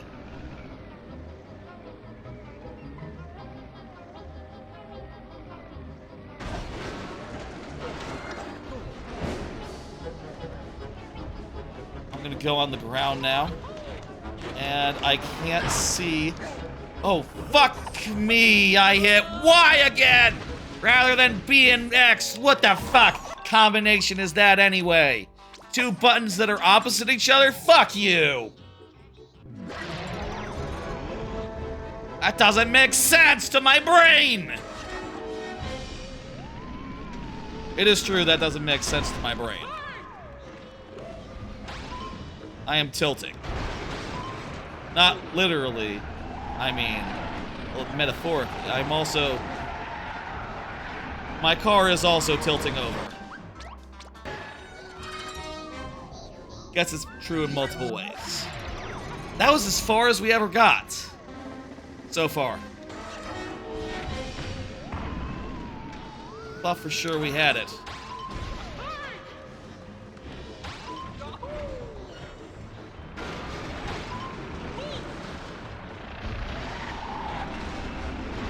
These arrow signs are not a good way to do a racetrack. I mean, they're better than nothing, but I don't know. These worlds were not built to be racetracks. I'm just gonna say it.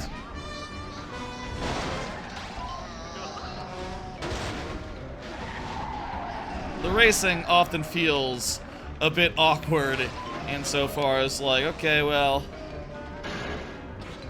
just go through this passageway and then take to the sky.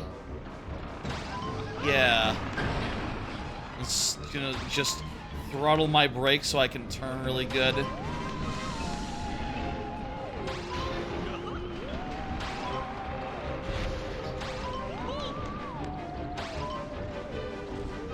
Great, that's in a different position as before, but that just makes it easier to go through.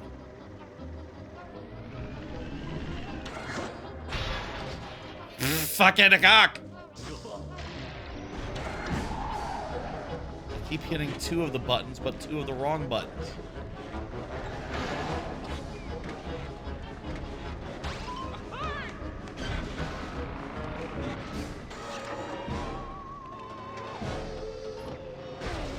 Let's do some gliding here.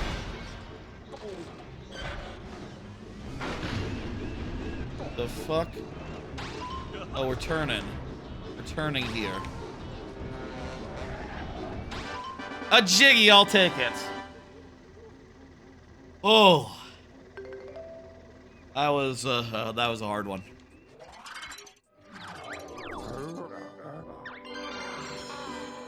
What do you got?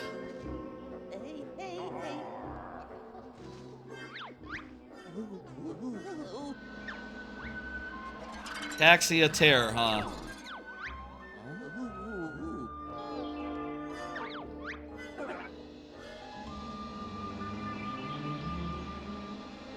A vehicle with lots of passenger seats would be good. Okay. I'm gonna choose the rocket plane. I'm gonna add a bunch of passenger seats, just real fast, like. How many passenger seats do I have?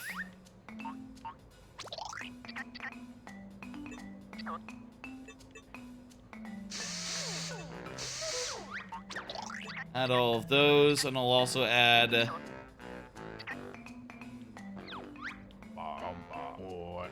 one big. Add 2 big, like symmetric style.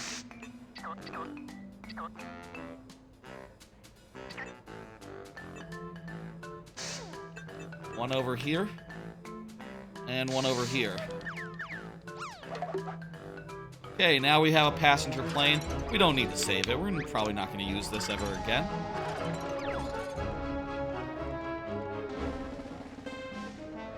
Alright.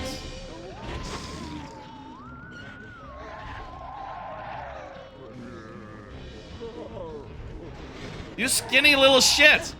You're in the big boy chair! Let the big boys sit in the big boy chair. Okay. I don't know if like, Jolly Roger has to have a big boy chair. Maybe Jolly Roger has to have a big boy chair, but we'll make a vehicle with 4 big boy chairs. That's fine. You know what? I have 4 big boy chairs, so I can accommodate. The guys in the back aren't gonna have a very good view, but no, doesn't matter.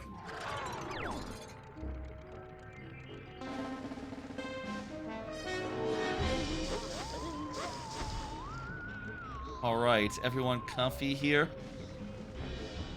Let's turn into a helicopter and take off. What? Jesus.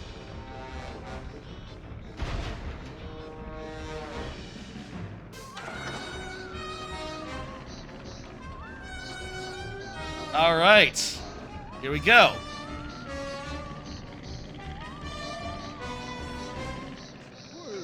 I missed the thing because I was looking at myself and making, you know,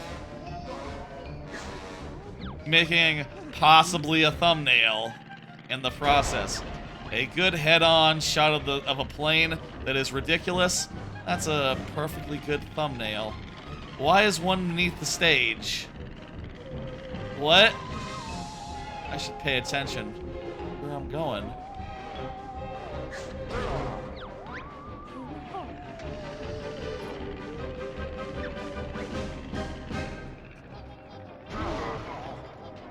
I was thinking that whole, like, long, winding path thing might be it, but I like the ridiculousness of 4 seats on a plane. Well,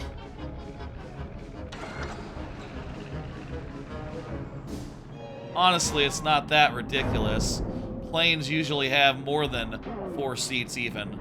But it's ridiculous in this case because it's not a real plane. I don't know. Yay! One of them was underwater. Go figure. It's ridiculous in this case because they're on the outside. That's the ridiculous part. Not them being seats on a plane. Seats on a plane, that's normal.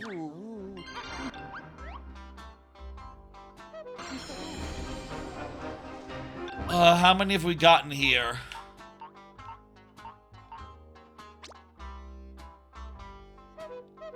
Okay, I said one more.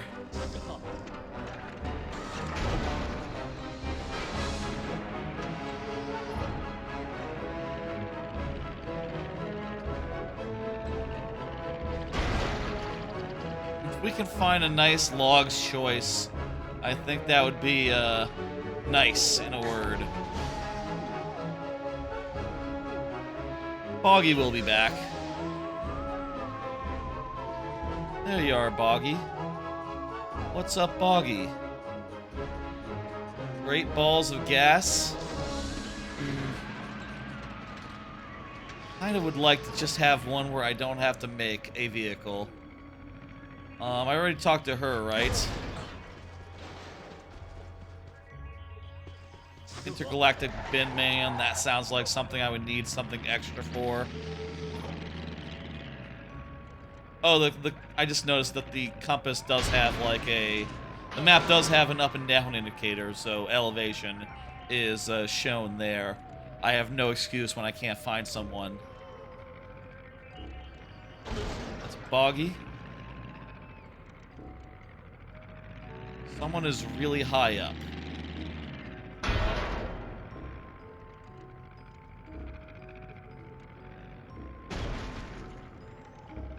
On this level, over that way, probably through there.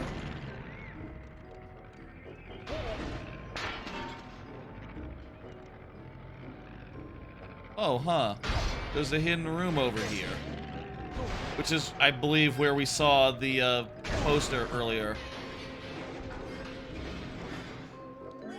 Let's just see what Klungo has. All of them are player's choice.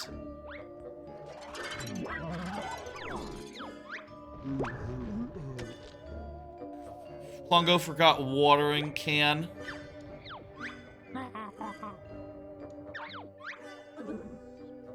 I've had enough watering for now. Let's go with the other one. Let's go with the... Not the garbage bin. The other one. I'm all turned around. Which way is forward? Which way is backwards? This way is forwards. The other way is backwards.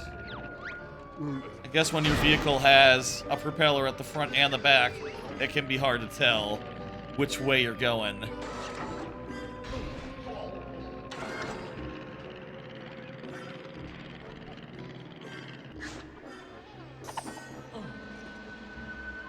Great balls of gas, sure, let's do this. There's a nasty fungus.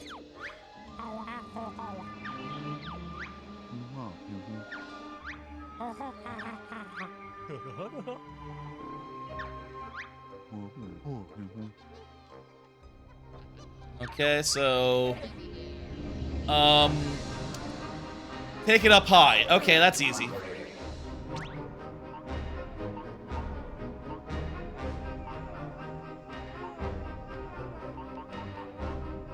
Let's go with the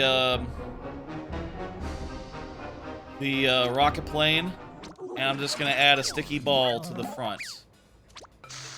Whoopsie daisy.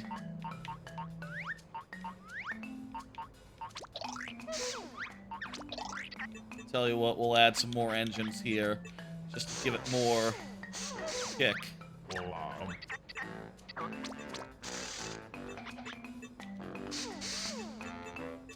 And also,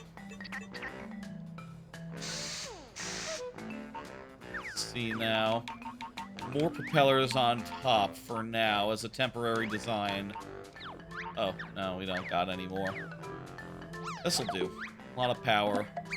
We need the fly and... Well, we need the gadget. The sticky ball. Let's go ahead and stick this on the front. And... that'll do.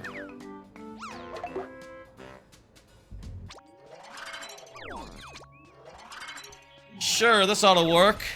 Why is my vehicle all the way over there?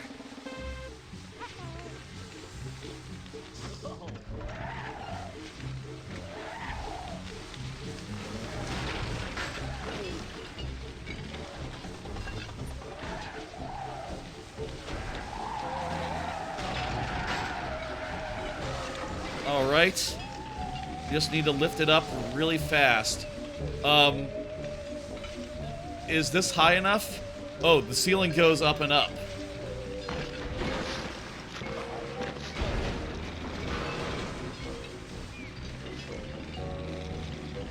This is an easy one. Nice and easy. Let's go. Instant trophy.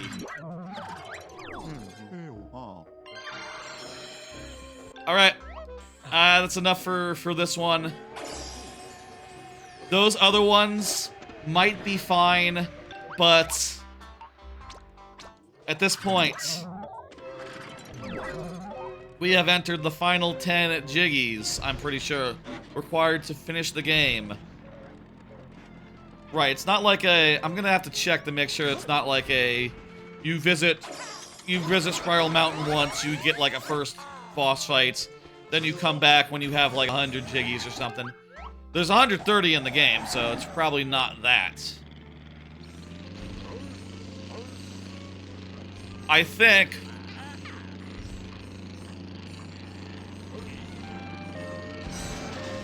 These are my jiggies.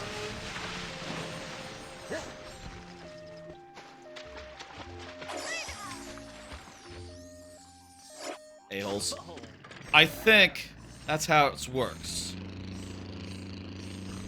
Important thing is we're 10 away from the end. Not sure how close we are on a trophy, but I'm sure those will continue to add up as we do a handful more.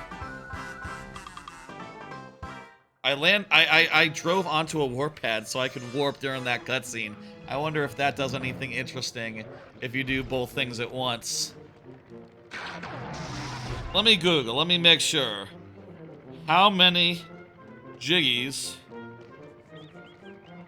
to beat nuts and bolts? It's gonna say 75. Ah, here's the answer from AI Overview. In Banjo-Kazooie Nuts and Bolts, there are 131 jiggies in the game. You can buy jiggies from a store for 25 notes for the first one, 25 notes more for an additional one. You can also get a free jiggy from Mumble after earning 30 genes. That is all true, AI Overview, that's right. You get a free jiggy from Mumble. That is his name, yes, I believe you are right. You can't fight the final boss until you get the other 6 jiggies from Spiral Mountain, which requires 75 to enter. Okay, so we get the 75, and then there's 6 more and a final one. That makes sense. Okay, so leave about 9 for next time, and then the final 6. I think that all sounds good. Feel like we are pacing ourselves quite well. Let's do that last grunty battle. Let's do that last grunty boss fight. that just opened up over here. That's right, there's another boss fight, apparently, for some reason. I forgot about this one. I guess Jiggoseum is odd insofar as 2 of its 5 acts are there 5 acts, or is there another one, like, around the corner or something? Oh, there's another one around the corner. 2 of its 6 acts are boss fights, which means that you get a little less, you know, they only have 1 in there. It's not as, fully fleshed out, but this is still, I think, it's still cool, and hey, you'll get a new thing for the overworld. Boss fight to end in Jiggoseum, 9-ball nightmare. What are we doing here?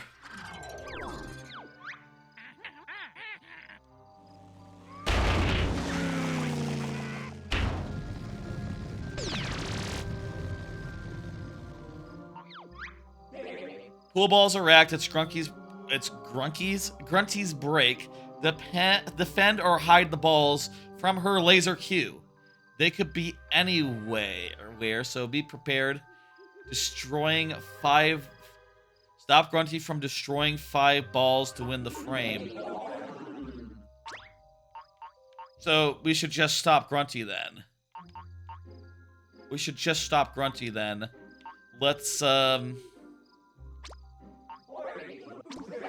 Let's load this for Bear, and just destroy her, how about?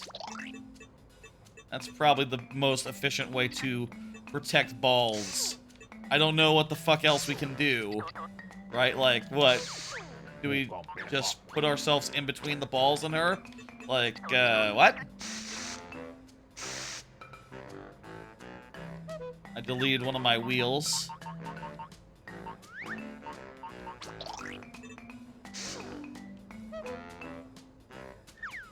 Okay, I got some fuel, some ammo in there. Let me just add a little more. Then I'll add some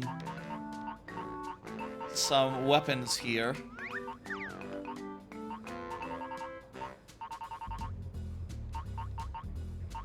Where is it? Weapons, down low.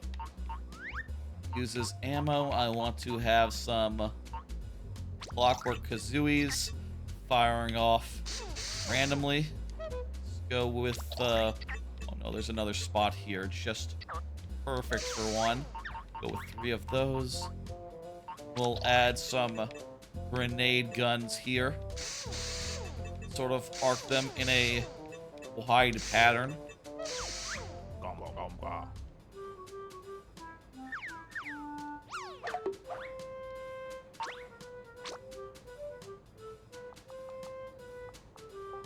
Rockets.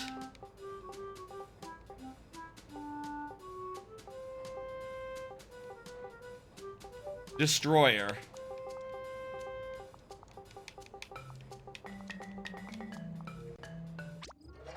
Okay, let's do it. I might be severely misunderstanding this one. Also, I really don't need to have a flying vehicle here.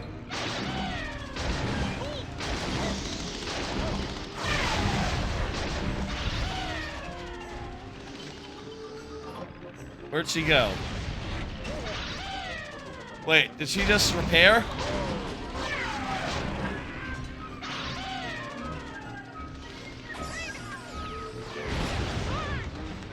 Oh, the laser is the thing we're getting here. The laser is a weapon.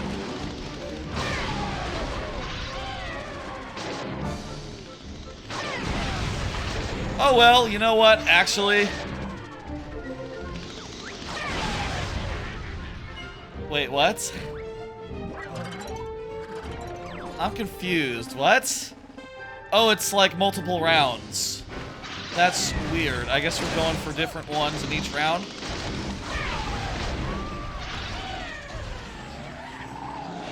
She does respawn.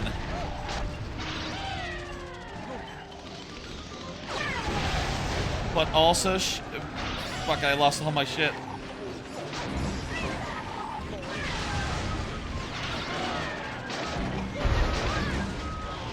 Okay, you know what? A little bit of interference.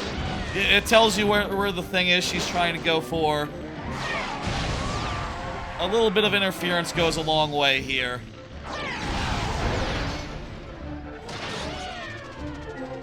And I could just be a wall to block it if I really wanted to. Okay. I understand now. I feel like I'm just doing perfectly well, just being on the aggressive.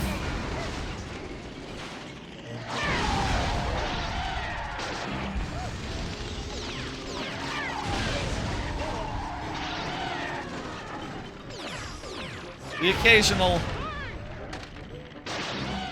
What the fuck? I lost all my wheels, and also I'm stuck in... Oh, no, I'm stuck in the ground. It's just really hard.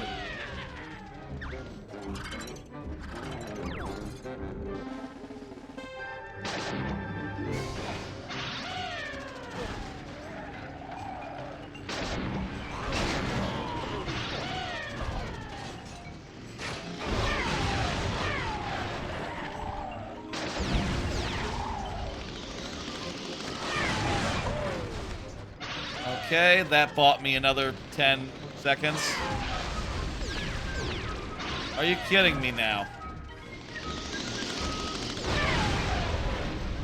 Okay. Spawning in a place where she already has line of fire on it.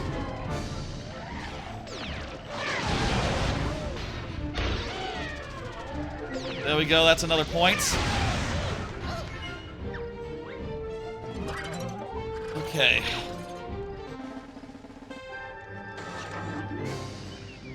I'm gonna take to the air this time.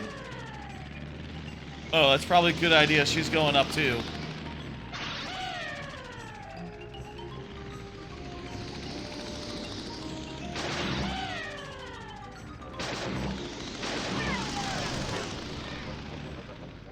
Get him!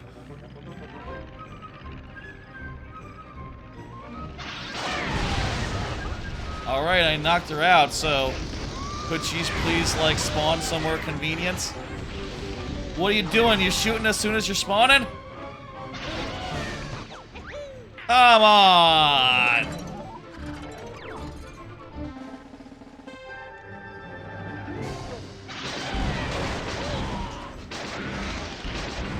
I think keep away is probably a more effective strategy here, considering how she, comes back from the dead. Also, these Clockwork Kazooie eggs, I'm just realizing, might be more responsible than...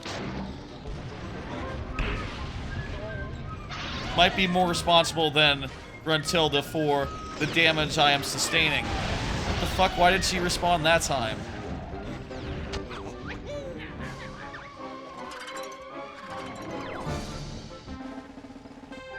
When she goes into the air, it's hard for her to be shot.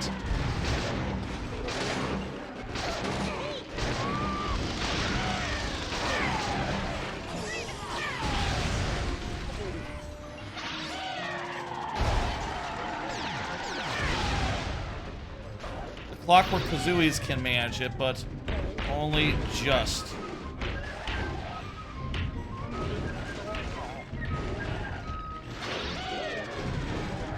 Okay, let's keep away. And after this, we need one more. I'm not sure how many we've lost. This might be down to it.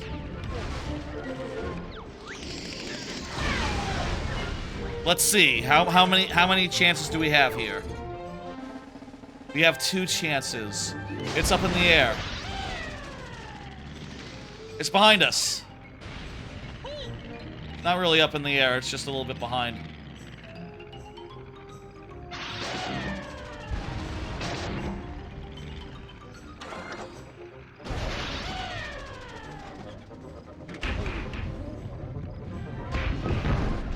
These grenades, ironically, like, just coincidentally, make for a pretty good hammerhead.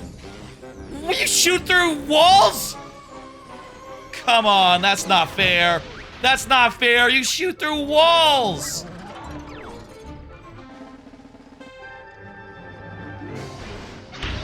How is that fair, Grunty?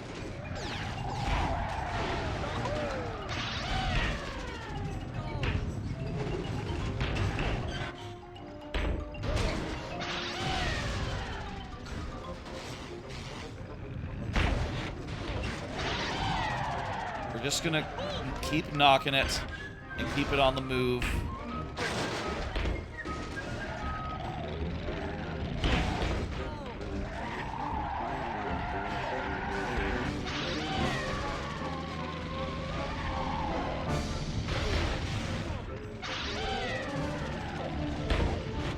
It apparently penetrates. Oh! We did it somehow. Okay. That was too close.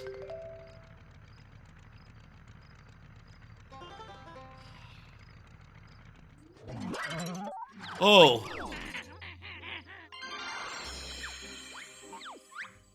We got the laser. And, that'll be a new item, I guess. I don't know. What does the laser do? I guess it, destroys those fences.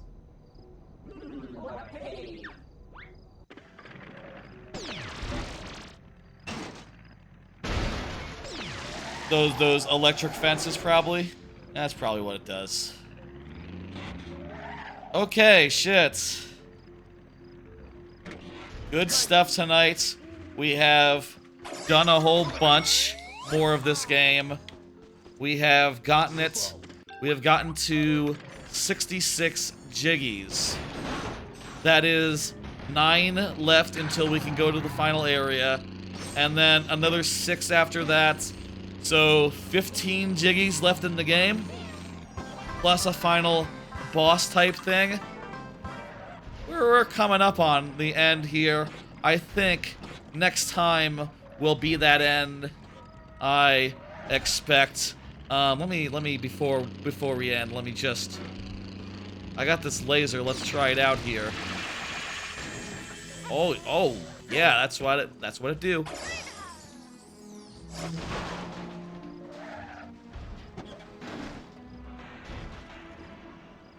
Cool. That'll let us get like 1 or 2 more boxes next time, if there's time for boxes. Maybe we'll just go straight to levels next time and just tear into them. How much more good things? Ooh, small jets. I mean, I guess we haven't gotten any large jets, so let's, before we end, I'm just gonna run around and get those, get a couple of laser things. It's 1 o'clock. I can go for another couple of minutes here.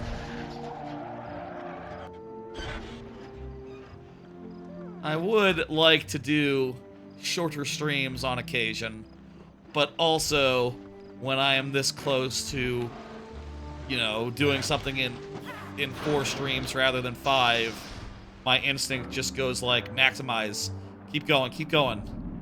Leave at a good ending point. Leave with end with the next thing in the next thing just right, fast, close. I don't know what I'm saying anymore. Is there a switch in there, by the way? Wait, there's a little passage. Oh!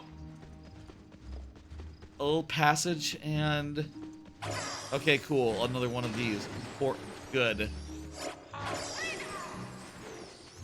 Get it through there. Let's head off.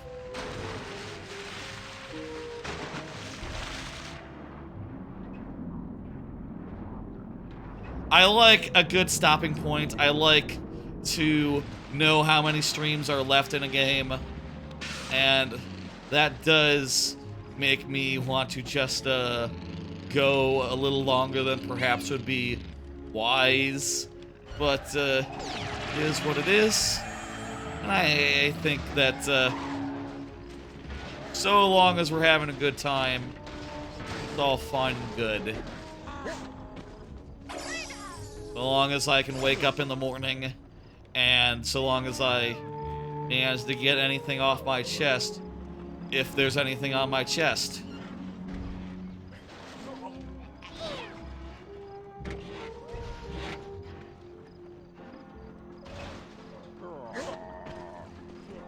It's nice. Let's see what we got here.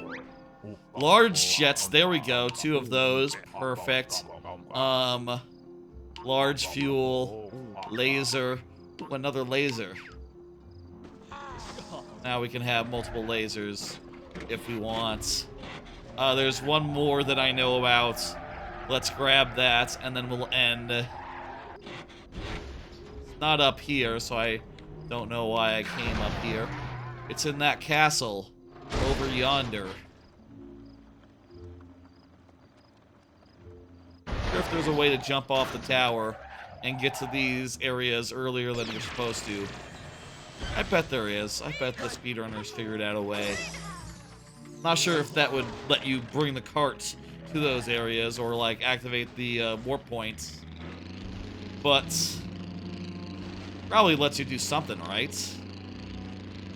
Actually, I guess no, not really. It would let you do, like, Klungo Saves the World a little early. It would let you do, other NPC stuff early. But it wouldn't let you do anything really. Like, you can't go into any of the worlds until you have enough jiggies. Until you can get the orbs to where they need to go. I wonder. There's probably something to it, but not a sequence break. I would hazard a guess. What's the point of sequence breaking if all you can get is 2 chapters that are harder to get jiggies from, and jiggies are the only thing that matters at the end of the day. Jiggies and boss fight items. You don't want to skip anything. That's gonna leave you unable to do so much. You want to get all those, I think. I'm gonna say in any percent. I don't know if they get the laser, but I bet they get every item. They do every boss short of the one that unlocks at like 90 jiggies, the post-game one. I bet they get nearly a fully equipped cart.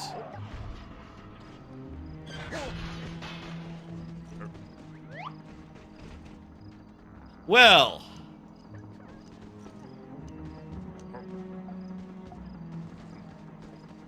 we stand over here, I guess. Well, everyone, that's gonna do it for tonight. That was more nuts and bolts. Next time will be the finale of that. Let me pull up the schedule. I'll be back next Tuesday with the final installment of Banjo-Kazooie Nuts and Bolts. That'll be around 8 p.m. Central, as per usual. And also, viewer levels will be happening this Friday. I do want to work on my laptop stream setup and try to get it working and actually do a live test of it at some point. But I will say that I'll probably be like working on that a little bit piecemeal, getting the capture card working, getting the stream deck working, where I do my hotkeys on, and doing that one at a time until such time as I can have a complete setup that works and hopefully doesn't take that long to set up. You know, I know I want to do that so I can do some streams while on vacation in Japan, so I don't want to eat up like an hour of setup. But we'll see how that goes, how that is. To be determined, to be determined. The test stream would mostly just be like playing a couple games, making sure it all looks good, and testing the mic as well and seeing if that's satisfactory. I don't know when, we'll see. Maybe if I could get everything working from this weekend, that'd be nice. I'll say one thing about that laptop setup. The portable monitor works great.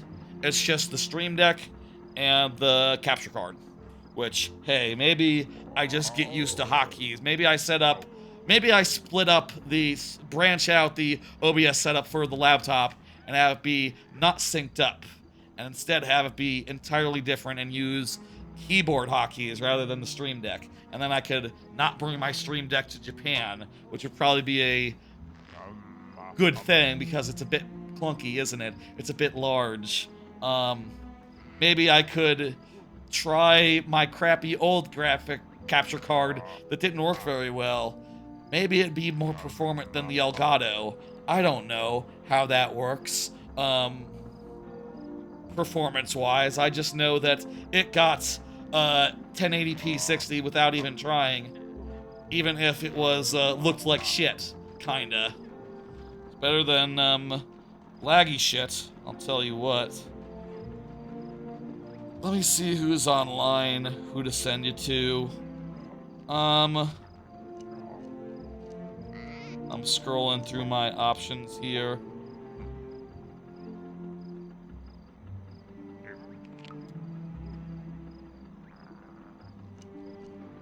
I believe Ray Rain was the guy I got the Battle Aces code from. So, why don't I send you over there? He's doing StarCraft, too.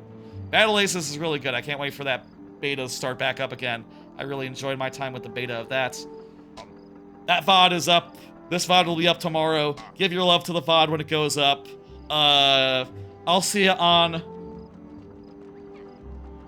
Getting ready to stop here. I'll see you on Friday for viewer levels, and next week, around 8 p.m. Central, for the finale of Banjo-Kazooie Nuts and Bolts. Other streams to be determined.